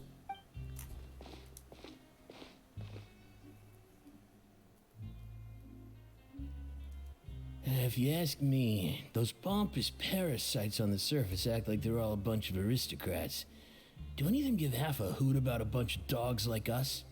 Hey, speak for yourself, mate. I'm no dog. Oh, you think you're special or something? If you're here, then you're just a convict like the rest of us. I've heard that even if you're released after serving your sentence, going back to life on the surface ain't any better. Once a criminal, always a criminal. We're marked for life. I don't buy that. Hey, how cool would it be if the whole world was destroyed by a giant flood and everyone had to start over from nothing? What kind of filthy bilgewater are you spewing? I have family up there. You best shut your sewer hole with talk like that. Listen, things ain't so great on the surface, but who says that you have to leave? I've heard that you can still stay here and work even after you've served your sentence. Not bad if you ask me. Who wants to live in the ruddy overworld anyway? And what makes you think they'd want to hire someone like you? It's one of the great mysteries of the universe, how someone as useless as you is so confident. Whoa. Sounds like they're really unhappy about the overworld. Speaking of which, Paimon never heard anyone use the words overworld or underworld when we were living up there. Is it only something the inmates down here say? I think you're right. That's true.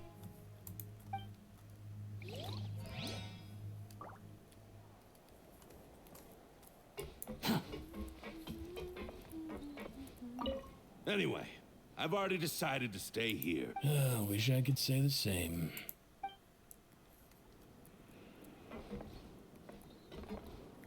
Wasn't it just grumpy? Now he's sinister. Too slow. I'll never get a handle on all this paperwork.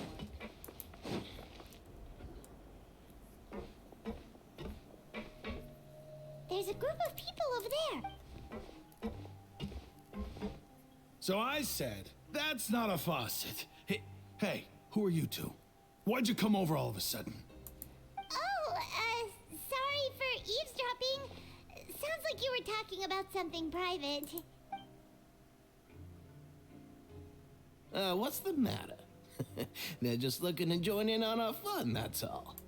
Hey, don't pretend like it's okay for them to just interrupt us like that. Yeah, fine. You're lucky we don't mind extroverts that much. Thanks, you guys are really nice. You hear that, Quisto? We're nice. Your expressions tell me you're looking to hear some juicy info, am I right? But before that, it just so happens that I know you two. Really? Are we that famous? You're kidding. How often does anyone get a personal tour led by His Grace himself? Practically everyone was talking about it. Word has it that you also caused quite the kerfuffle. Oh, it was just a little mistake. A little mistake, huh? I like the way you put it. You see, people with a good attitude can join our group anytime, unlike some of the others here. Your group? I'm Quisto, and this is Lavaroon. People usually call us the Bombshell Bros, but don't worry, we're not playing with bombs or anything. It's just that our information is always so explosive, and we blow minds on the regular.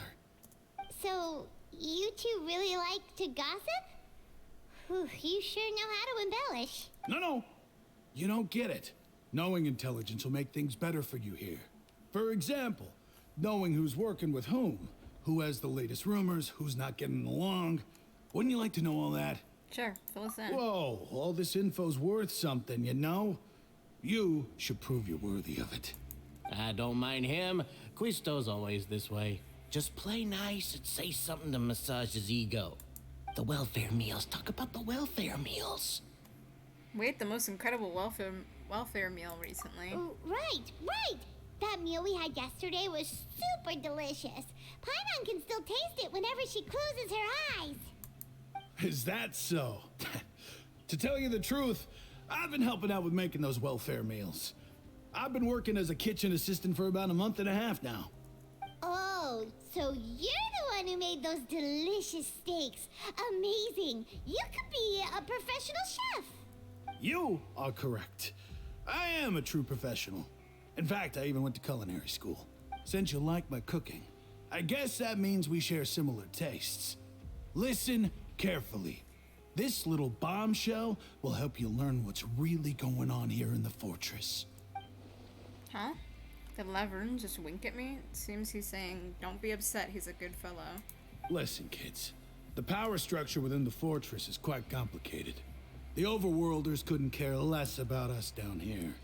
We're basically dogs to them. You've already met the one person here you should never cross, the Duke, Wriothesley. He knows more than you think. And if he doesn't care about something, then he often doesn't bother dealing with it. Those who have the Duke's attention get all kinds of special perks, even better treatment in the infirmary. Yeah, I know who you mean. It's that Jurier character, right? I don't think there's anything useful about him at all. Why does he visit the infirmary practically every day? Is it normal for anyone to be going in and out of there so often? If you ask me, he's just faking it to get out of work. But did you know that Jurier was a talented researcher from the Fontaine Research Institute before he came here? He's probably the one that There's lost no the book. denying that. I don't care if he was a researcher that could turn dirt into Mora.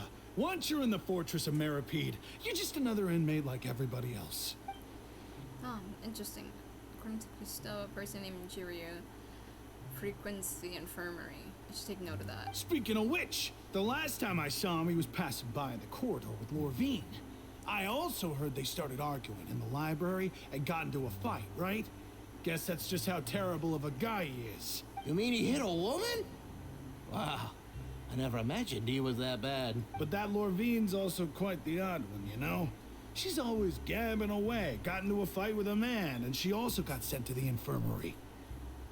Come to think of it, I always see her going to the sick bay every couple of days, too. Wait a second. You don't think? Do you think could it be that they're secretly meeting there to go on dates? But it's really hard to imagine. After all, I do remember seeing Lorvine beat Jurier to a pulp that one time. And we might be overthinking things. So Jurier had a confrontation with a girl named Lorvine, who also frequently visits the infirmary. I'll remember that too. Is it really all right for us to talk about people behind their backs like this? That's just how it goes. Good gossip is still gossip. Yeah, I guess you're right. But wait, we're not just gossiping. This is legit information we're discussing here, right?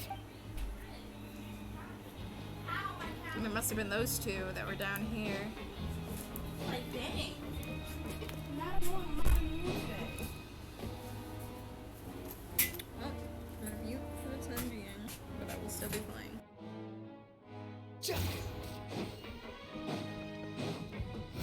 Upon the gale.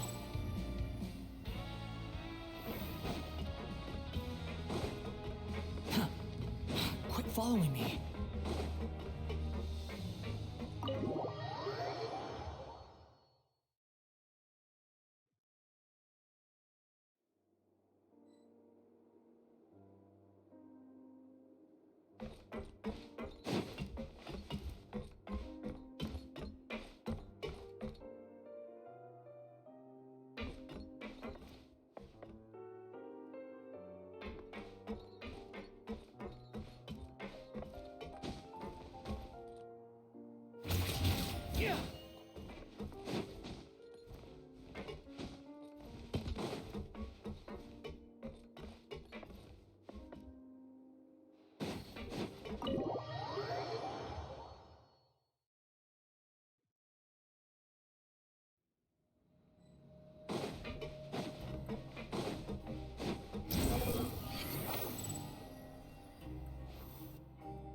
Hey, you over there? Yeah, you. Say, do you like playing card games? You know, like Genius Invocation TCG? You TCG players are like mint in the wild, literally sprouting up everywhere. Hey, come on now. What's wrong with finding fellow Invocation aficionados? Anyway, care to join me for a game? All right. But why would you be looking for people to play Genius Invocation in a place like this?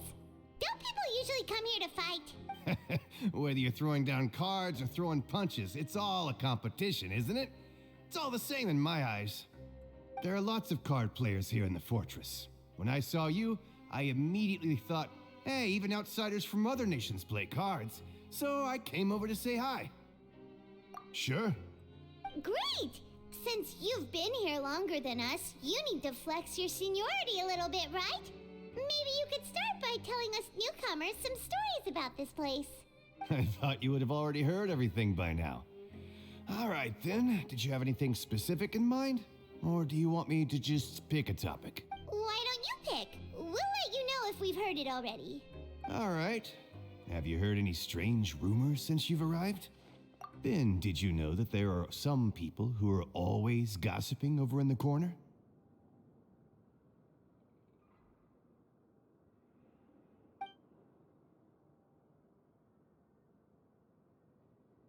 Yeah, so you've already met those two. They're quite a pair. They always keep an eye out for the latest happenings and gossip about everything. I've never seen anyone with more time on their hands. I heard that they used to be a chef and a bartender before they were sent down here. You know how bartenders are, always chatting with customers. And chefs love to pass the time just hanging out when they're not cooking. Good to know. Do you have anything else to tell us? Let me think. Sounds like you want to hear something a little more tantalizing. Oh, did you know that the Duke was also a convict in the fortress of Meripede before? Huh? Wait, are you serious? That's right. The Duke was an inmate just like you and me. Seems he was exiled here for committing some crime. Who knows how he ended up rising up to become the warden, though. To go from an ordinary inmate to becoming the manager of the whole place? I'm not gonna lie, I kinda respect that. A forbidden zone? Sounds like something that someone just made up. I've never heard of that. Where did you hear about it? It's just a rumor we've been hearing, but no worries if you've never heard of it. Do you have anything else you can tell us? Anything else? Not that I can think of, but I'll be sure to tell you anything interesting I hear next time. You'll have to play a game of Genius Invocation with me first, though. Okay, we've talked to just about everyone, and it's about... See you later. Hey, according to the card he left us, we should go meet him in the production zone.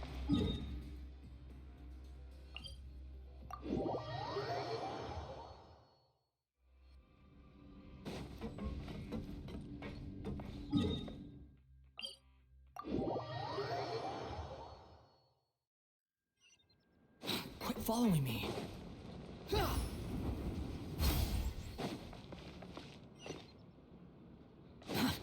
Behold.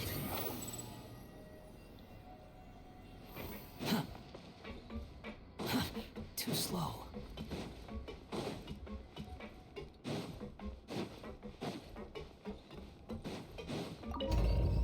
The wind rises upon the gale.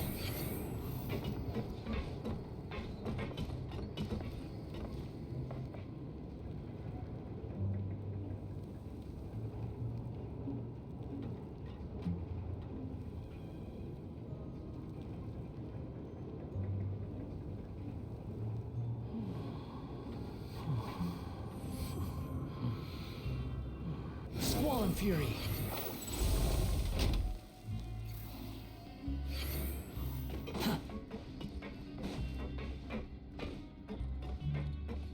Quit following me.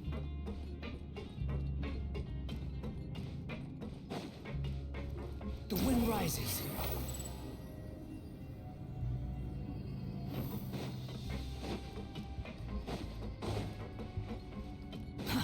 Too slow.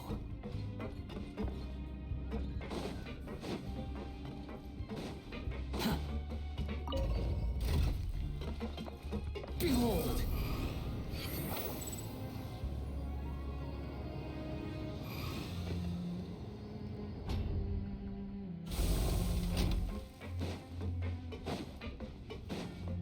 Squall and fury.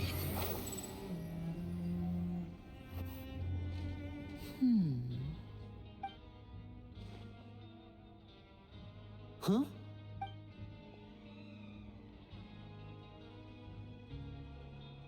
That look in your eyes. You found something? Hey, this is no time to be modest. Just tell him we found a boatload of information. Oh, as expected of the legendary duo, you have my full and undivided attention. Huh. I'd have never guessed that myself. The rumors swirling about this place are unreliable after all, and Master Child probably went missing because he found a way out. He is a harbinger after all. I suppose he's much more resourceful than I initially gave him credit for.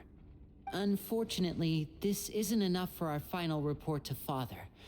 We need to find out Master Child's exact whereabouts. Father told me that even though Master Child said he was just coming to Fontaine for a vacation, he actually had some personal reasons. His agenda might be linked to his disappearance. His escape route is already flooded, so we'll have to task someone with professional diving skills to chase after him. Well, when you put it that way, it's obvious that only Fremine would be up to the task. Bingo! Is he around? He's working today. Coming here as a group would have attracted too much attention. I'll talk to him about it later. No need to thank me. This was always a part of our mission after all. Honestly, I'm far more impressed by you guys managing to collect all this information right under Wriothesley's watchful eyes. Collecting information has always been our strong point. Now, let me think. To find out more information, Fremine will have to retrace Master Child's original route. And if he's to do that, he'll have to set out on the next pipe cleaning day at the earliest. That's 6 days from now. And after that, he'll probably take another 2 or 3 days to return. You can even estimate how long it'll take for him to get back?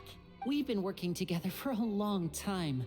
We know each other's capabilities like the backs of our hands. Traveler, what say you to meeting here 9 days from now? We'll be able to pick up Fremine while we're at it, too. Oh, and there's just one last thing we'd like your help with. Though we can just sit back and wait for Fremine's report on Master Child's whereabouts, we still need to make more progress on the investigation of the Forbidden Zone.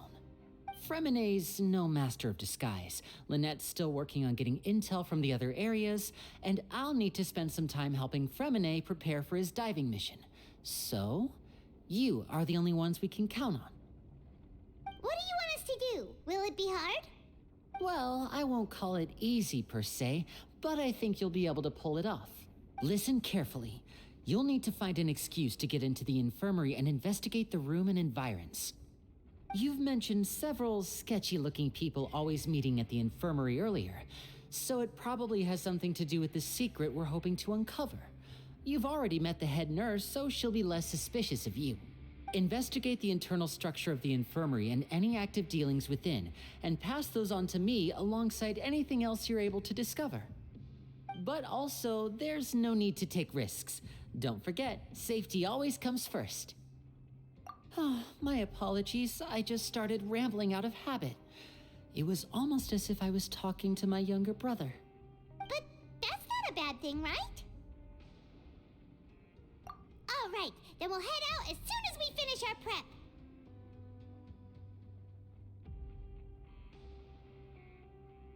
Let's go our separate ways for now, then.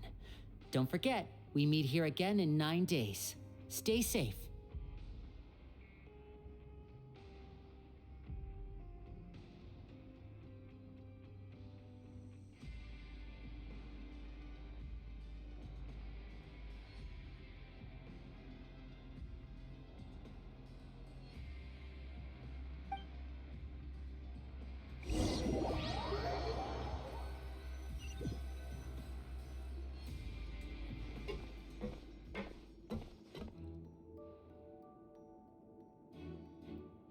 Hey, stay here for now. Paimon will take... There seem to be several people inside.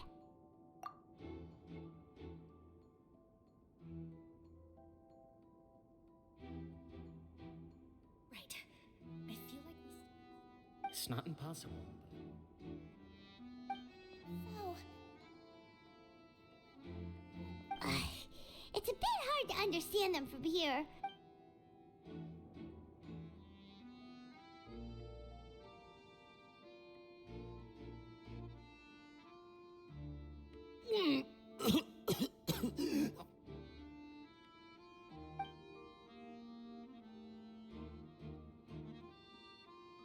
Someone! Please help! He's sick! Whoa, are you okay? Oh my! What's wrong, little one? There's no need to panic. Take a deep breath before you begin. The traveler started complaining of a stomachache, and then nausea, and then collapsed onto the ground. Paimon doesn't know what to do. Freezing limbs, twitching fingers, and pale complexion? Could it be poison? Let me take a look. Please, lie down over here. Don't worry, I'll get you to the bed safely. Here, hold on to my shoulder and walk slowly.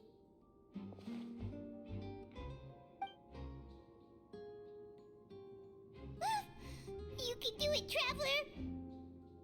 Don't apologize. You're sick after all. Now, please relax. I'm just going to do a preliminary checkup on you.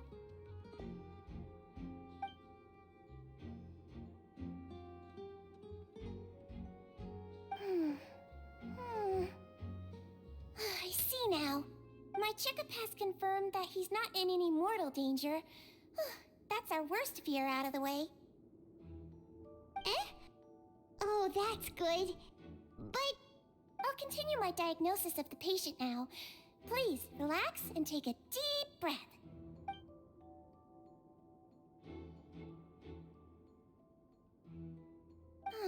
Don't sense serious damage to your organs either. Does it hurt when I press here? And here? Huh? But based on my initial checkup, there shouldn't be a problem here. How strange. What about here? Does this hurt? Oh, I understand. So that's what it is. I think you just ate something that disagreed with you. That's all. Nothing too serious. Outside of a pretty bad stomachache when it decides to act up. So that's what it is. Thank goodness it's not anything more serious. And there have been other inmates complaining about the food recently. I'll inform our head chef, Mr. Woolsey, of this problem as soon as possible. Congratulations! The health risk is incredibly low, so you should recover within a couple days. Why don't you take a rest here while I go get some medicine for you? Miss Levine, I'll have to trouble you to help me look after this new patient while I'm gone. Very well. And she hopped away just like that.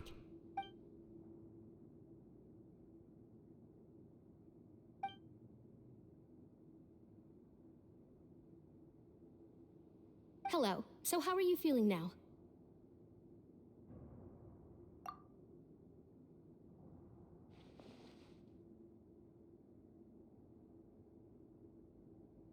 His stomach ache's really bad. He was stumbling about the whole way here, so Paimon's really worried.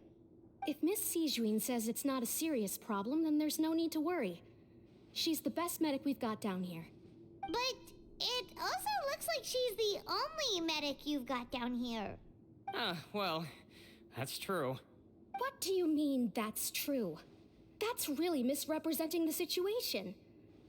Of course I can't speak for the whole fortress, but it's not like everyone imprisoned here is useless, you know? Though they may have committed crimes and gotten locked up here as a result, they still know a thing or two about medicine, and they help Miss Sijuin take care of the sick and injured. Yeah, you're right. But did you have to lecture me about it in front of another patient? Aren't you a patient too? Where did all your energy come from? That's correct. Sorry, I got a bit ahead of myself. Are you two also sick? We've been sick a while. I come back every once in a while for checkups, and to pick up the medicines Miss Sijuin prescribes for us. That's just the nature of chronic illnesses. You could say she fancies herself as Miss Sijuin's capable helper because she learned a bit of medical knowledge ages ago. Please watch your mouth, Mr. Jurier. Don't forget that you are the primary reason I have frequent heart palpitations. Hey, don't start arguing now. Please, keep it civil at least.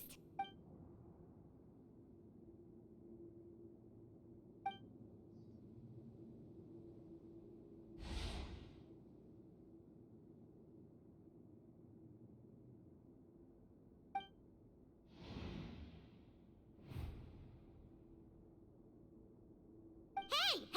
There's no need to fight! Everyone will be released someday, someday, so there's no need to argue over silly things like this.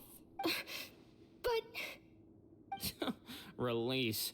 It's way too early for us to even think about that. And who the heck knows if we'd even be able to continue our previous lives?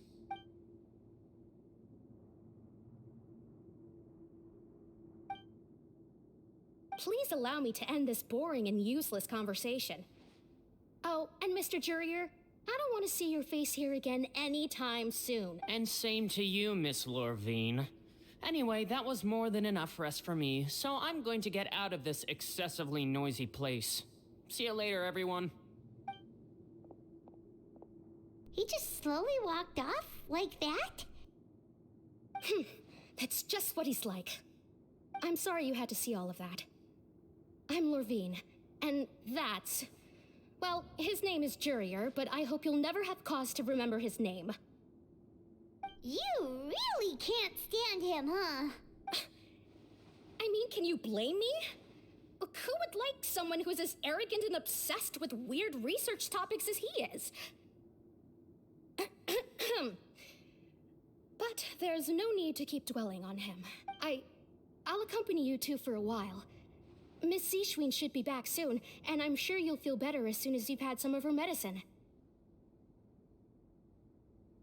No, it's nothing. I'm back! Did you rest like you promised? Thank you for getting our medicine, Miss Seashween. Did you all cooperate with your bed rest? I trust that nobody got up to walk around. Good. Here, this should be 2 days' worth of medicine for you. Take 1 pill now, and then continue your bed rest.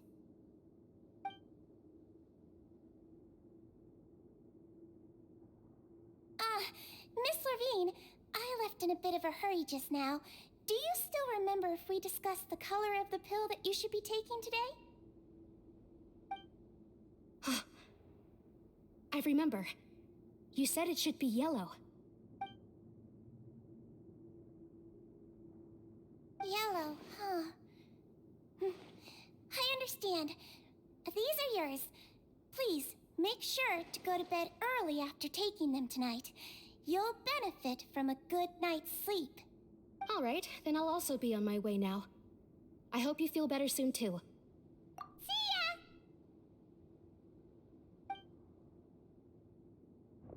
I'm going to fill out your medical record now. You're widely known as the Traveler, right? I just want to double-check a few details, if that's all right with you. Those two made quite the commotion just now, so why don't we let the Traveler rest? Paimon can answer the questions instead.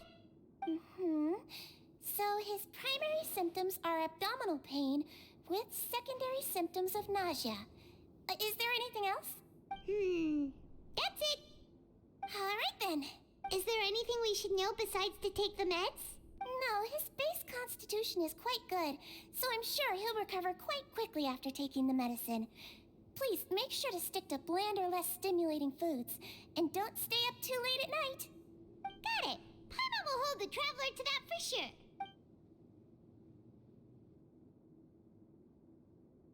Oh, you're going to take a nap already? Okay then, you get some rest.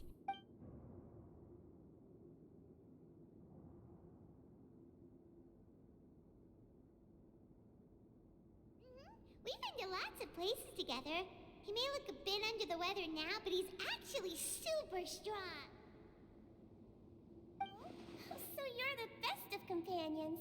Well, don't worry, he'll recover soon.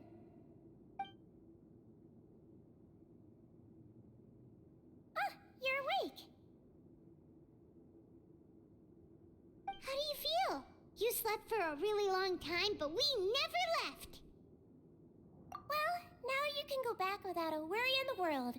Remember to take your meds regularly, and remember bland foods. Thank you, Miss Seashween.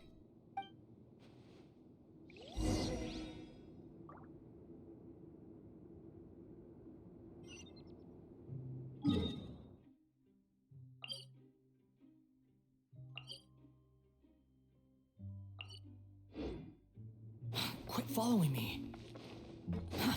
Too slow. The wind rises.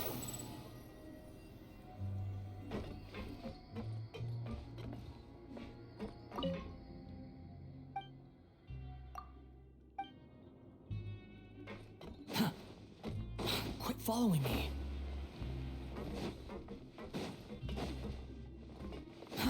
Squall and Fury.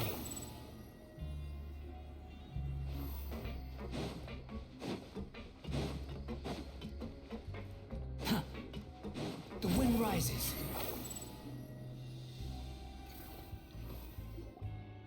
You really are something. To be able to fall asleep like that and even sleep talk the entire time, you scared Paimon half to death!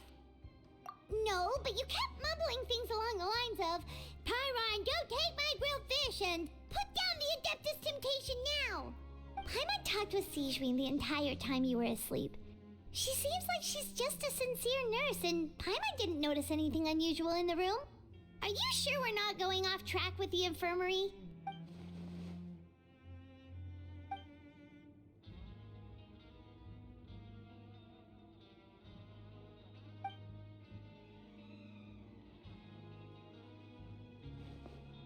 Whoa, you really are super thorough. All those tiny little...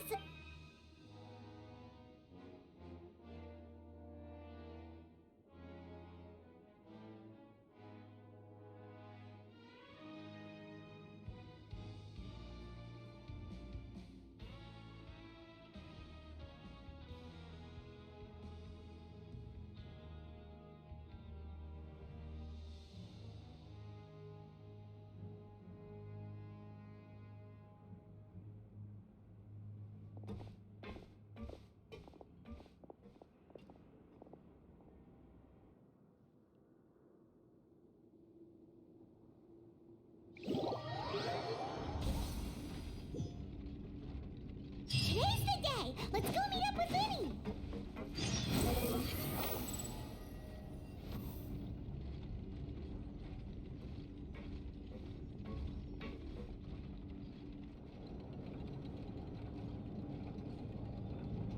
Oh!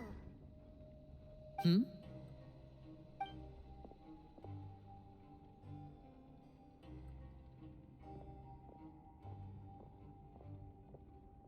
Did you two run into any trouble over the past few days?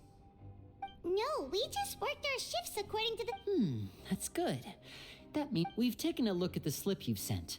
Freminet successfully left the grounds via the pipes 2 days ago, and as of last night, Lynette has also infiltrated the infirmary after faking an illness. Wait, why is she getting involved as well? You already went above and beyond when you scoped out the infirmary.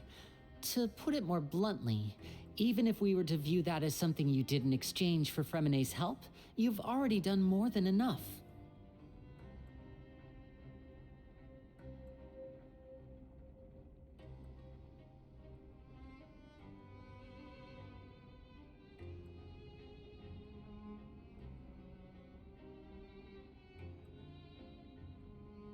Infiltrating a guarded stronghold is a different kind of job from a one-off investigation. We want to avoid using the same faces over and over and reduce the amount of suspicion that will fall on any given person. Lynette also felt like you have already taken the first step for us, so she should be the one to finish the job. So that's what Lynette thinks. Oh, Paimon hopes everything's going well for her.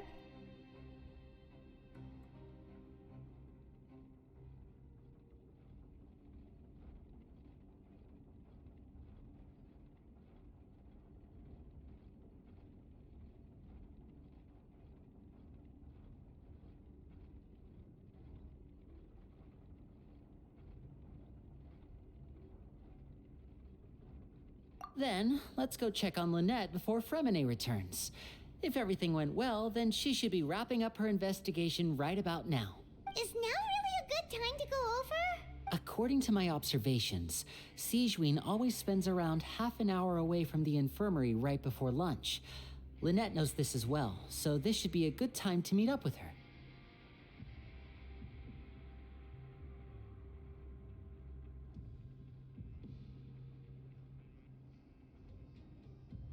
Also, I'm her brother, remember? It's only natural for an older brother to care about his younger sister's well-being. Okay, then let's head over right away!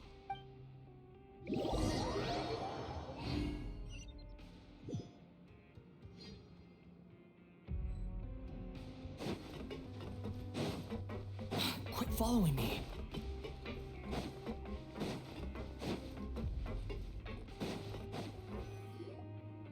Lynette should be here right now. Huh.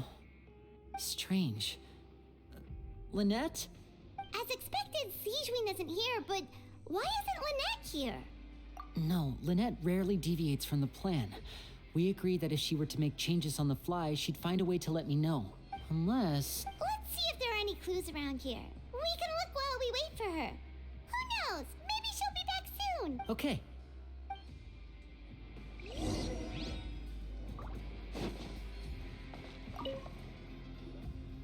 There are some books here and a few, advanced nursing, how to raise the spirit of your... These sure are some interesting books. Who knew Sijuin would be interested in these kinds of things? She even has books on understanding people's motivations and feelings. Is it because she's a Melusine? Or does she have a need to understand her patient's emotional state? Seems quite normal to me. These are skills that would come in handy for a nurse from time to time.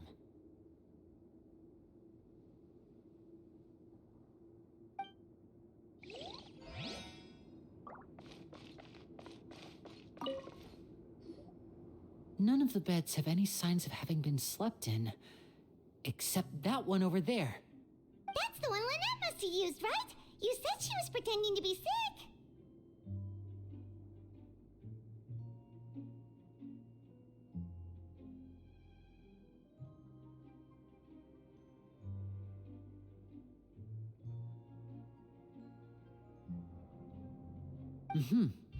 She would have said her migraine was having a particularly bad flare-up. Generally speaking, the head nurse would then ask her to lie down and rest while she left to retrieve the medication. Which means either the head nurse didn't return the entire time from when Lynette laid down up until she left the bed, or the nurse intentionally left it this way.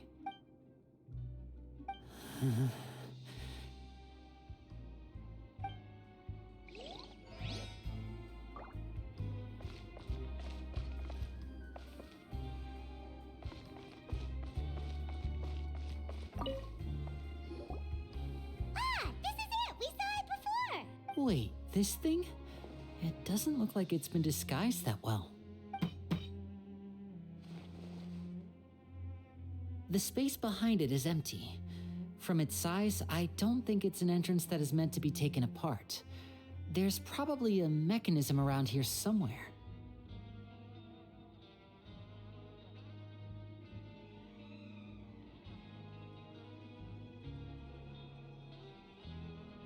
Could Lynette have tried to get inside? But if that's the case, she would have contacted me for sure.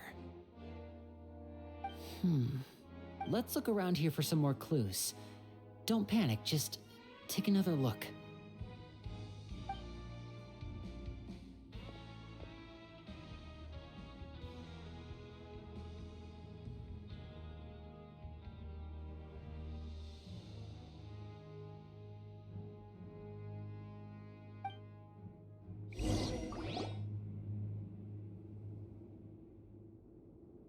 Hey, you guys, there's a slip of paper over here. A slip of paper? It's right over here, and there's a bunch written on it too. It reads, "Out of respect for your usual practices, I'll use a piece of paper or card as the medium to pass on my message. You may consider this as me giving you my best regards." This is... Is that all? The back. This is... Show me! Now!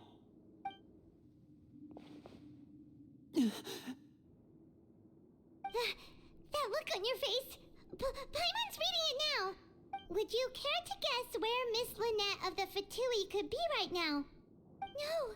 Could she have... Is she already... Wriothesley. Did he deliberately leave the infirmary unguarded to use it as bait? Wait, you mean he was aware of our goals from the very beginning? But why? We didn't run into any trouble last time, and he also never reached out to us since. Yes, that is a crucial question. Wriothesley, he doesn't do anything without a clear goal or reason. So this means he had no concerns about your activities from the very beginning. You're not from the same camp as us. You were sent down here by Nervulet, so you have no conflict of interest with Wriothesley. We're a completely different story, though. I'd like to know that, too. Why did he only go after her? Don't panic, just think everything over. I have to stay calm. This is not like what happened last time. The situation's different now. Wait, you're right. Wait, but that means the fact that Fremine was able to leave the grounds. Could Wriothesley have let him go as well? But what does he gain by letting Fremine leave like that?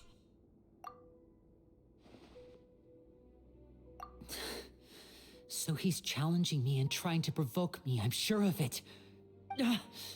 We never should have sent out Fremine. We had to go through all that trouble to find an opening to sneak him around the guards and into the pipe, and we even thought luck was on our side. If Wriothesley let him leave on purpose, then he's probably in a terrible spot now as well. Lenny's getting more and more panicked. We have to calm him down. Don't be like this, Lenny. Fremine wouldn't have left if we hadn't told you about Child. That was our fault. No, I'm the leader of this operation, and I'm the one responsible for this team. I was the one who failed to protect them. I'll go talk to Wriothesley. Hey, don't be reckless! Traveler, please talk some sense into him. I simply cannot allow Lynette to be abducted again. I have to go. I'll find a way to get them back.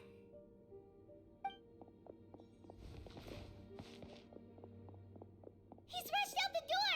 After him!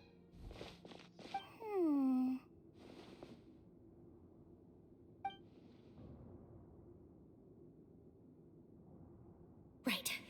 I feel like we still have some room to make changes on these details. It's not impossible, but it'll require extensive testing.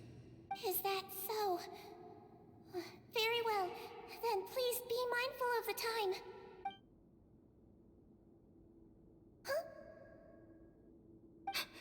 Is someone? Pack everything up. Whoever's outside is eavesdropping. They'll probably come in once we stop talking. Someone! Please help! He's sick!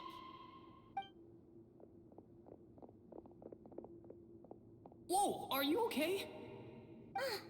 These two. As expected, they've already found this place. Oh, they are quite sharp. What a delightful turn of events. I like smart people, but I also like playing dumb. I like the feeling of being trusted. Oh my! What's wrong, little one? There's no need to panic. Take a deep breath before you begin. Being able to read human expressions is quite the useful skill. Wait! Wait! It's no use. We have to catch up to him.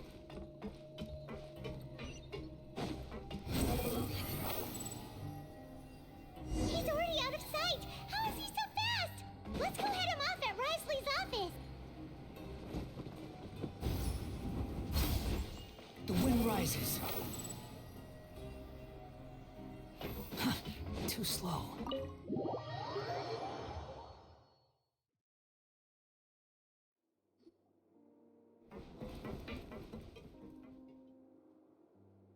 Come out and face me, Wriothesley!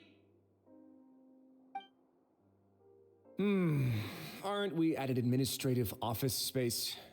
Why don't you at least try to follow even a couple rules from the fortress's indoor management regulations? What did you do to my sister? I ran into the young miss at the infirmary.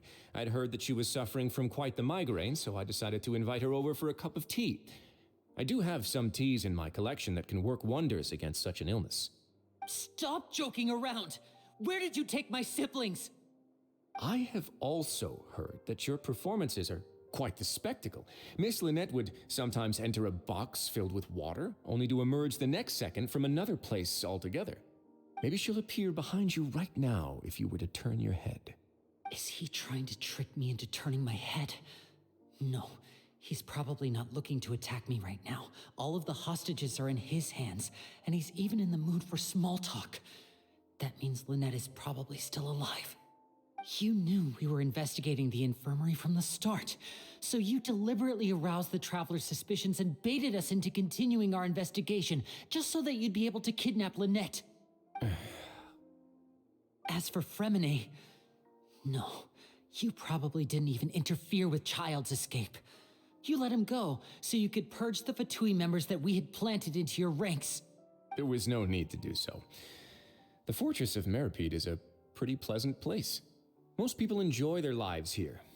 The only ones who act differently are those with personal agendas. It was quite easy to identify your colleagues. You removed our original members and spread the news of Child's escape so Father would assign our team to come down and investigate. Fremine has also fallen into your hands, right?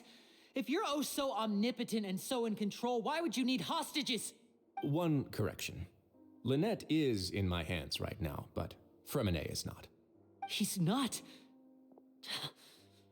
What do you really want? Lenny! Oh, wonderful. Everyone is here, so I'll only need to say this once. Thank you so much for cooperating with me. Eager and to the point, I see. Alas, only Miss Lynette is currently having a cup of the fortress's finest tea. Although, as per your original plan, Mr. Fremine should also have returned to the fortress by now. But he has neither shown up within my gates, nor has he been taken into any kind of custody. So where do you think he may be right now? Wait, you can't mean you locked him outside in the sea? I closed the fortress's gate to the outside world. That's all. Fremine's a star diver, so he should be fine, right? No, we're still here, so he definitely tried to find a way to come back for us. So we can't assume he might have made a break for the surface. But why would I do this, you may be asking? To have an audience with you, of course. My intel tells me that Mr. Linney is a great magician, so it's only natural for me to want to have some cards of my own when it comes to negotiating. Besides, I do recall you mentioning to Miss Lynette that you've always wanted to have a face-to-face meeting with the Lord of the Fortress of Meripede, regardless of whether it was in a personal or a professional capacity. Well, you got your wish. So, you've been keeping tabs on us before we even set foot in the fortress. Some of my folks just happened to hear a thing or two, that's all. In any case, I will be straight with you. I was willing to play dumb and turn a blind eye, so we had a pleasant few days playing games together here. But once you started focusing on the Forbidden Zone, all of that changed. Mr. Linney, the cards are stacked against you right now. Miss Lynette is in my hands, and Mr. Fremine is still slowly being pickled out there in the brine. You know just as well as I that he cannot last out there forever. You need do but one thing to guarantee their safety. I would like you to contact your superior, and ideally invite her over for a cup of tea with me. You want to see Father? But why should she bother giving you an audience? Well, if she cares for the well-being of her dearest children, she should have plenty of motivation to join me for a parents' evening. I've heard that the bonds between the members of the House of the Hearth are like the bonds of family. I don't see why she would refuse. Why did you think Father sent us to handle the Fortress of Meripede? This place is basically a no man's land. It wouldn't be fitting for anyone as important as a harbinger like Father to come here in person. Oh, I see. So it's because she doesn't care for my place here. That's such a shame. After all, I've amassed quite the tea collection. I was looking forward to sharing it with her. Both Monsieur Neuvillette and Lady Farina have already received many samples as gifts. Was this the extent of your master plan to get to Father? No matter how much pressure you may put on me, I won't allow you to use us to blackmail her. You people really are difficult to get along with. All I'm asking for is a face-to-face conversation. Does she truly have no interest in the fortress's secret? Mr. Linney, you have one last chance to invite your father here. If you refuse... Lenny! Instead of asking why I'm doing this, why don't you try to see things from my perspective for a second? From the very beginning, the Fatui has been actively infiltrating my fortress. I gave you a warning by cutting off the first few operatives I found, but that only caused you to double down. Had you given up on the fortress then and there, I'd have no reason to want to talk. Mr. Fremenet left the fortress on his own, and Miss Lynette tried to pry out my secrets right in front of me. No matter how you look at it, the responsibility for this falls on you. I shouldn't ask Father to do anything because of us. 6, 5, Wait, 2, 1. Time's up. It really is a shame, Mr. Linney. Risley! Negotiations have broken down. Please leave, ladies and gentlemen. It's time for my afternoon tea. Yeah, listen to the Traveler. If you can't talk to Lenny, can you at least talk to us? You do realize that I'm only letting you go because of Neuvillette, yes? You're here helping him out, and I've already done my best to stay out of your way.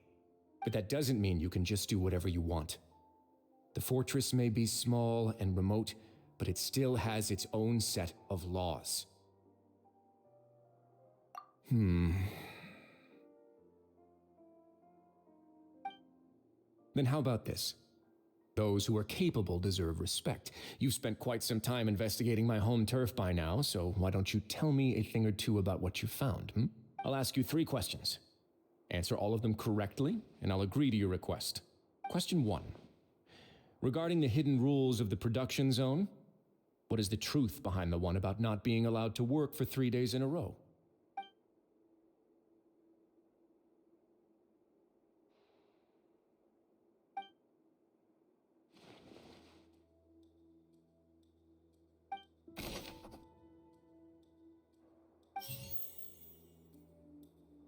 I've been told that the infirmary is always empty for the The Fonta promoter has been struggling because he doesn't We often see Miss Sigewinne observing the prisoners at work near the productions. Fonta's internal reports suggest that they're starting a new trial of an unnamed and The research notes said that the Melazine race perceives... According to Collins, the Pancration tournament only took place because...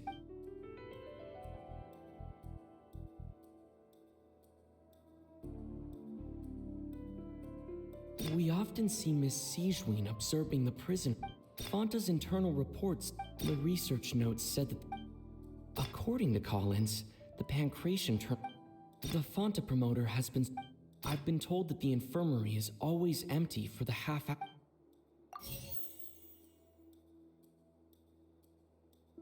The Fonta promoter has been struggling because he doesn't recognize the... We often see Miss Sigewinne observing the prisoners at work near the production zone. Fonta's internal reports suggest... The research notes said that the Melazine race perceives the world very different. According to Collins, the Pancration tournament only took place... We often see Miss Sigewinne observing the prisoners at work near the production zone.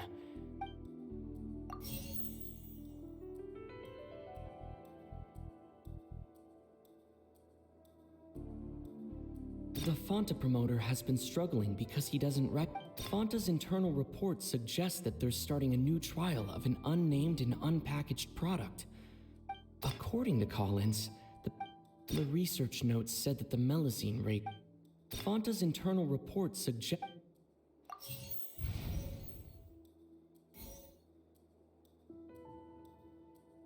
We often see Miss Sigewinne observing the prisoners at work near the production zone. I've been told that the infirmary is always empty for the half-hour just before lunch. We often see Miss Sigewinne observing the prisoners at work near the production zone. I've been told that the infirmary is...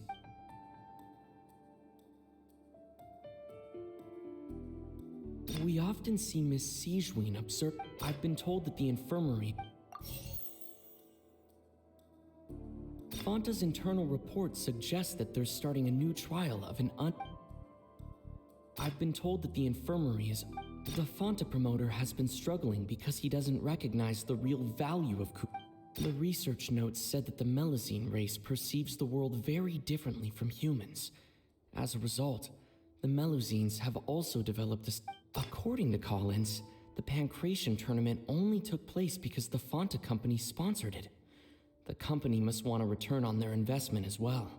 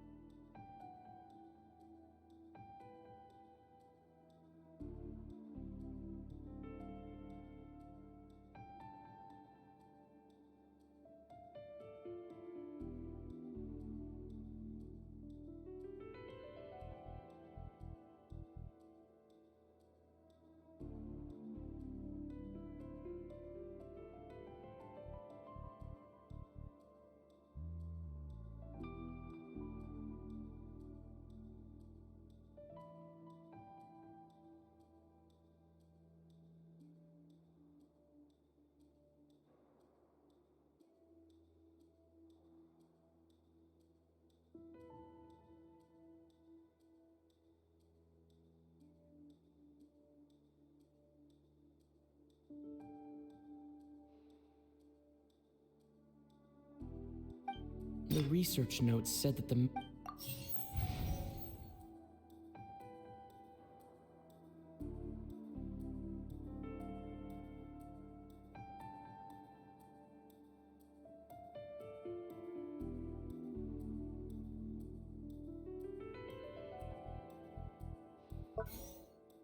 research notes said that the I've been told that the infirmary is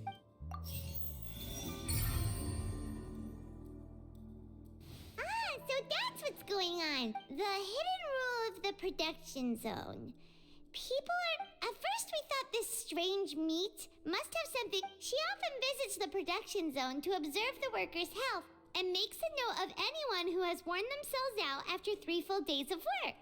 Out of her sense of duty as the head nurse, as well as her genuine concern for the workers' health, Sigewinne visits the cafeteria right before lunch and cooks an extra dish for those who can use the stamina boost.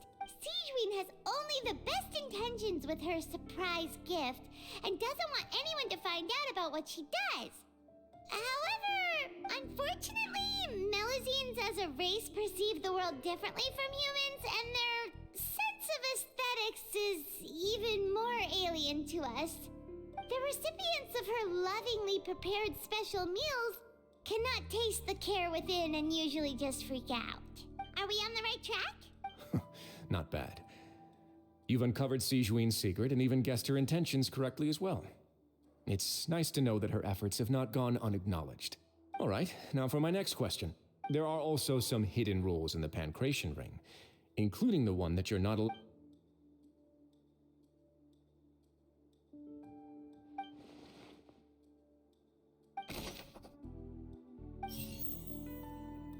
Fonta's internal report suggests that they're starting a new trial of an unnamed and unpackaged product. But the product has to undergo a trial because even Fonta's own employees have a lot of...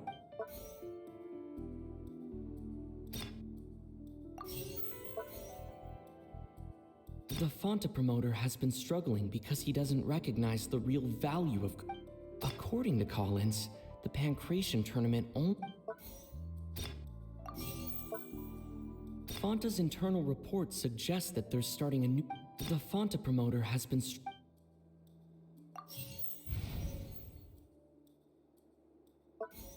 The Fonta promoter has...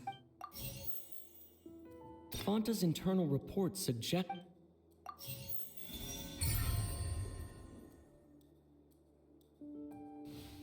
Paimon gets this rule too now. That hidden rule of the Pancration Ring is about how people get scared when they see it because they've but really, it's just a bottle of the latest yet-to-be-named and packaged new Fonta trial product. A blood-red drink. It's no wonder even Fonta's own staff were questioning the company's decision-making. The company, facing backlash from its own staff, decided to try to trial the product on a smaller scale to see how it might be received by customers. They came to the Fortress of Meropide and offered to sponsor the Pancration tournament so they could push their new product. But the Duke completely refused to even entertain the idea. The Duke, knowing how valuable coupons are in the fortress, knew that only total idiots who didn't understand their true value would bother buying a Fonta product here. And so, only those who proved their stupidity by being dumb enough to bet on 2 opposing sides of the same match were selected to receive the drinks.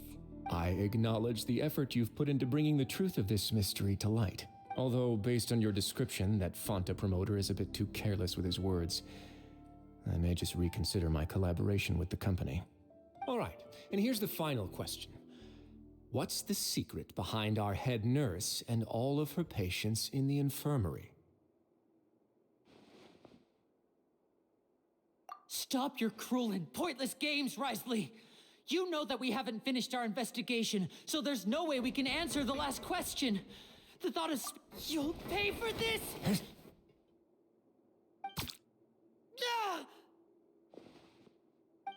Winnie, are you alright? Oh, close one. I owe you, Sigewinne. That was a fantastic shot. It was nothing, Your Grace. Sigewinne? Though this gun may look like a toy, it's actually fully functional, as I just demonstrated. Siegeween. You. Not at all. I am merely a resident of the fortress, and thus protecting it is my duty. When Monsieur Nervulette asked me to come here, he told me that my job would be to take care of the well-being of everyone here. I am merely discharging my duties. But if you mean what you just said, then isn't Linny someone you should be looking after as well?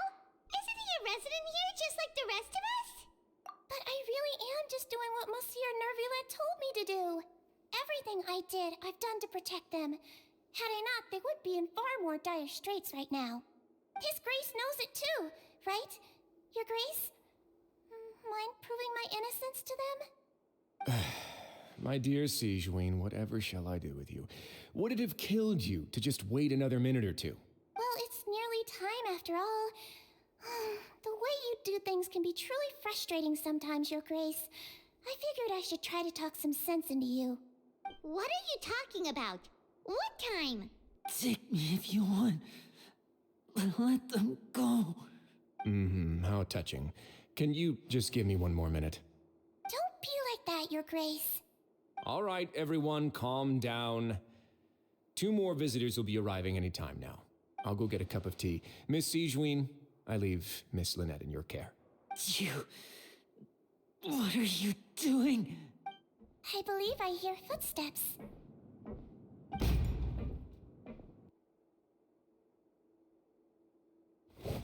Some space, please. Ah, Miss Clarande. My door. Freminet. Freminet. What's going on? What is Clarande doing here? Work. I'm sorry about shooting you, Mr. Linny. The tranquilizing effect will begin to wear off soon. Please take it easy in the meantime, though. What happened to Freminet? Wasn't he diving just outside of the fortress? Why is he looking like this?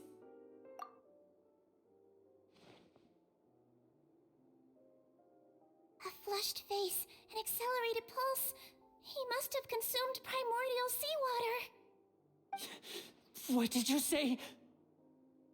Please, make some space. I'll need to give Mr. Freminet a more thorough checkup. Your Grace, I'll leave the rest to you. I'll talk to Clarande while you get Freminet to where he needs to be. Everything else can wait.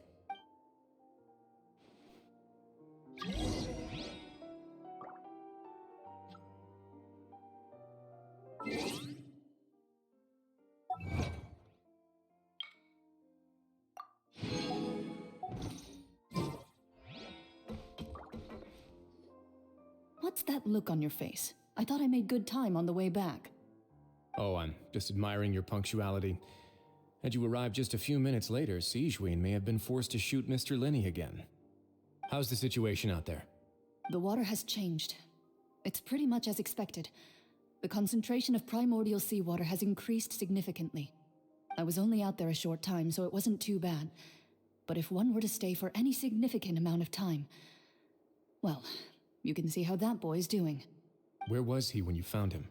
The abandoned zone at the end of the pipes. A good distance into the water. Closer than I thought.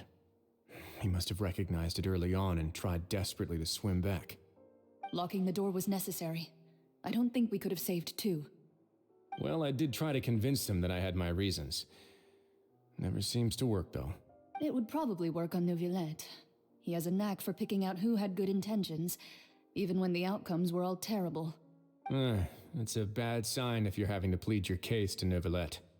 Want some tea? Not particularly. If you want to drink some that badly, just say so. Fine, I'd like to get some tea. Want me to get you a cup too, since I've already made it? Might as well then, I suppose. Actually, do you have a towel? I would like to dry my hair.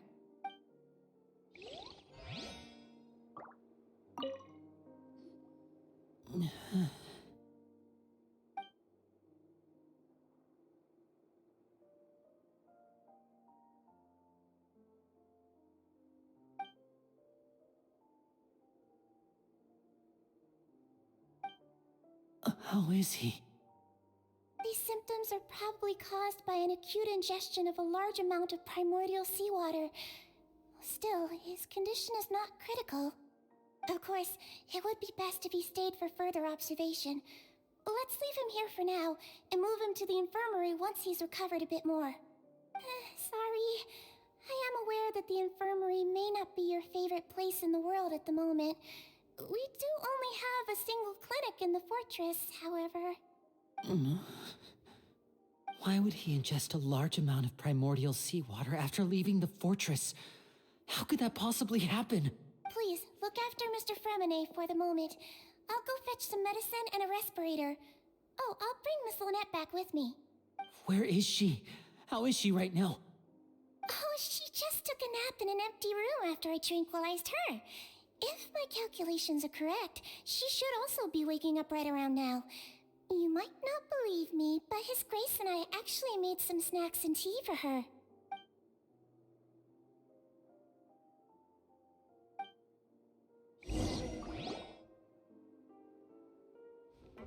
Linny, are you okay? I'll be fine. They're all here now. Don't worry about me. Are you sure? You don't look alright. My hands and feet are still a bit weak, but that's probably just the residual effects of the tranquilizer shot. I'm back, everyone. Lenny! Oh, Traveler, Paimon, you're here too. Fremine? Is he... He'll be fine. But for now, please help me lift him up.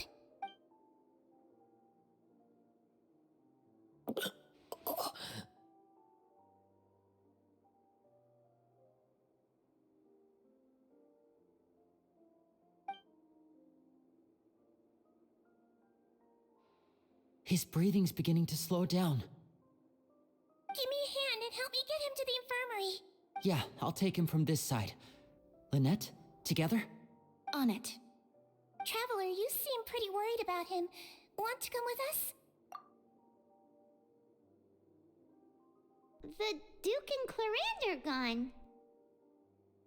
They probably went to get some tea. The Duke will explain the truth in just a bit. Miss Clarande will need a break, since she only just returned from rescuing Fremine out of the sea.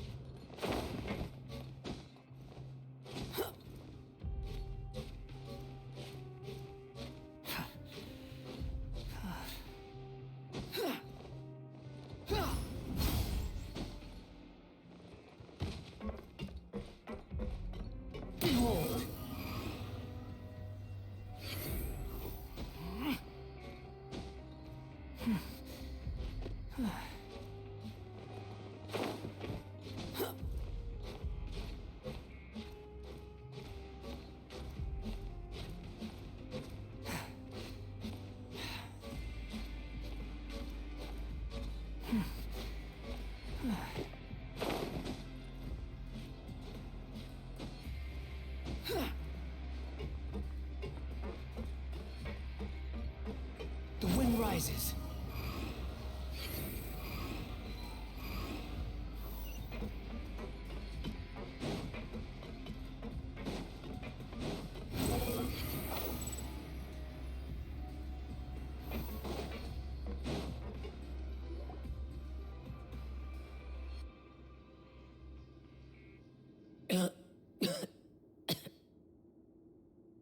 He's awake. Fremine, how do you feel? Lenny. Lynette. We're all here. Where am I? The infirmary at the Fortress of Meripede, Mr. Fremine, and you are no longer in any danger. How do you feel? Don't push yourself if you're not feeling up to it. Traveler. Paimon. It's been so long. The sea. There's something wrong with the seawater. Shh, it's okay. We can talk about it after you've recovered. No, listen to me. This is really serious. There's primordial seawater mixed into the regular seawater. I don't know why it's there, but no one should touch it. Pipes. Right, the pipes. It's all coming back to me now.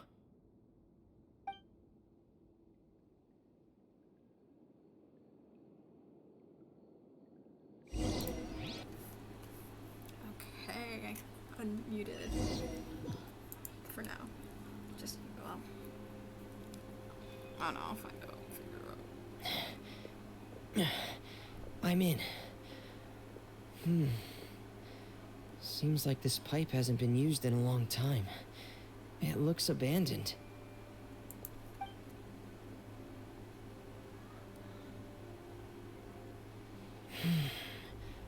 Where could Master Child be?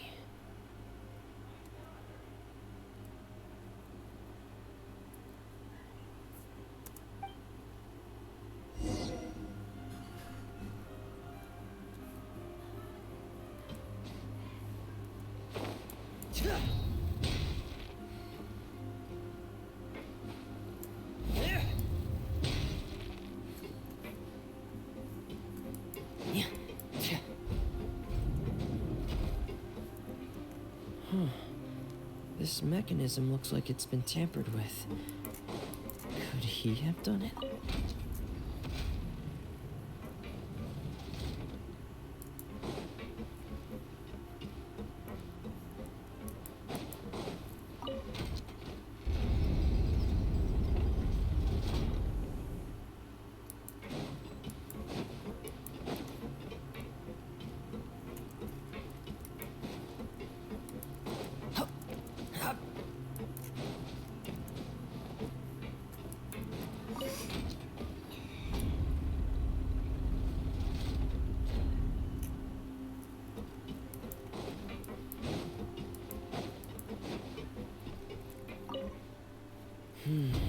It's getting stuck on something. Seems like I'll have to avoid those obstacles while I turn it. Yeah.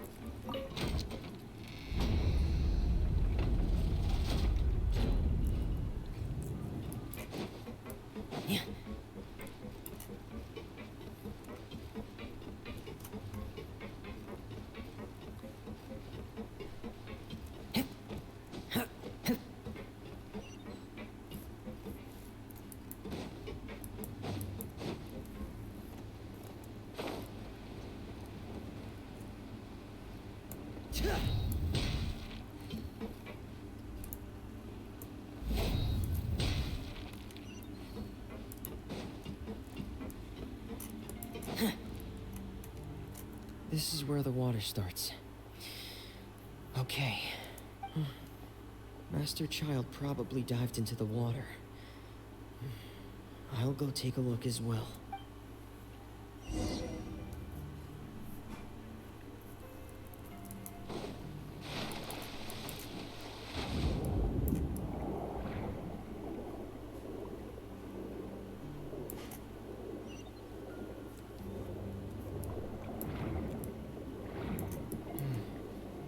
The vegetation here is a bit more sparse. These traces aren't natural. A person must have left them, and recently. I should be going in the right direction. There are traces here too. I need to keep going. Huh? The traces are gone. But I don't see where he could have gone from here. Wait. What the...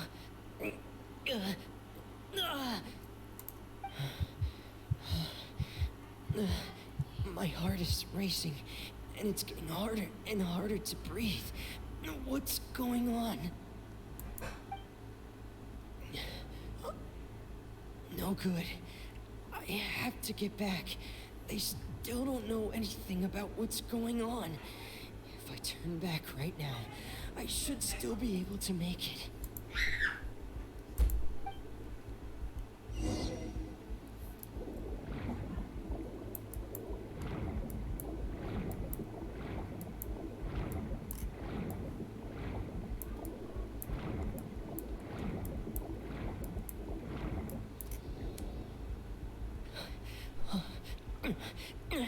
I can't die here.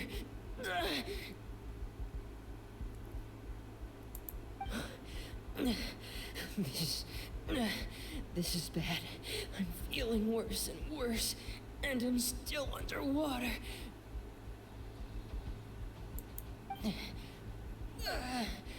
I have to push on.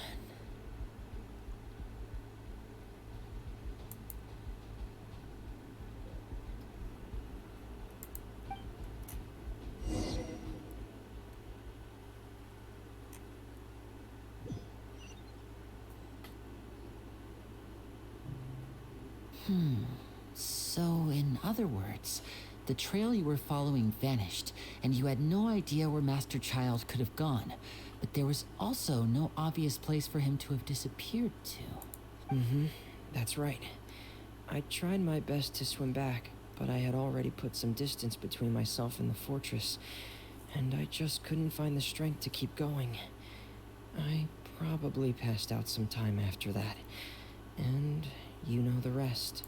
Miss Clarande brought you back, but we also don't know why she just suddenly appeared at the fortress, or why she went out to save you. Miss Clarande, you say? I must go thank her in person. You're still too weak for Monet. You can go after you've had some more rest. Miss Lynette is right. I believe Miss Clarande will stay here as a guest for another few days, so there's no need to hurry. A guest? Then I can assume Risley was the one who invited her to come down here? You should ask His Grace about that. He'll be able to explain better than me. Yeah, it's about time he actually told us what's going on. Wanna come with us, Liddy? No, please go on without me. I don't want to leave just yet. Lyney. The logical part of my brain is aware that we're safe right now, but I still can't bring myself to leave. Both of you are just in danger. Understood. Then let's just sit together for a while. In that case, I'll leave the infirmary to you. The Traveler and I are going to head out for now. As long as you stay in here, I don't think you'll be disturbed. Thank you.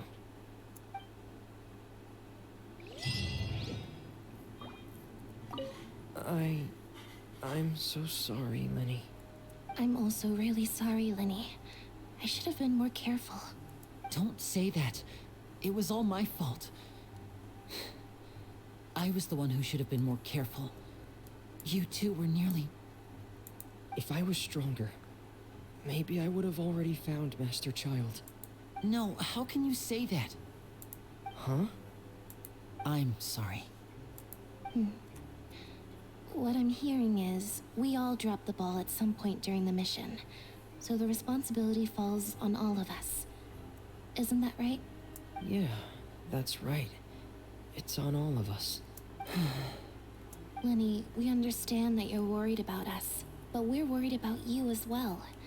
Please don't blame yourself. We want you to keep your spirits up. Yeah.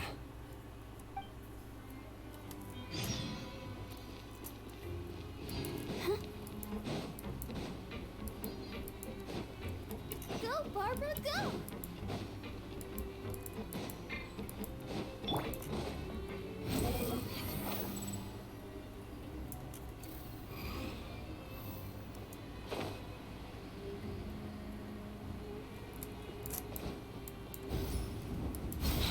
following me.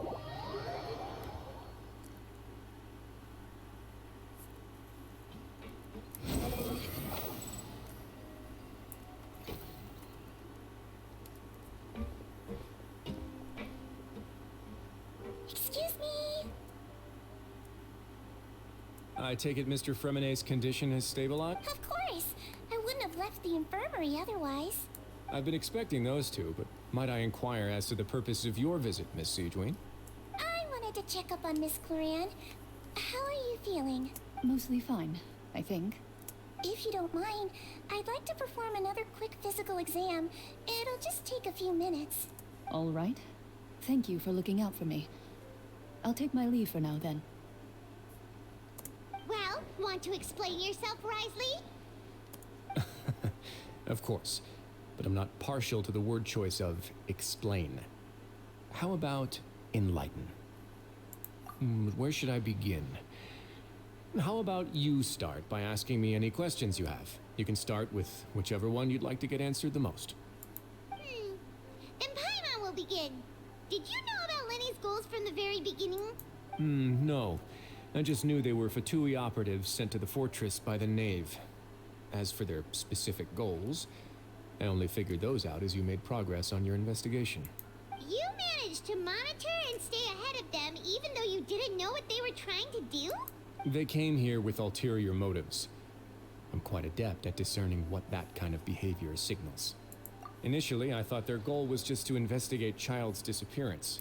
Linny suggested that I had deliberately let him escape, but in truth, I didn't really do anything special to help or hinder him while he was here. Everything he did, from finding helpers to leaving this place, he did on his own. Of course, it's inevitable that the Knave would make a big deal out of her fellow Harbinger's unexplained disappearance. I'm also quite curious about where that Harbinger went. So I figured I might as well let the Fatui do their own investigative work. All I care about is the answer. So you were hoping Lenny's group would just do your work for you? You make it sound like that's a bad thing. Unfortunately, things didn't go as planned. I assume that Fremonet has told you already, the ratio of primordial seawater around the fortress of Meripede is on the rise. The Forbidden Zone has always been Linny's target, and you got roped into that investigation after running into him. I began to intervene out of concern for your safety, and also to prevent the fortress from becoming entangled in more irksome matters. Are the rumors true? That you're also a former criminal? Why would you put it like that? Isn't staying here all day and serving as the manager of the fortress a kind of sentence unto itself? Another form of prison? I just happen to have some support from the rest of the inmates. That's all. Oh, right. Paimon wanted to ask, who invited Cloran down here? Me, of course. I paid her good Mora to come down to the fortress for some field work. As a champion duelist, Miss Cloran could be considered to be an independent party. I needed to find an exceptionally capable person to help me get through the impending crisis. And saving Fremonet was part of that crisis? You can think of it like that, yes. Credit where credit is due, that boy is quite adept at diving. Had conditions not been as hostile as they were, he probably would have found the missing Harbinger already. That's not something you should be asking after.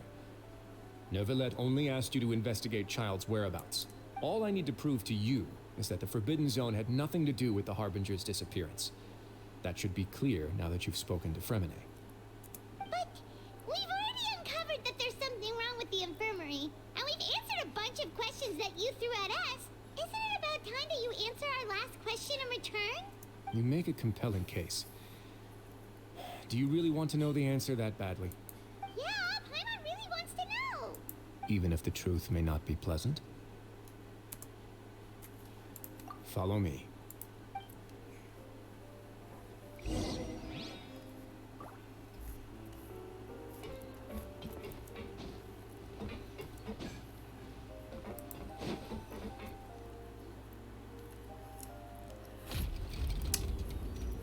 Yep. There's This a is gonna hidden be door sus. here? And a whole basement behind it? Huh. You're pretty good at hiding stuff, Risley. It seems you've forgotten just what kind of place the Fortress of Meripede is.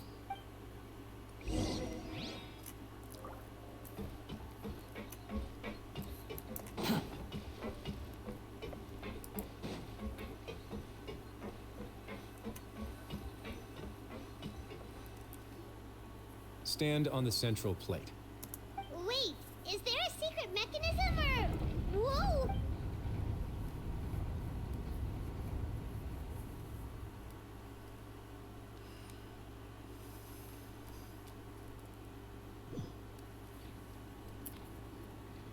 So, this is the Forbidden Zone? Honestly, for a place so well hidden, Paimon sure doesn't see anything special. What a huge door! There are 3 such isolation gates in total. Generally speaking, I'm the only one who's allowed to go inside. Hence the name Forbidden Zone. Am I correct to assume you're going to run on back and tell your little Fatui friends everything? Well, Paimon wasn't thinking of keeping anything from them. Well, I'd advise you wait until you've seen the whole truth of this place for yourself before deciding whether or not to tell them.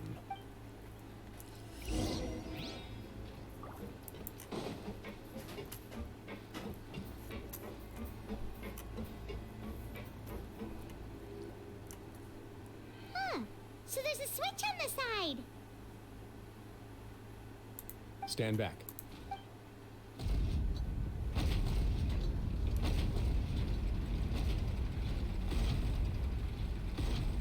Whoa!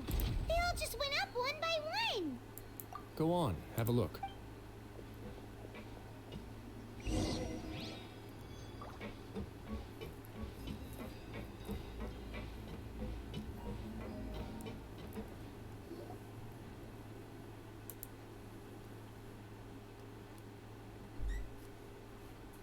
I've been interested in what lies beyond that gate ever since I assumed leadership of the Fortress of Meripede.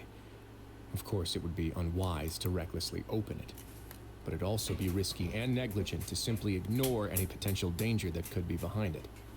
The readings on that dashboard have not budged since the day when I first laid eyes on this place. But over the past year, the needle has crept upwards from its original position, likely because some parameter it's been tracking has changed, if only infinitesimally. Normally, I would have ignored it, but I happened to have some free time when I noticed it, so I investigated. Any guesses what the reading could be tracking? Water pressure? Very reasonable guesses. I've considered both of those as well. Unfortunately, our dashboard is tracking something less ordinary. The temperature should vary with weather and climate changes, so for something that rarely shifts, the water pressure is more likely. We ran a few tests to increase the pressure from the outside, but the readings didn't change at all. Later on, a few more possibilities occurred to me, such as a potential connection with the primordial sea. I began to make a few preparations based on that hypothesis. Over the past few days, the needle has moved again. With that, and the symptoms that Freminet displayed after leaving the fortress, I can now confidently conclude that the readings represent the concentration of primordial seawater in the seawater nearby. The concentration of primordial seawater? But we're already under the sea! And that is precisely the problem. We're at the bottom of the sea, and now we're surrounded by toxic seawater. Somehow, primordial seawater got mixed in, and the concentration is steadily rising. Yes, that's very likely. But forget about the two of us. Not even Neuvillette knows where the primordial sea could be, much less where we could find and plug a leak. Oh. Oh! Seems like you've figured it out.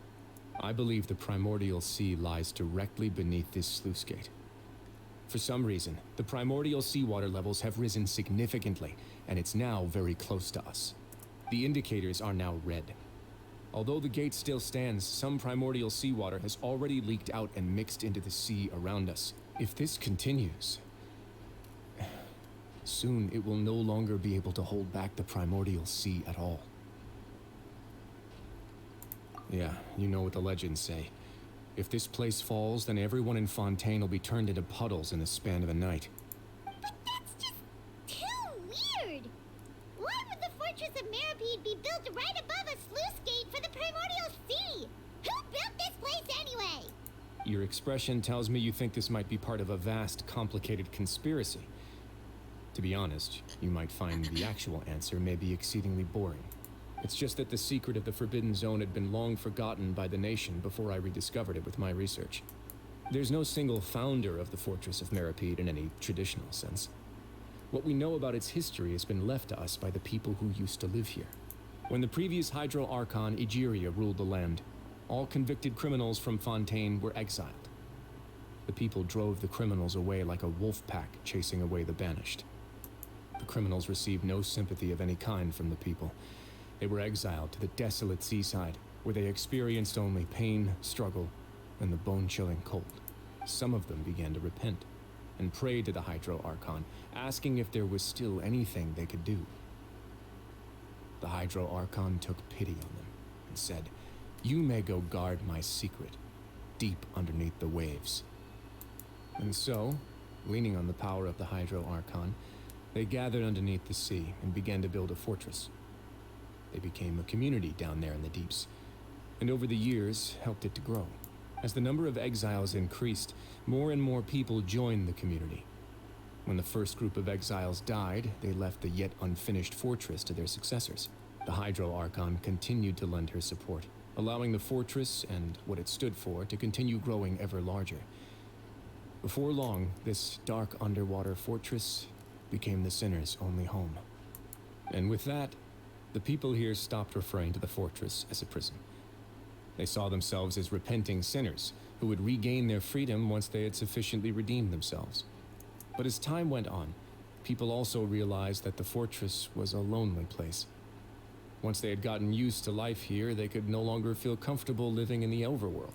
Once they had finished serving their sentences, some people left and some others chose to stay.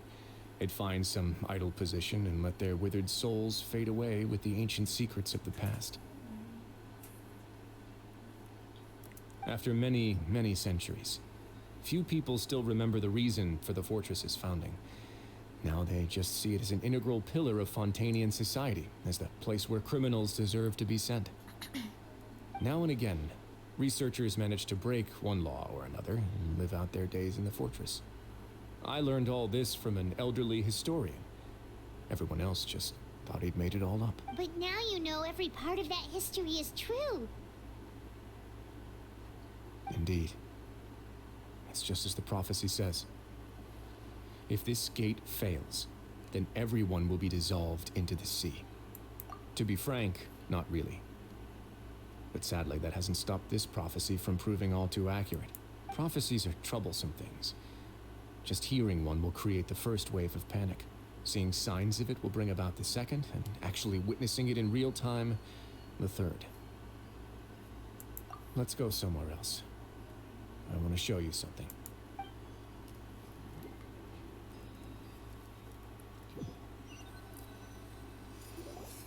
Jeez. This is it. Oh, and it's those people. Your Grace, perfect timing. The results from our last round of experiments have... Wait, Jurier, he's not alone. Huh? Lorvine and Jurier? No need to panic, you two. I've already told them about our plan. What? After you warned us not to tell a single soul about any of this? I'm skeptical as well. Are you sure they are trustworthy? The results speak for themselves, don't they? These two may already know more than you could ever imagine. All right then, if Your Grace insists. They seem harmless enough, so I'll trust them for now. Well, how about some reintroductions? This is Jurier, one of the highest-ranked researchers from the Fontaine Research Institute. He used to work under Edwin. I trust that you've heard of Edwin? Good. Saves me a bit of time explaining. Edwin's main areas of research were archaeum and gravimeters. As his assistant, Jurier is quite familiar with them as well. I hired him to be my technical consultant. You want to blow up the fortress of Meripede? Ah, what a lovely idea. I'm already imagining it in my head. Gotta admit, I'm tempted as well. Guys, focus! Focus! That taskmaster over there is Miss Lorvine, and is also one of my technical consultants. While Jurier used to be Edwin's assistant, she used to be Jurier's assistant. Ooh, are they together? See, everyone keeps asking this question. Are you too sure you're not a couple and just using your work as a convenient cover? Your Grace, I am not in a relationship with this man. If I dated her, I'd officially be madder than Edwin. Jeez, forget I said anything then. Follow me. Whoa, there's another door that goes right up. Your constant amazement makes it seem like the fortress can do anything. But Paimon really thinks everything's super cool.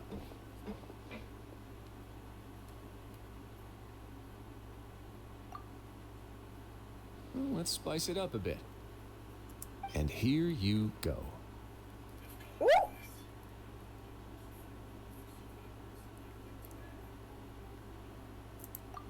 a huge ship! This is also a production zone that Paimon's never seen before. What's going on? How much do you know about Fontanian history? Not much at all. Well, then maybe you haven't heard the story of ancient Lemuria. To give you a quick rundown, Fontaine used to be ruled by the Lemurian dynasty. According to legend, the Lemurian king Remus came to this land after being inspired by divine revelation and found the seer Sibila, who had taken on the form of a golden bee. Taking the golden bee with him and riding on a huge ship, the Fortuna, he created his nation above the surging waves. He called his nation Lemuria and used the Fortuna to incessantly search for new tribes and islands, calling on them to join his empire. There's a ship in this story too? Where there's water, there'll be ships. People believe that hope can always be found at the end of a voyage. Do you believe that too? To a point, I think. As you've already seen, I have a whole factory's worth of labor, materials, and technology at my disposal. Certainly can't hurt to give it a try. So the moment I began to speculate that the Primordial Sea might lie underneath the gate, I also began this project. Were you inspired by the legendary Fortuna? Maybe. Fontanians need something to hold on to cope with the impending disaster. Were the workers to find out the truth behind this ship, riots would destroy the fortress faster than any catastrophe. As the fortress's administrator, I'd never make such a reckless call. All right, that's enough talking for now. I'll need another 3 cups of tea to soothe my throat. Do you have any other questions? Seems like you're good. Come on, I'll take you back. Can I get out of here? I want to go in there.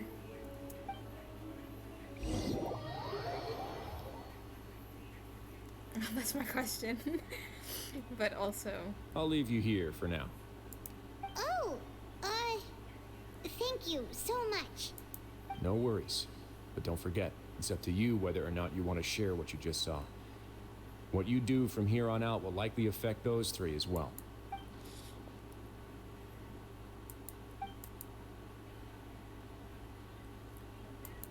Yeah, we'll put a lot of thought into it for... Great. I look forward to what happens next.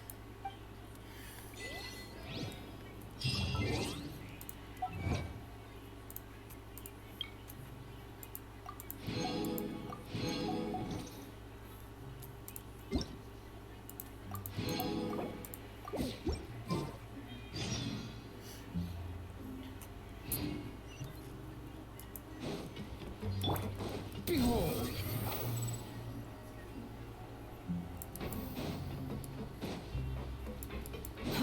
Too slow. We're back! Welcome back. Do you want to... How can you be so much like Risley, always drinking tea? Huh. Actually, now that you mention it, I just remembered something now. While I was sedated, I could still barely hear 2 people talking next to me.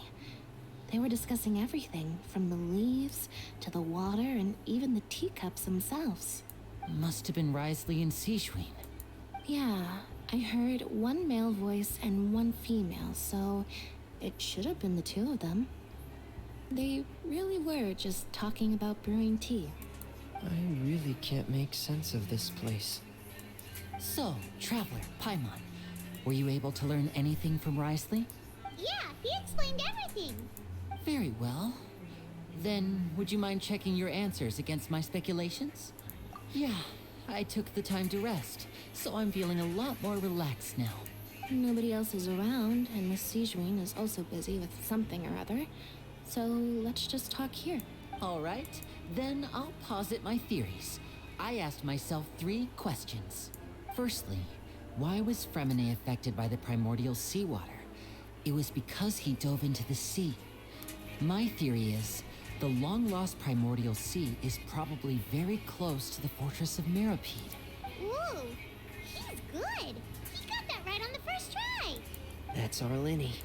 Secondly, Wriothesley's attitude changed dramatically during the course of our stay here. He ignored us completely at first, then suddenly roadblocked us. Why? I spent quite a long time thinking about this.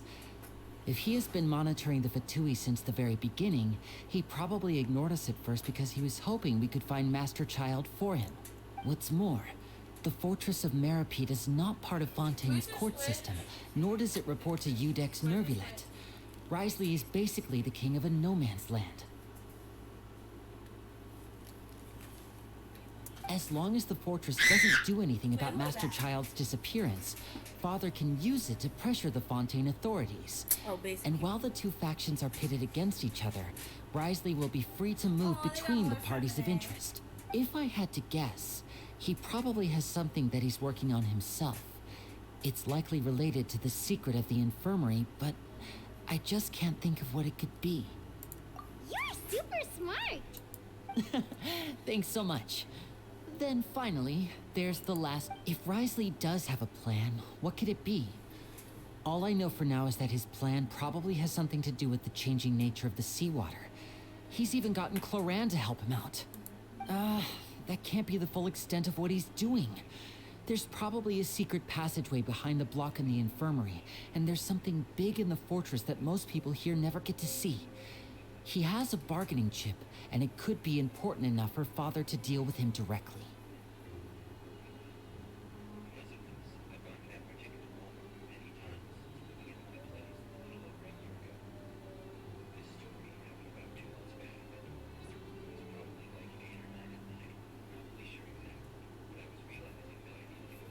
I don't have enough information, so I have no idea what his chip might be. But let me guess. You have the last piece of the puzzle.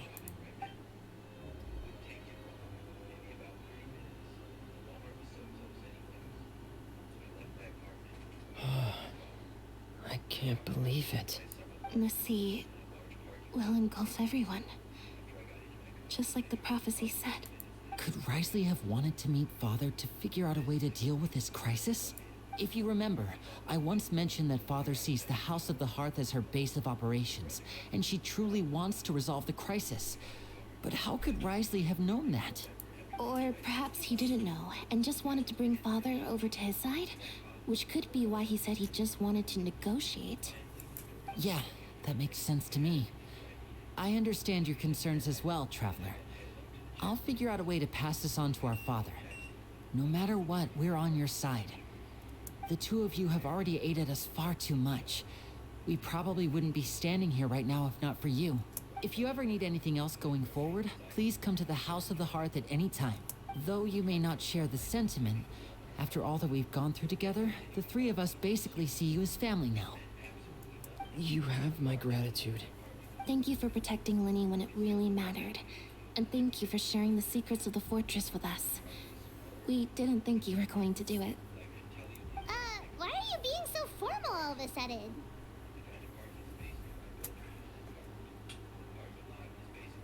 Given your strength, you might not need our help at all. But if you are ever in danger, we will try our best to protect you. Aww, the sound of that makes Paimon feel all warm and safe inside.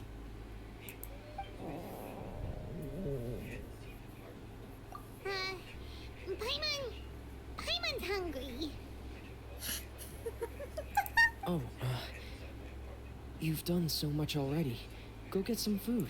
Alright, then we'll catch you guys another time.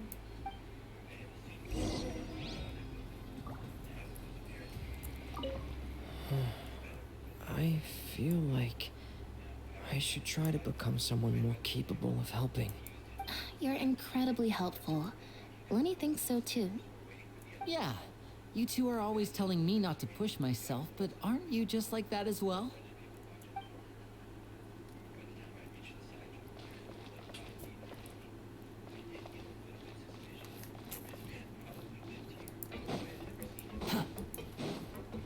rises. Too slow.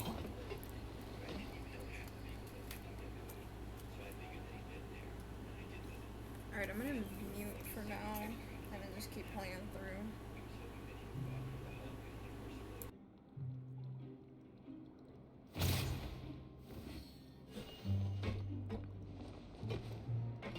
Yeah.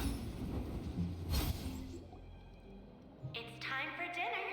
Welfare meals now being served in the coupon cafeteria. Come on, let's go pick up ours as well. Traveler and Paimon, over here. Are you here for dinner too, Miss Sijween? And I'm taking the opportunity to prepare Miss Cloran's dinner as well. Huh. You're right. She's actually sitting in the fortress cafeteria. What would you like to eat? Yep, you can. I've already talked to our chef, Mr. Wolsey. It's all on me today, so you can get whatever you'd like. Me too! Don't forget Paimon! No problem. Just leave it to me.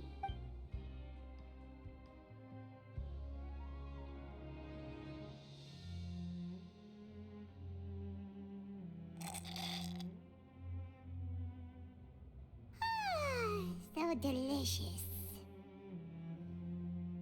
Paimon's so happy. Paimon wants to feast like this every day. Feeling full yet? How's the food? Delicious. I'm so glad to see you all so happy. Oh, see, the expression on your face just now? The muscle here just moved, which suggests that you're feeling quite relaxed at the moment. Sijween, do you do this to help your patients or to better understand human beings? A bit of both, I suppose. I'm a Melusine, which means I'm very different from human beings. I must know what you're thinking if I want to take good care of you. You're really good at taking care of people.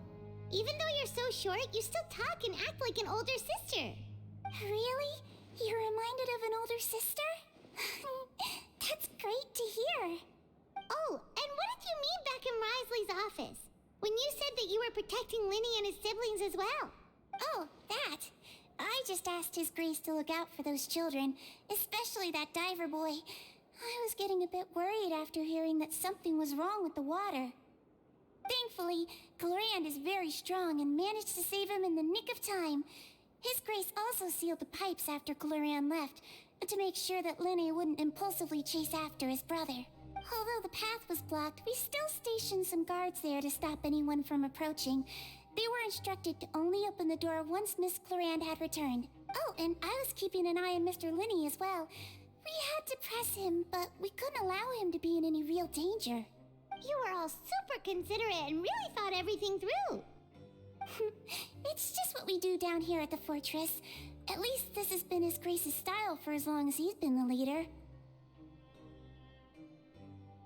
Oh, I really wish Monsieur Nervulette would come down here more often too. I feel like he'd like it here, with all the darkness and chaos.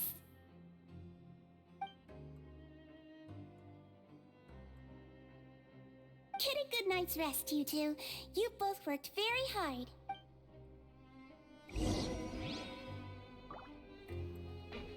Behold!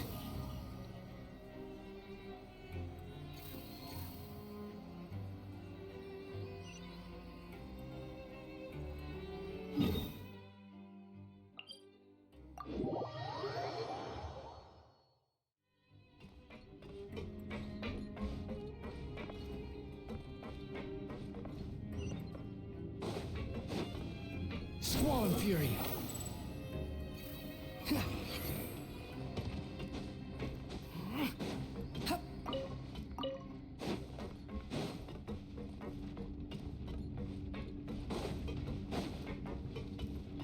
Quit following me.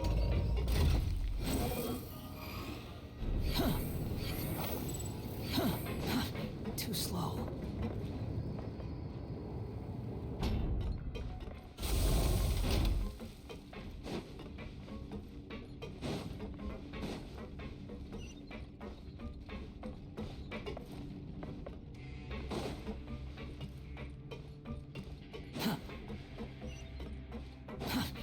slow.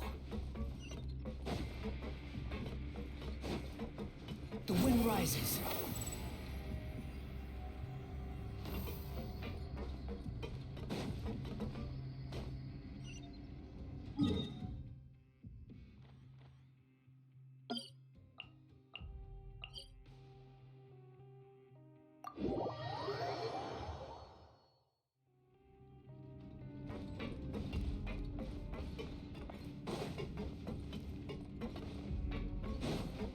Behold!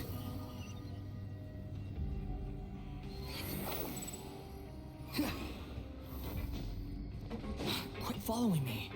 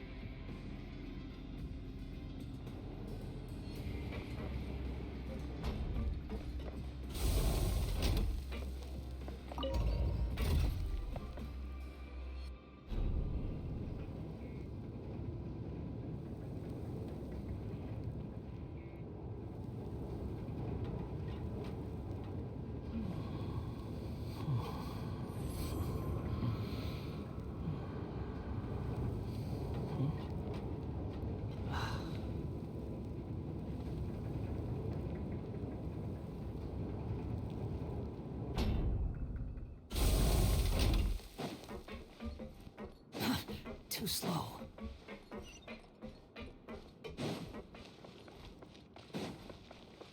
Quit following me. The wind rises.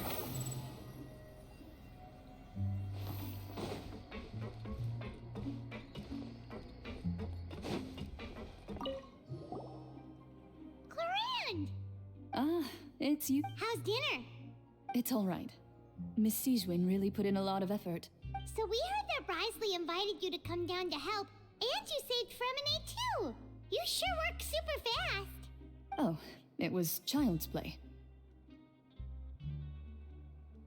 Still, Paimon didn't know even champion duelists could take on side jobs.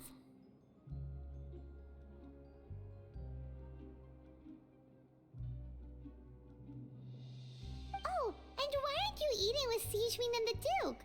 Won't you get bored eating by yourself? Miss Sijwin was with you, and the Duke has business of his own.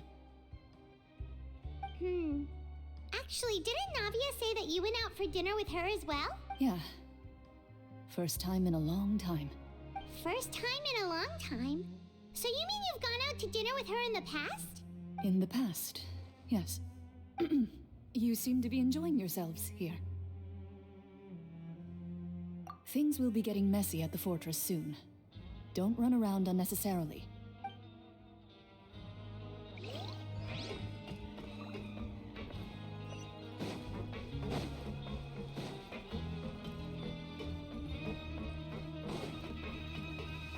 Behold!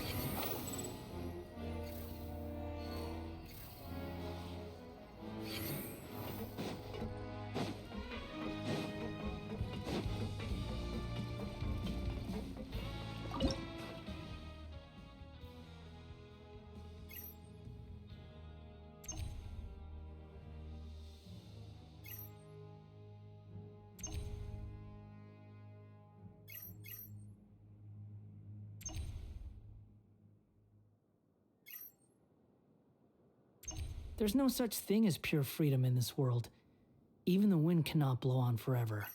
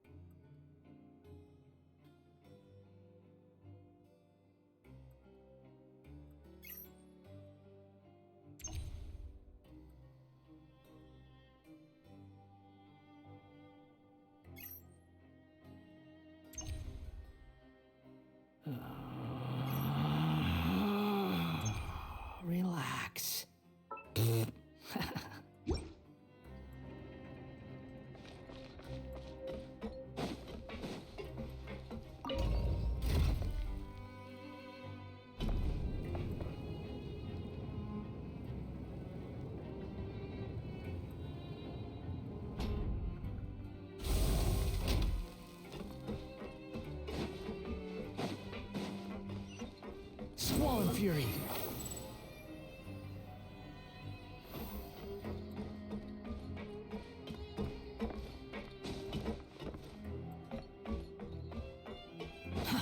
Too slow. The wind rises.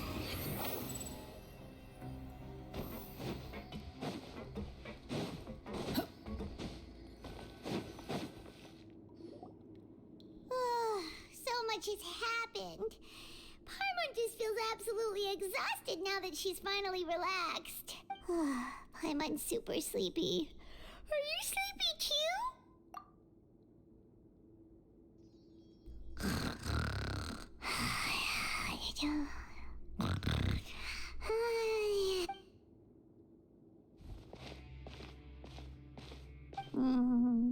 Delicious. Paimon wants seconds for free.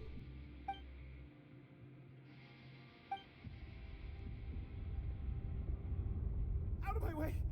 Get out of my way! What happened? Why is everyone running? No idea, but something must have happened. Stop asking!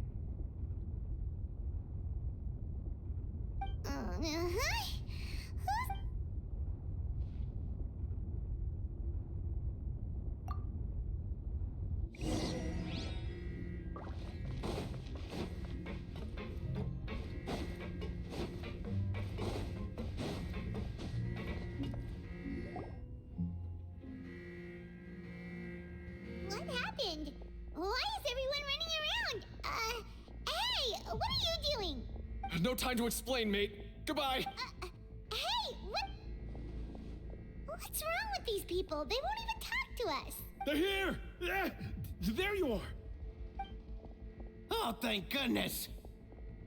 Quisto and Laveroon, do you know what happened here? We came here especially to inform you. Something seems to have gone terribly wrong just now. Laveroon was saying you two are new here and you don't have many friends, so you might slip through the cracks. Haven't you heard all the stories like that?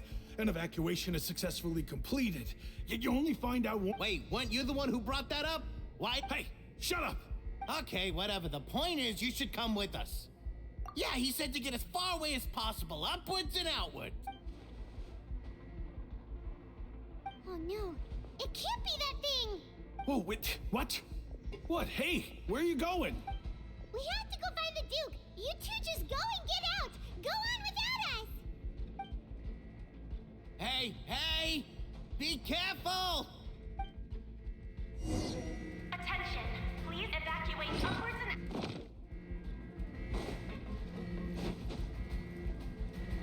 Attention, please evacuate upwards and outwards. Upwards and outwards.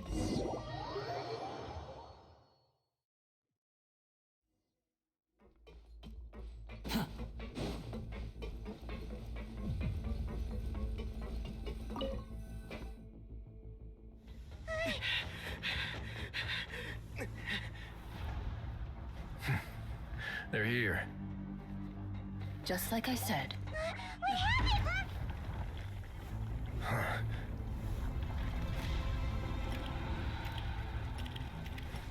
You're just in time. But be ready to run.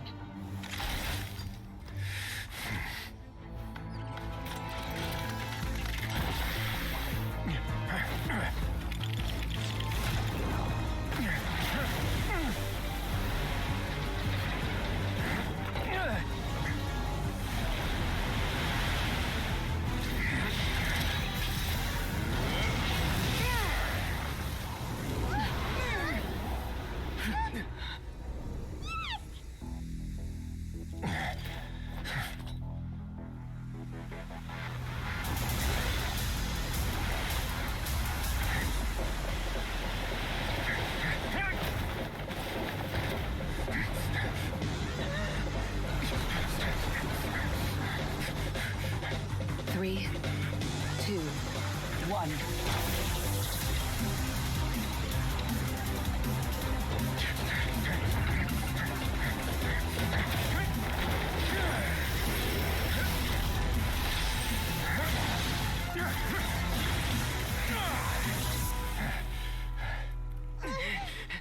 This won't hold it for long. Find Neuvillette. Tell him the defenses are about to collapse. Then what will happen to you? Until he arrives, we're the last line of defense.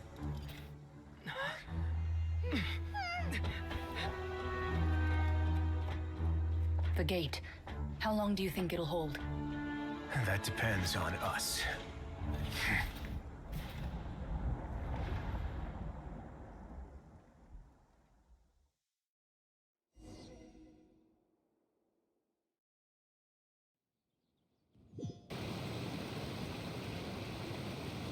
Neuvillette, why are you here? Traveler, I need you to head to the Opera House immediately. Farina will soon be meeting with the Knave there. You must protect Farina, and make sure... Will do. You have my sin...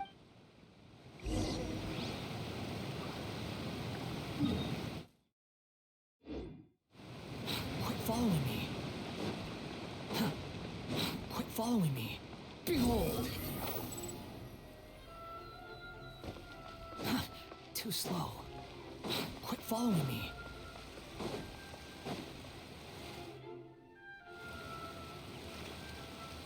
Look, there are a ton of Fatilium Paladin. Are you two the Traveler in Paimon? Though I'm sure he's already explained, this should be a mostly cordial conversation, unlikely to give rise to violence. But it would be...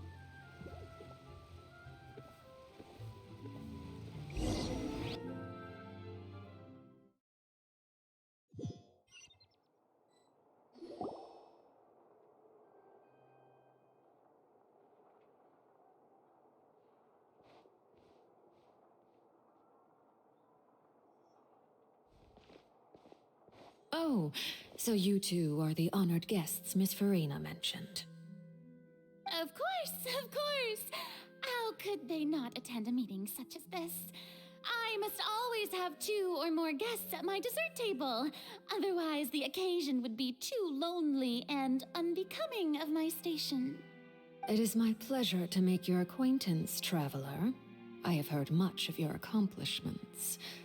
I am the Knave, one of the 11 Fatui Harbingers.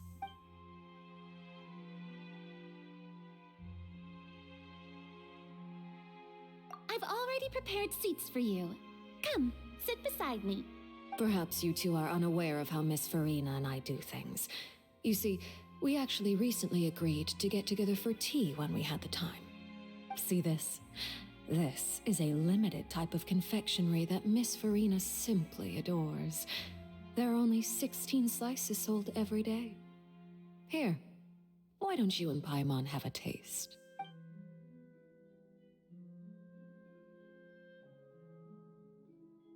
Traveler, what do you think of this cake? That's good to hear. So what Child said was on the mark after all. You do share a taste in desserts with Farina and I. I wonder how he's doing nowadays. You must have heard, right? He's suddenly gone missing. I'm really worried about his safety, you know. Here's to hoping that he's an excellent swimmer. Since we're talking about him, I feel like I should add something. His martial prowess really looked certainly pretty impressive, yeah. Oh, so you're also familiar with his aptitude for fighting, Miss Farina. Oh, right. I almost forgot. Child was subdued by Iudex Neuvillette right in front of you. Against ordinary people, my colleague would never be on the back foot. But alas, he just never imagined he'd run into such a person. I must express my admiration for Monsieur Neuvillette. Coming from you, that's not surprising at all. But I thought you would be happier to hear the news. Of course, but it's still a bit of a shame.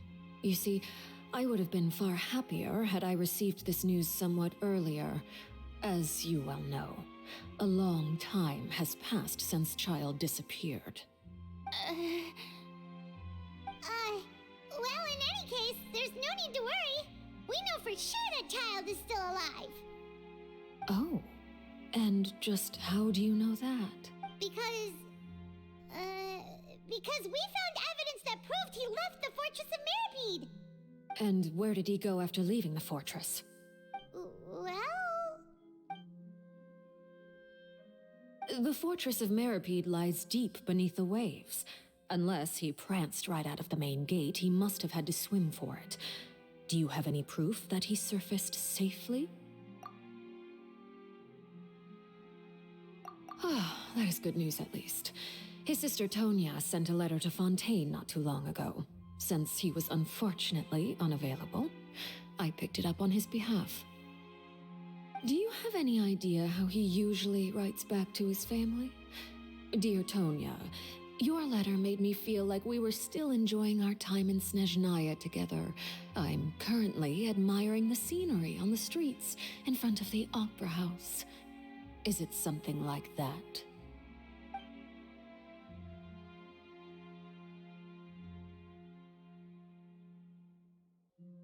All letters tend to follow the same few formats anyway, right?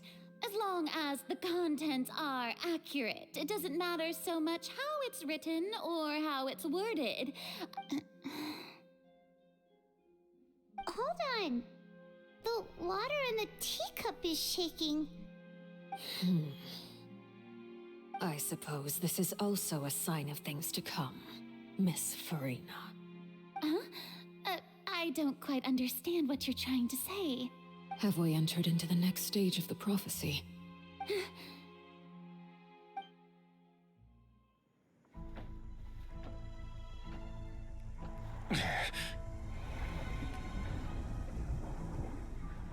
My thanks to you both. I will take it from here.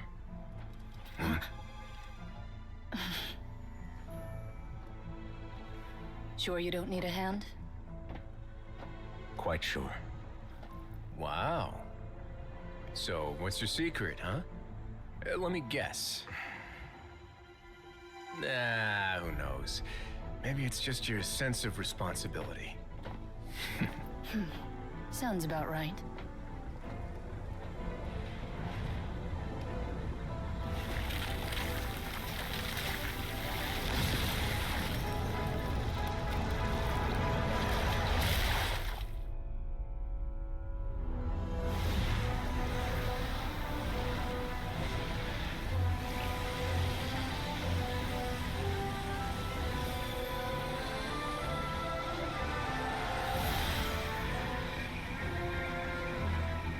Day may come when the prophecy is fulfilled and the waters burst forth. But it is not this day. This ancient power could easily obliterate an entire race. A tsunami of fury would unleash endless catastrophe.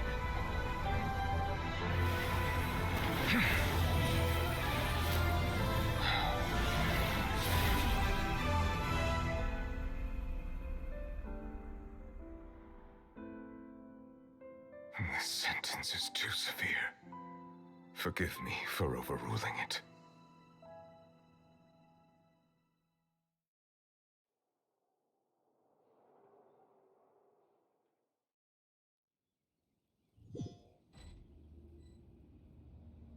All right. Seems like the problem inside has been suppressed. Let me guess. We're safe for now. Indeed. But only for now. I win this bet.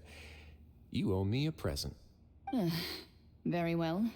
It was indeed just as you said. You made a bet? We made a bet on the size of your entourage. Cloran thought you wouldn't come down by yourself. I figured you would have at least brought a few people along for appearance's sake. It appears I underestimated just how confidential the mission was. Shouldn't you have gotten used to confidential missions by now? That's just how the courts operate. So what gift must the loser give? Tea? He already has tons of tea in his office. I'm thinking about a set of legal codices. That wouldn't happen to be a dig at my lack of legal awareness, would it? Well, I'm sure His Grace doesn't consider the fortress to be outside the law.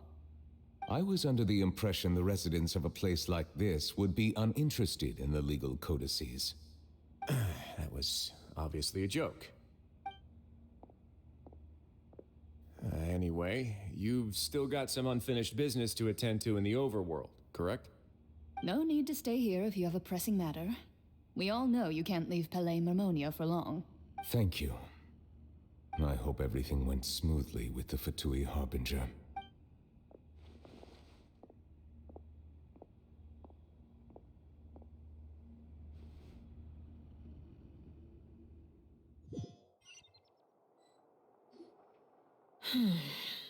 I must say, we've spent long enough playing house. Miss Farina, as the Hydro Archon, I am sure you understand the exact meaning of the phenomenon we just witnessed. Or should I say, that's what I originally thought. But looking at your expression, was I wrong? And you haven't a clue? What are you trying to say? At this point, I don't think there's any more need to speak as diplomatic representatives. Allow me to speak to you now as just a Fontainian.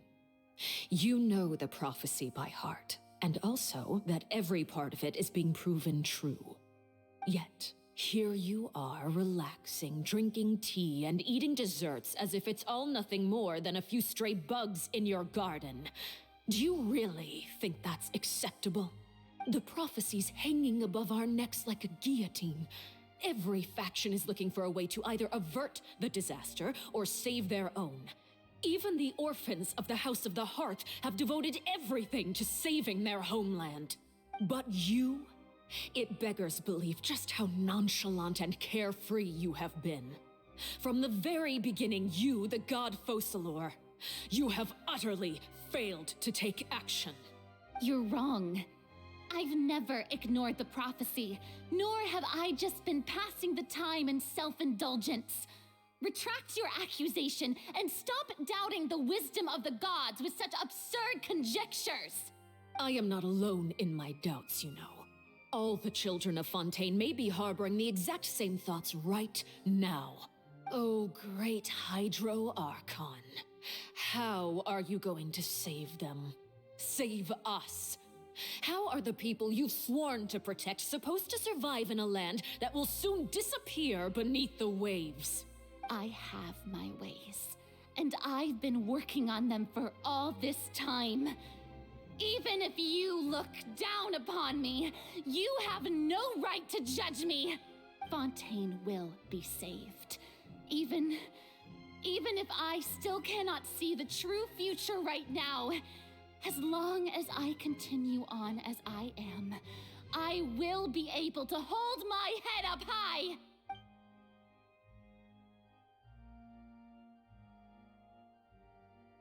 Then I ask you, Miss Farina, just what have you been working on? Where can we see it, and what is it doing to help?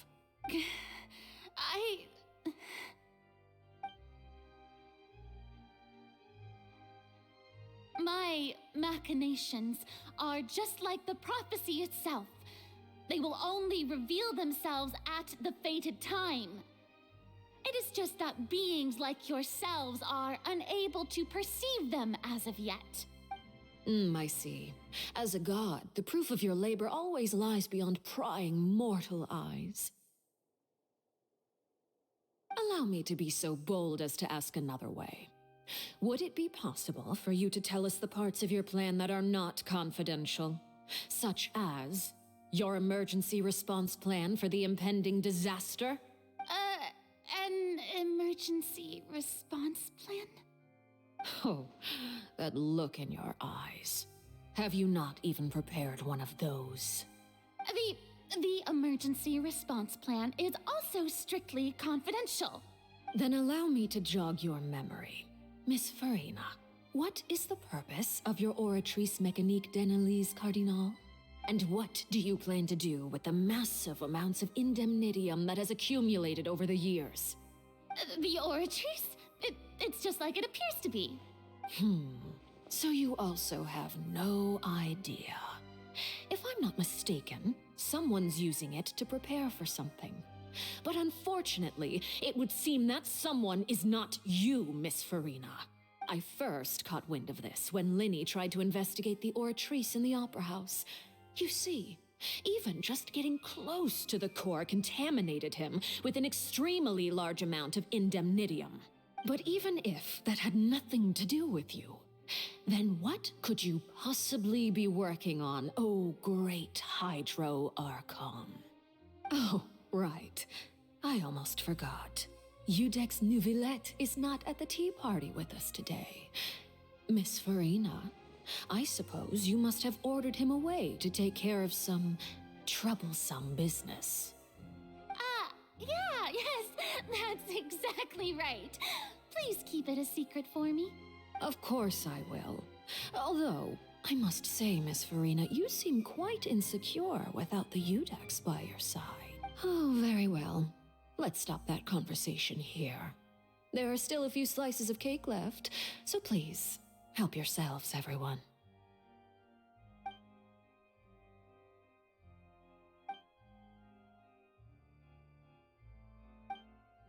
Traveler, I heard that you were recently commissioned to handle a few matters on behalf of the Udex.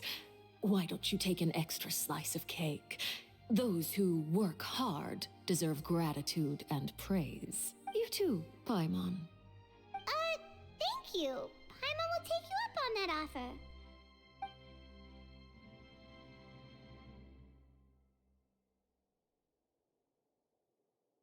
Oh, Paimon's super full. That cake was great. If it's on my tea table, it must be of the highest quality. Yes, and we must thank the Knave for bringing these over as well. You're welcome.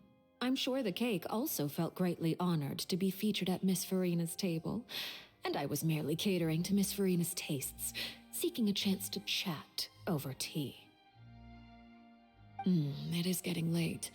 Why don't we call it a day? There are still a few matters that I need to take care of, so I must take my leave now. Very well. We'll end it here. Mind seeing me off, Traveler? We could use the opportunity to discuss Child before I must be on my way. Paimon's coming too!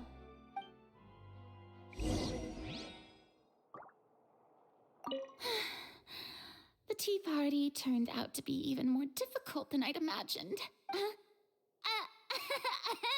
Why are you looking at me like that? Is something the matter? If there's nothing urgent, then I shall be retiring for now.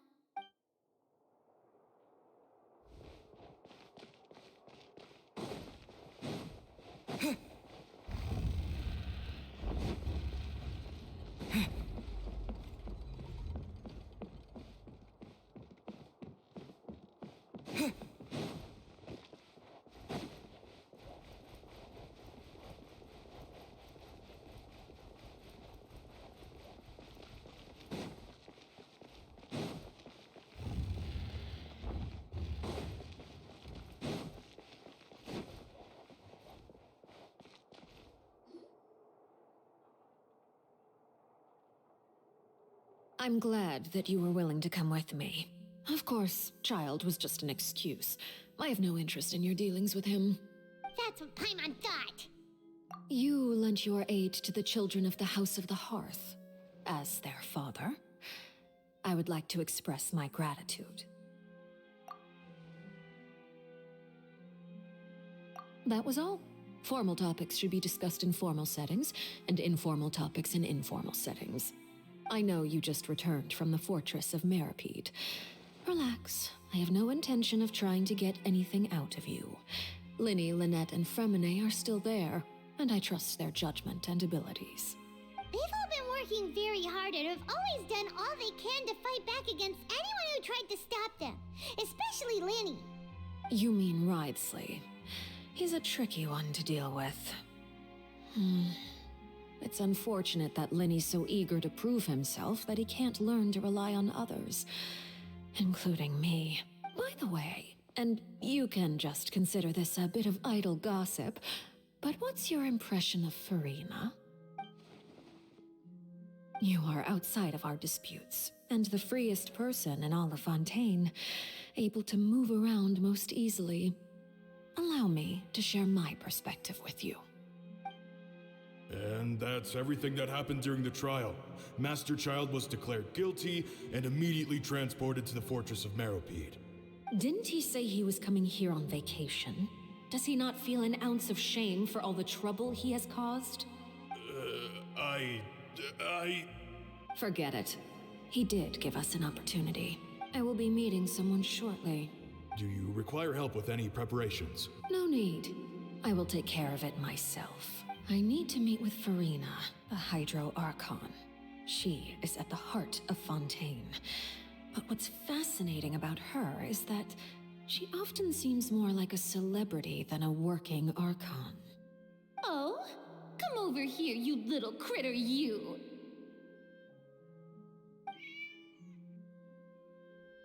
You dare to run from me? Stop right this instant! My goal is just to discover the location of the Gnosis.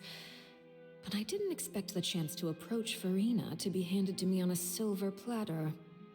This is so easy, it's actually making me a bit suspicious.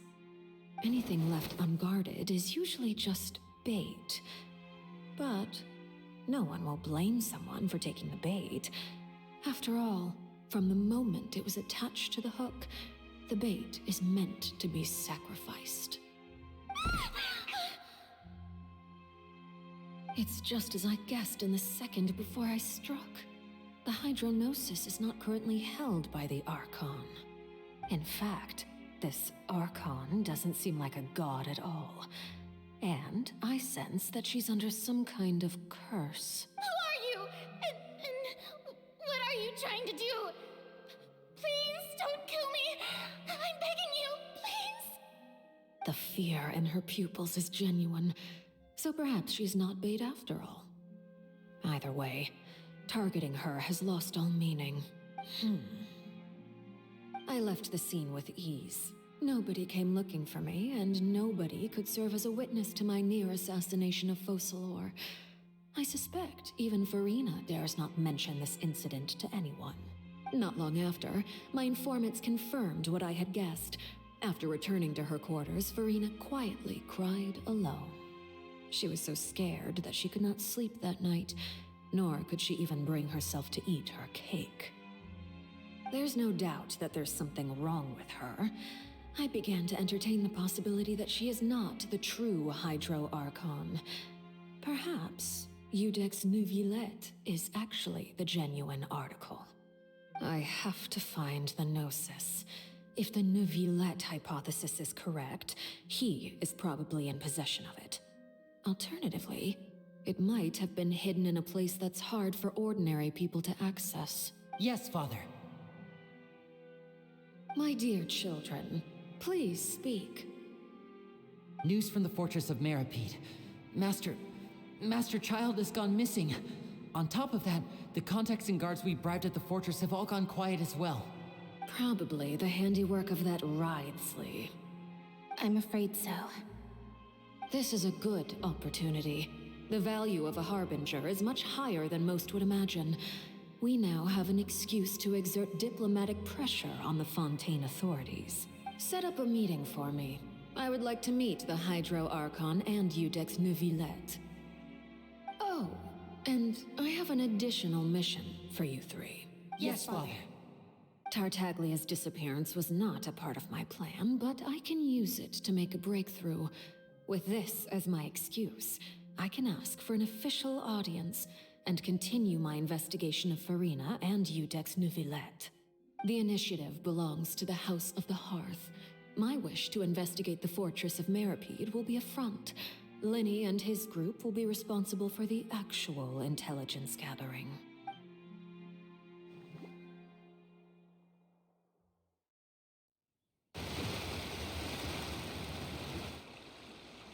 You should know the rest. Linny's group is quite close to you, so they wouldn't have hidden anything from you. You attacked the Hydro Archon? It wouldn't mean anything, even if you shouted it from the rooftops. After all, even Farina herself is still pretending that nothing of that sort ever happened. Alright then. I've now had 2 chances to enjoy tea with Farina. I have to say, the leadership of Fontaine is even more inscrutable than I had imagined.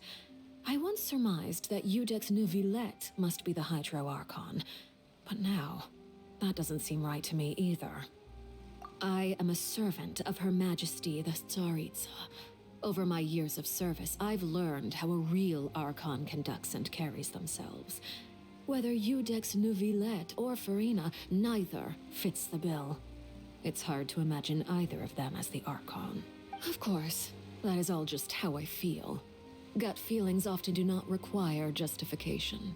It is, however, quite amusing to me that after all my years working in intelligence gathering, I've come to realize I am at a complete loss regarding the identity of the god of the land of my birth. Don't you think Fontaine is quite intriguing? A catastrophe looms, yet many secrets have yet to rise to the surface. It looks like Fontainians will have no choice but to save themselves. Ultimately, though, one must survive in order to do anything else. Should the need arise, I would be happy to cooperate with you. You don't need to commit to anything right now, of course. I have a feeling that the situation will continue to evolve, and as your name is often connected with noble deeds, I'm sure we will work together someday. He certainly returned quickly. You must want to catch up with each other, so I'll leave you to him. Neuvillette, is it over? For now, yes. But this issue will prove quite thorny in the long term. I'm concerned that sooner or later the prophesized events will occur. Thank you for protecting Farina.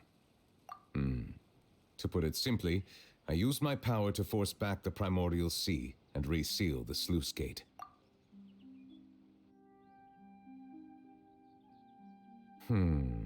So as expected, the Knave has turned up the pressure on Farina. She's trying to feel her out, though I'm still unsure as to her motives. Permission granted. Whoa. It can't be that you're the real Hydro Archon, right? But that's just a speculation on our part, though. You can't tell us? Then that's okay. We can talk about something else. We won't try to force you.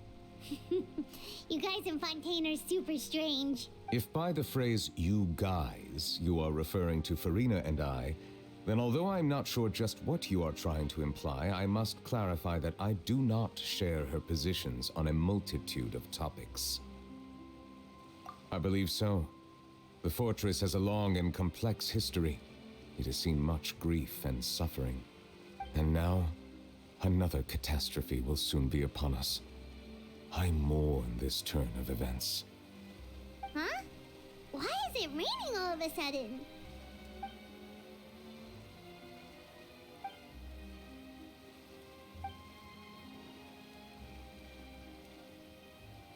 You may be closer to the truth than you think. Oh? And what are you thinking? The dragon of... what? Huh? Please do not be so surprised.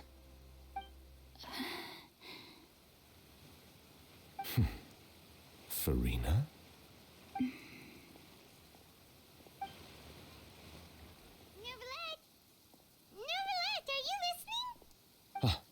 My apologies. We were just guessing randomly. We didn't guess right, did we? You're not actually the dragon sovereign of water, right? Well, if you don't want to confirm or deny... You guessed correctly. I sincerely hope you'll be able to keep this a secret for me. Right, of course. We'll definitely help you keep it a secret. There's still something Paimon wants to ask you, though. Please, go ahead. Well, if you are the Dragon Sovereign of Water, and you were able to force back the primordial sea from the fortress, then since Fontaine's prophecy is all about seawater, couldn't you just use your power to solve the crisis? None of the currently living dragon sovereigns in the world, myself included, possess our full dragonhood. They say that when the first usurper arrived on Tivat, they seized a part of the dragon's power. Today, that stolen power is the basis of the Archon's authorities. There are 7 elemental archons and 7 matching dragon sovereigns. The dragon sovereign of water who lived through that era perished a long time ago. As their successor, I know far less of that part of our ancient history. In any case, I believe I will not be able to do much unless the Archon disappears and returns their elemental authority to me. Given the status quo, however, I would recommend finding another way to deal with the prophecy. Oh, so even you can't solve it. I still have some urgent matters to attend to at my office. If you have any more questions regarding ancient history, you are welcome to discuss them with me at a later time. Please go right ahead. There's a place that Paimon wants to go too. Traveler, why don't we pay another visit to the Fortress of Meropide? Paimon is a little worried. We'll see you another time. Take care.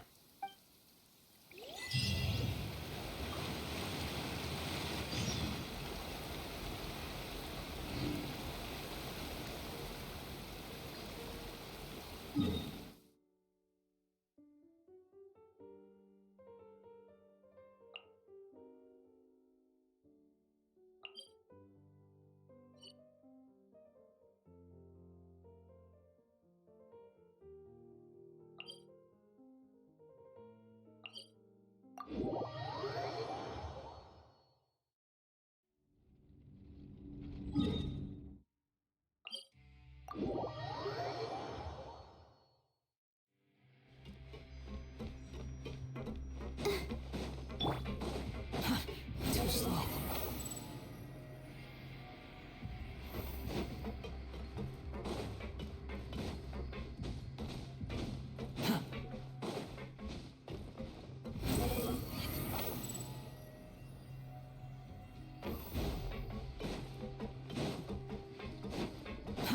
Too slow.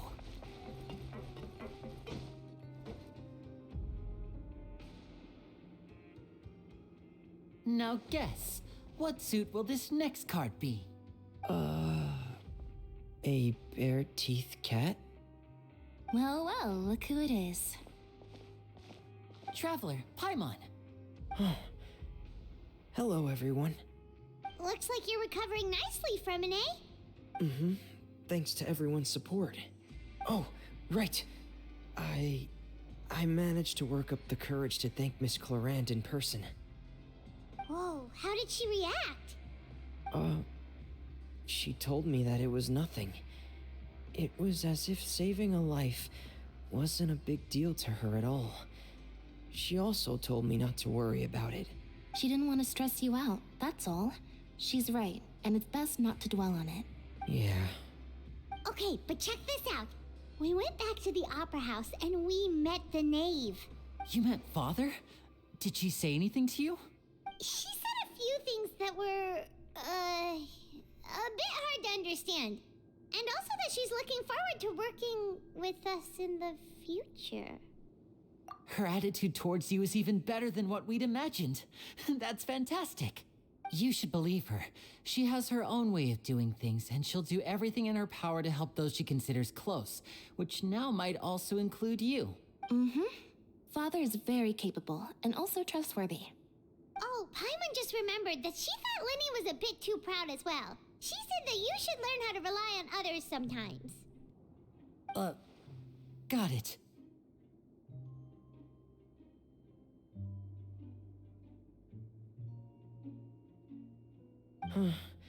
That does sound like something that Father would say. Hey! Are you going to stay here for the next few days? Looks like it, yeah. Excellent. I will host a tea party. For real? Then Paimon wants another serving of cake. Another implies that you were already served some delicious cake while you were up there. How lovely. Well, next time, you're going to have tea and snacks with us.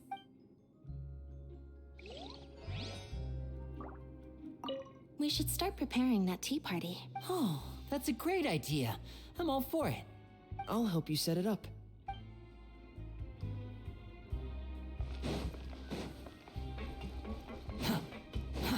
Too slow.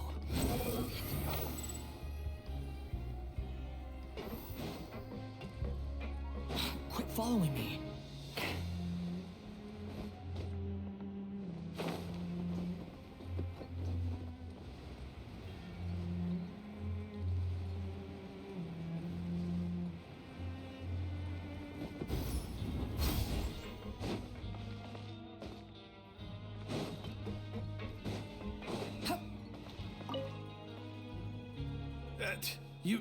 You guys are back? Quisto! Macaroon! You guys didn't get caught and thrown back down here, right? Huh? No, not at all. And here I thought you'd managed to escape from jail during all the commotion. I'd held you up as legendary jailbreakers, but now you're telling me you just never left? We're sorry, but we just had some business to take care of. All right. There's no need to get caught up in the details. We're just relieved to see you. He was super worried about you, you know. Hey, it wasn't just me. Weren't you super worried as well? Something like that, yeah. I was also transferred to work in the kitchen a few days ago. I can still hear Quisto mumbling to the carrots. Are those two all right? Do you think they made it out alive? Whenever he'd say that, I'd tell him I'm sure they're fine. Wherever they are, they're kicking back with drinks in hand, enjoying the lovely scenery. Hey, there's nothing wrong with worrying about your prison pals, is there? I mean, considering how they always love listening to all my gossip. These two. They sure are a lot warmer and friendlier than when Paimon first met them.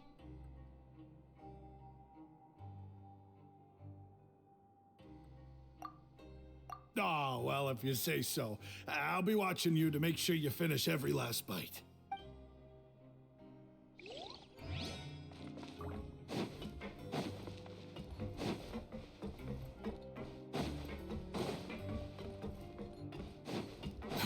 Too slow.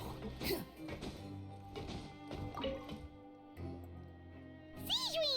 Traveler, Paimon, you're back! Are you still doing all right? Did either of you get hurt? We're fine, but what about you guys?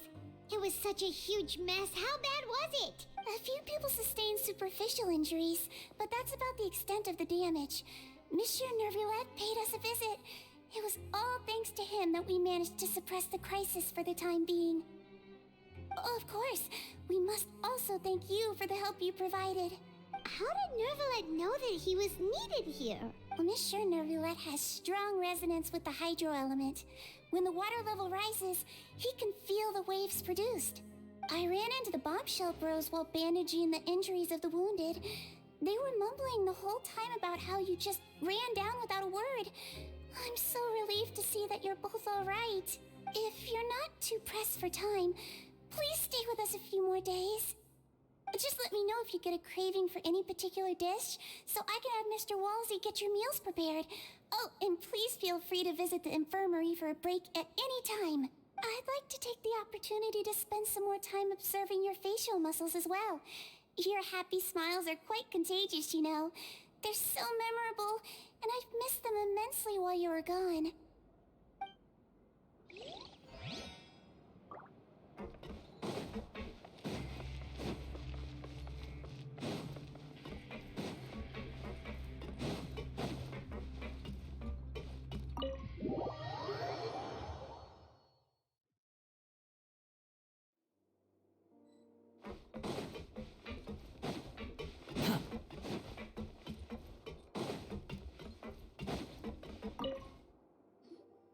Jurier, Miss Sejuin told me you still haven't eaten. Yeah, I was working on something, so I forgot. That's no excuse for... Huh? It's you two. Jurier, Lurvine, we're back! Hello there. It's been quite the mess here recently. How have you been? And you? Are you still taking the secret passageway from the infirmary to work on the ship? Yep. That is still top secret, though, so don't say a word to anyone. It can be a bit annoying when there are lots of people in the infirmary, but I still prefer taking that route over the one from the Duke's office. I mean, the infirmary does make it easier for you to slack off. Oh yeah? Then why are you also here so much? You two really are just using your jobs as a cover for your relationship, aren't you? Not at all! Courier, the rumors about us are literally everywhere now. Please do something about it. But it's not like I caused them by myself. All right. I'll try to do something about it when I can find the time.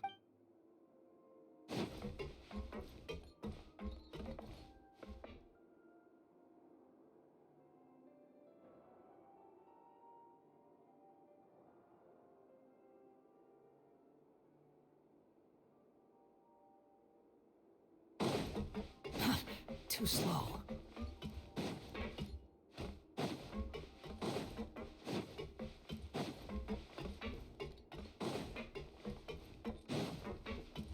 Quit following me.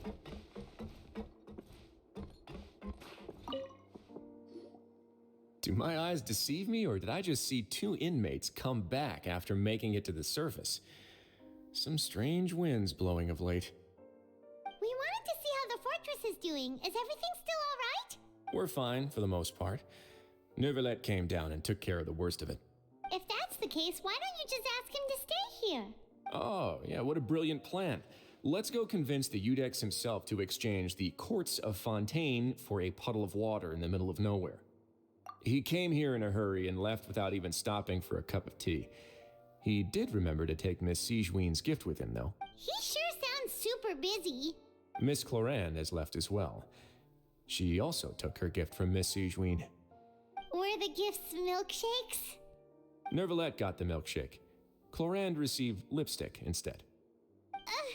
Those aren't even remotely alike. Well, it's Neuvillette's own fault for making Sigewinne worried about his health by working so much. But besides that, our head nurse is still pretty fond of picking out beauty products for the ladies. Oh, and I have some gifts here for you as well. Are these from Sigewinne too? Nope, they're from yours truly. You've already wrapped up your work at the fortress, so you can return to the surface at any time. You haven't yet served your full prison term, however, so you may continue to use your cell until your term is up. For real? Then we could stay here for a really long time? You may access the cafeteria for free. Hooray! Just remember to come complete your paperwork once it's time for your release.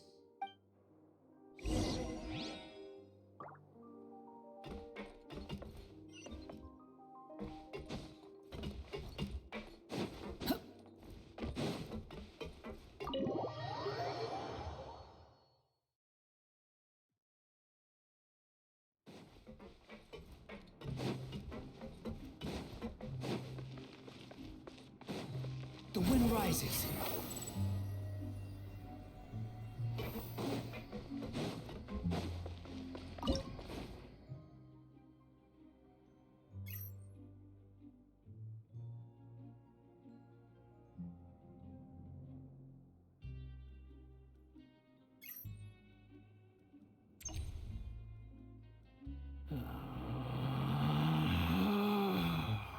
Relax.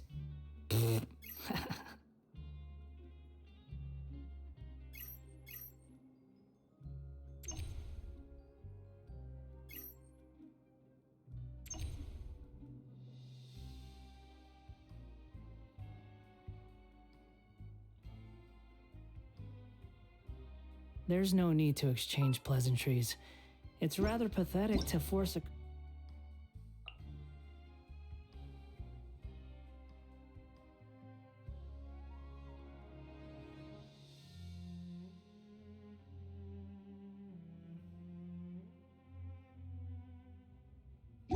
conversation just to occupy silence.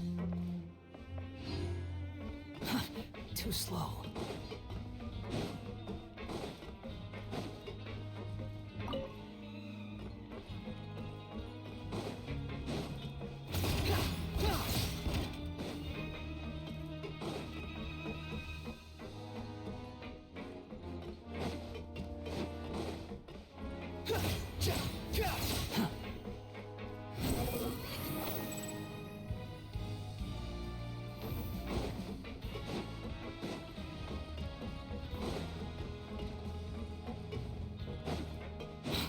following me.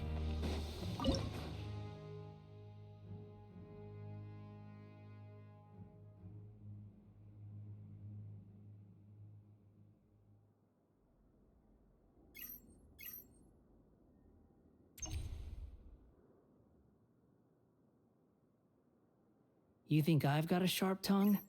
I just tell it like it is. If someone can't handle it, maybe that's their problem.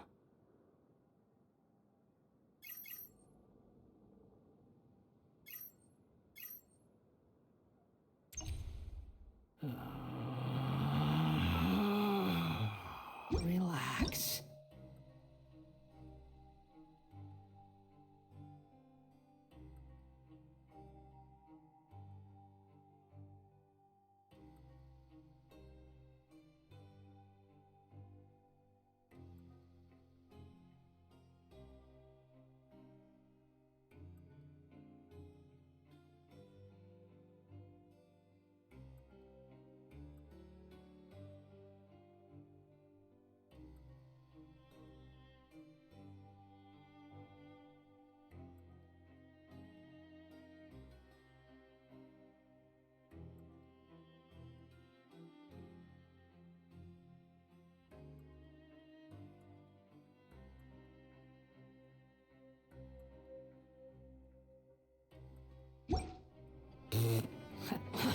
Too slow.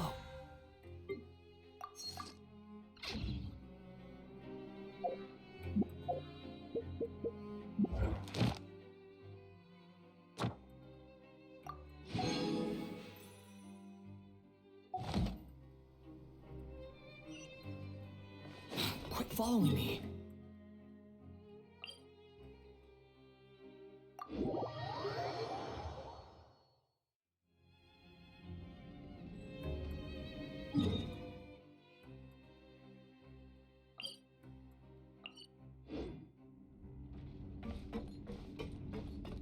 Squall Fury.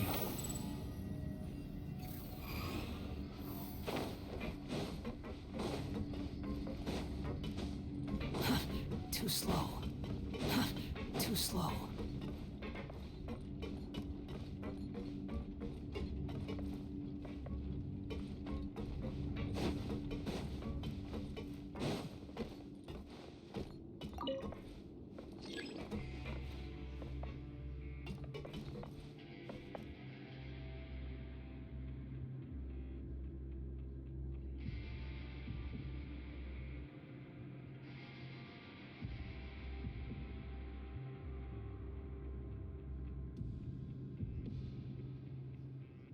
There's no need to exchange pleasantries. It's rather pathetic to force a conversation just to occupy silence.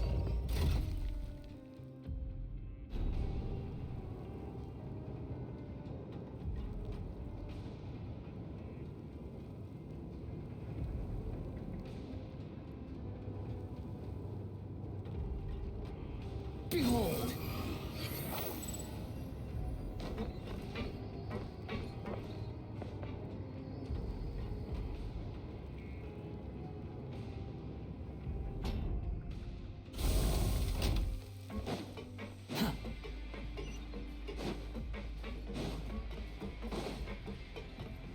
The wind rises.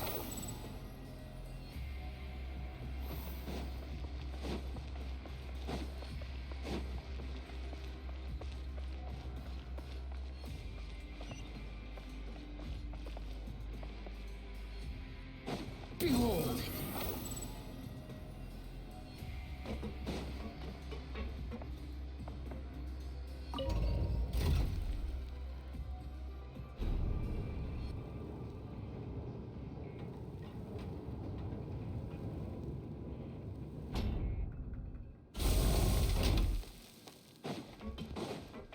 The wind rises.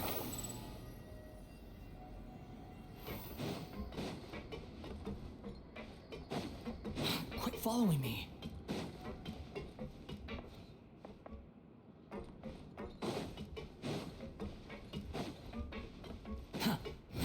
Search for it.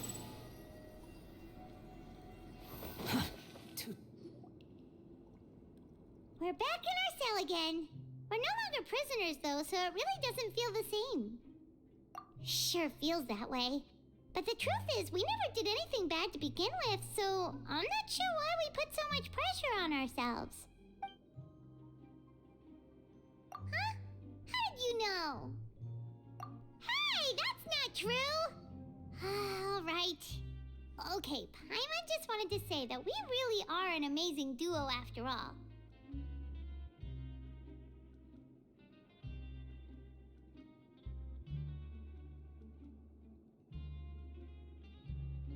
It's like we've now gone to so many places together and become friends with so many people. We've never stopped traveling or stopped meeting new friends. There are so many bad things in the world, and we're just two people, but we've still been solving problems no matter where we go. Isn't that pretty cool?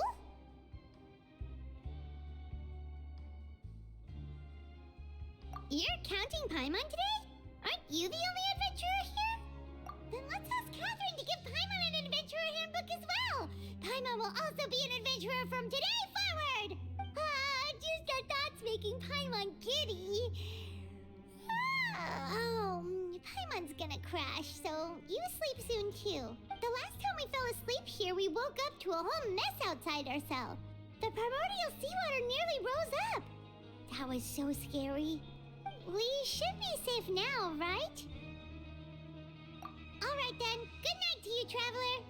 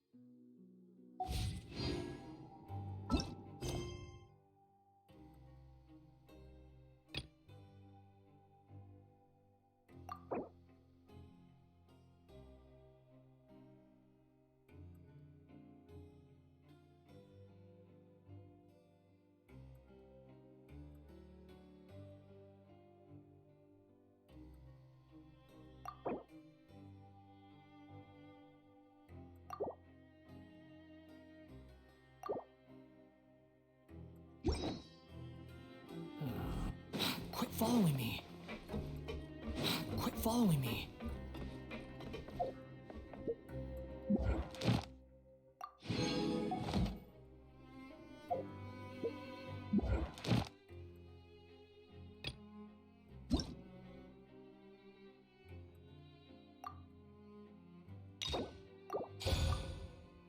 It's been a while since we last saw Neverlet. Paimon wonders what he's been...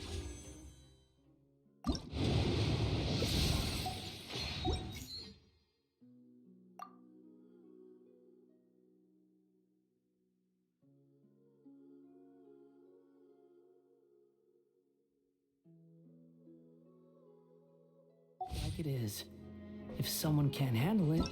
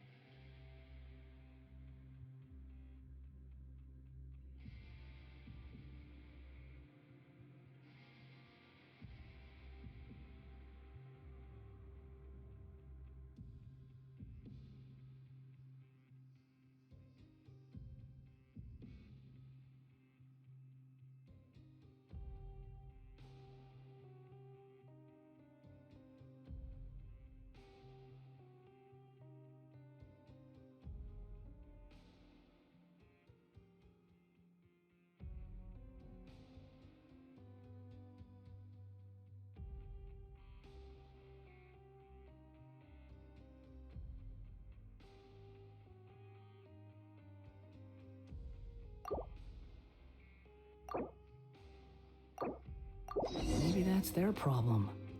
Paimon has so many questions about his true identity. Let's go talk to him and find out.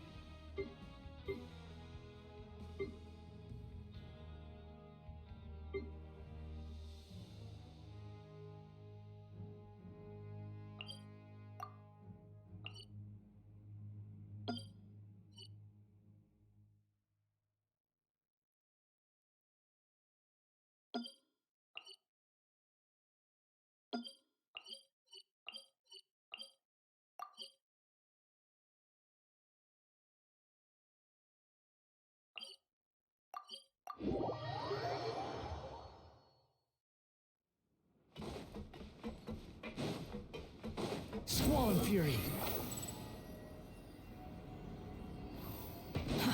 Too slow.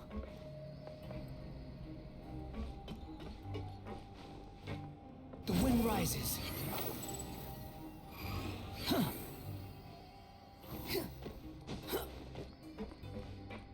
Quit following me. Too slow.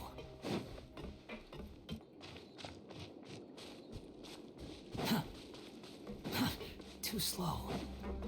Quit following me. Unnecessary.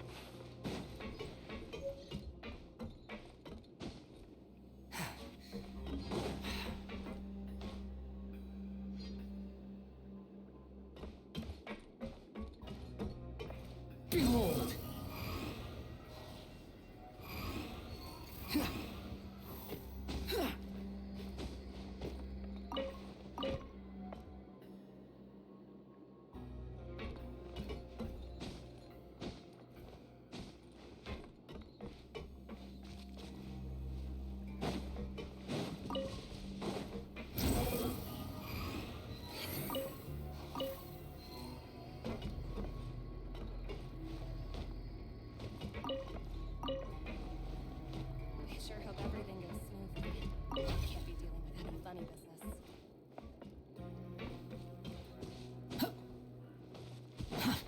Too slow.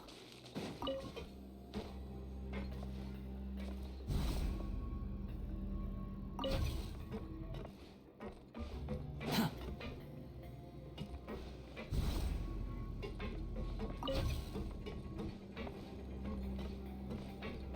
Quit following me. Huh. Too slow.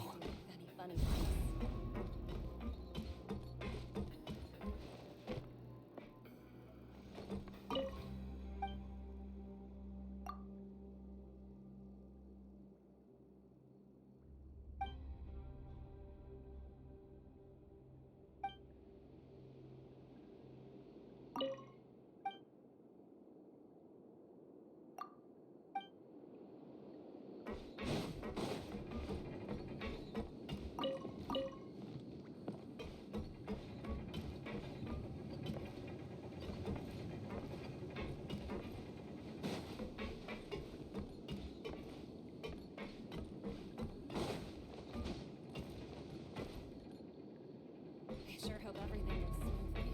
I can't be dealing with any funny business. Huh.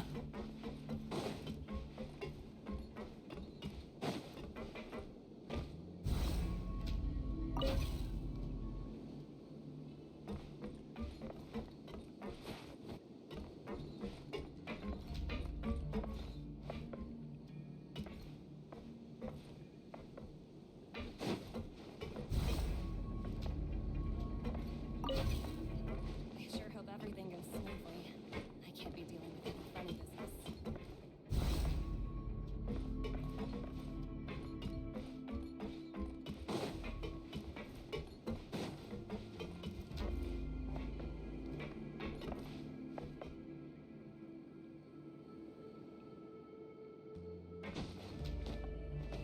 The wind rises.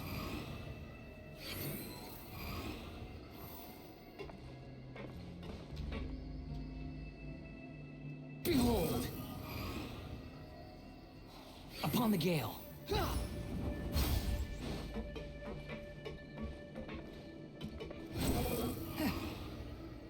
Upon the gale.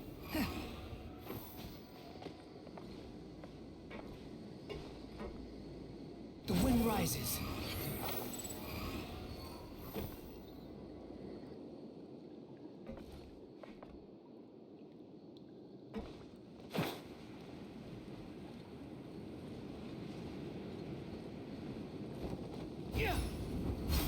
Quit following me.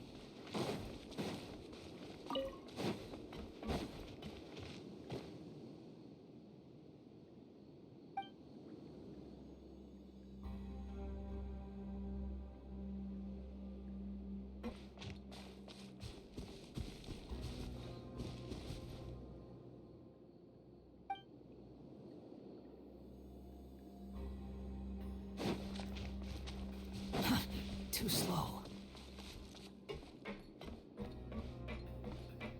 Quit following me.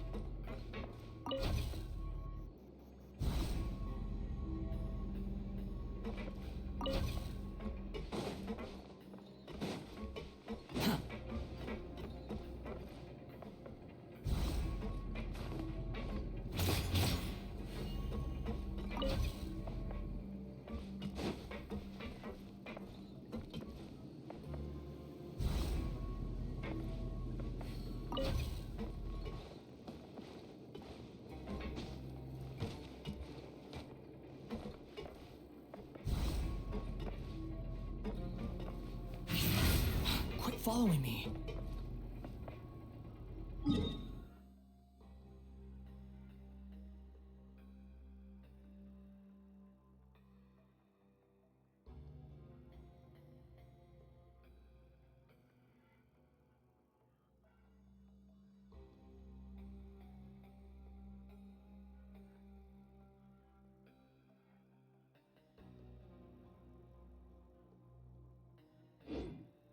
There's no need to exchange pleasantries.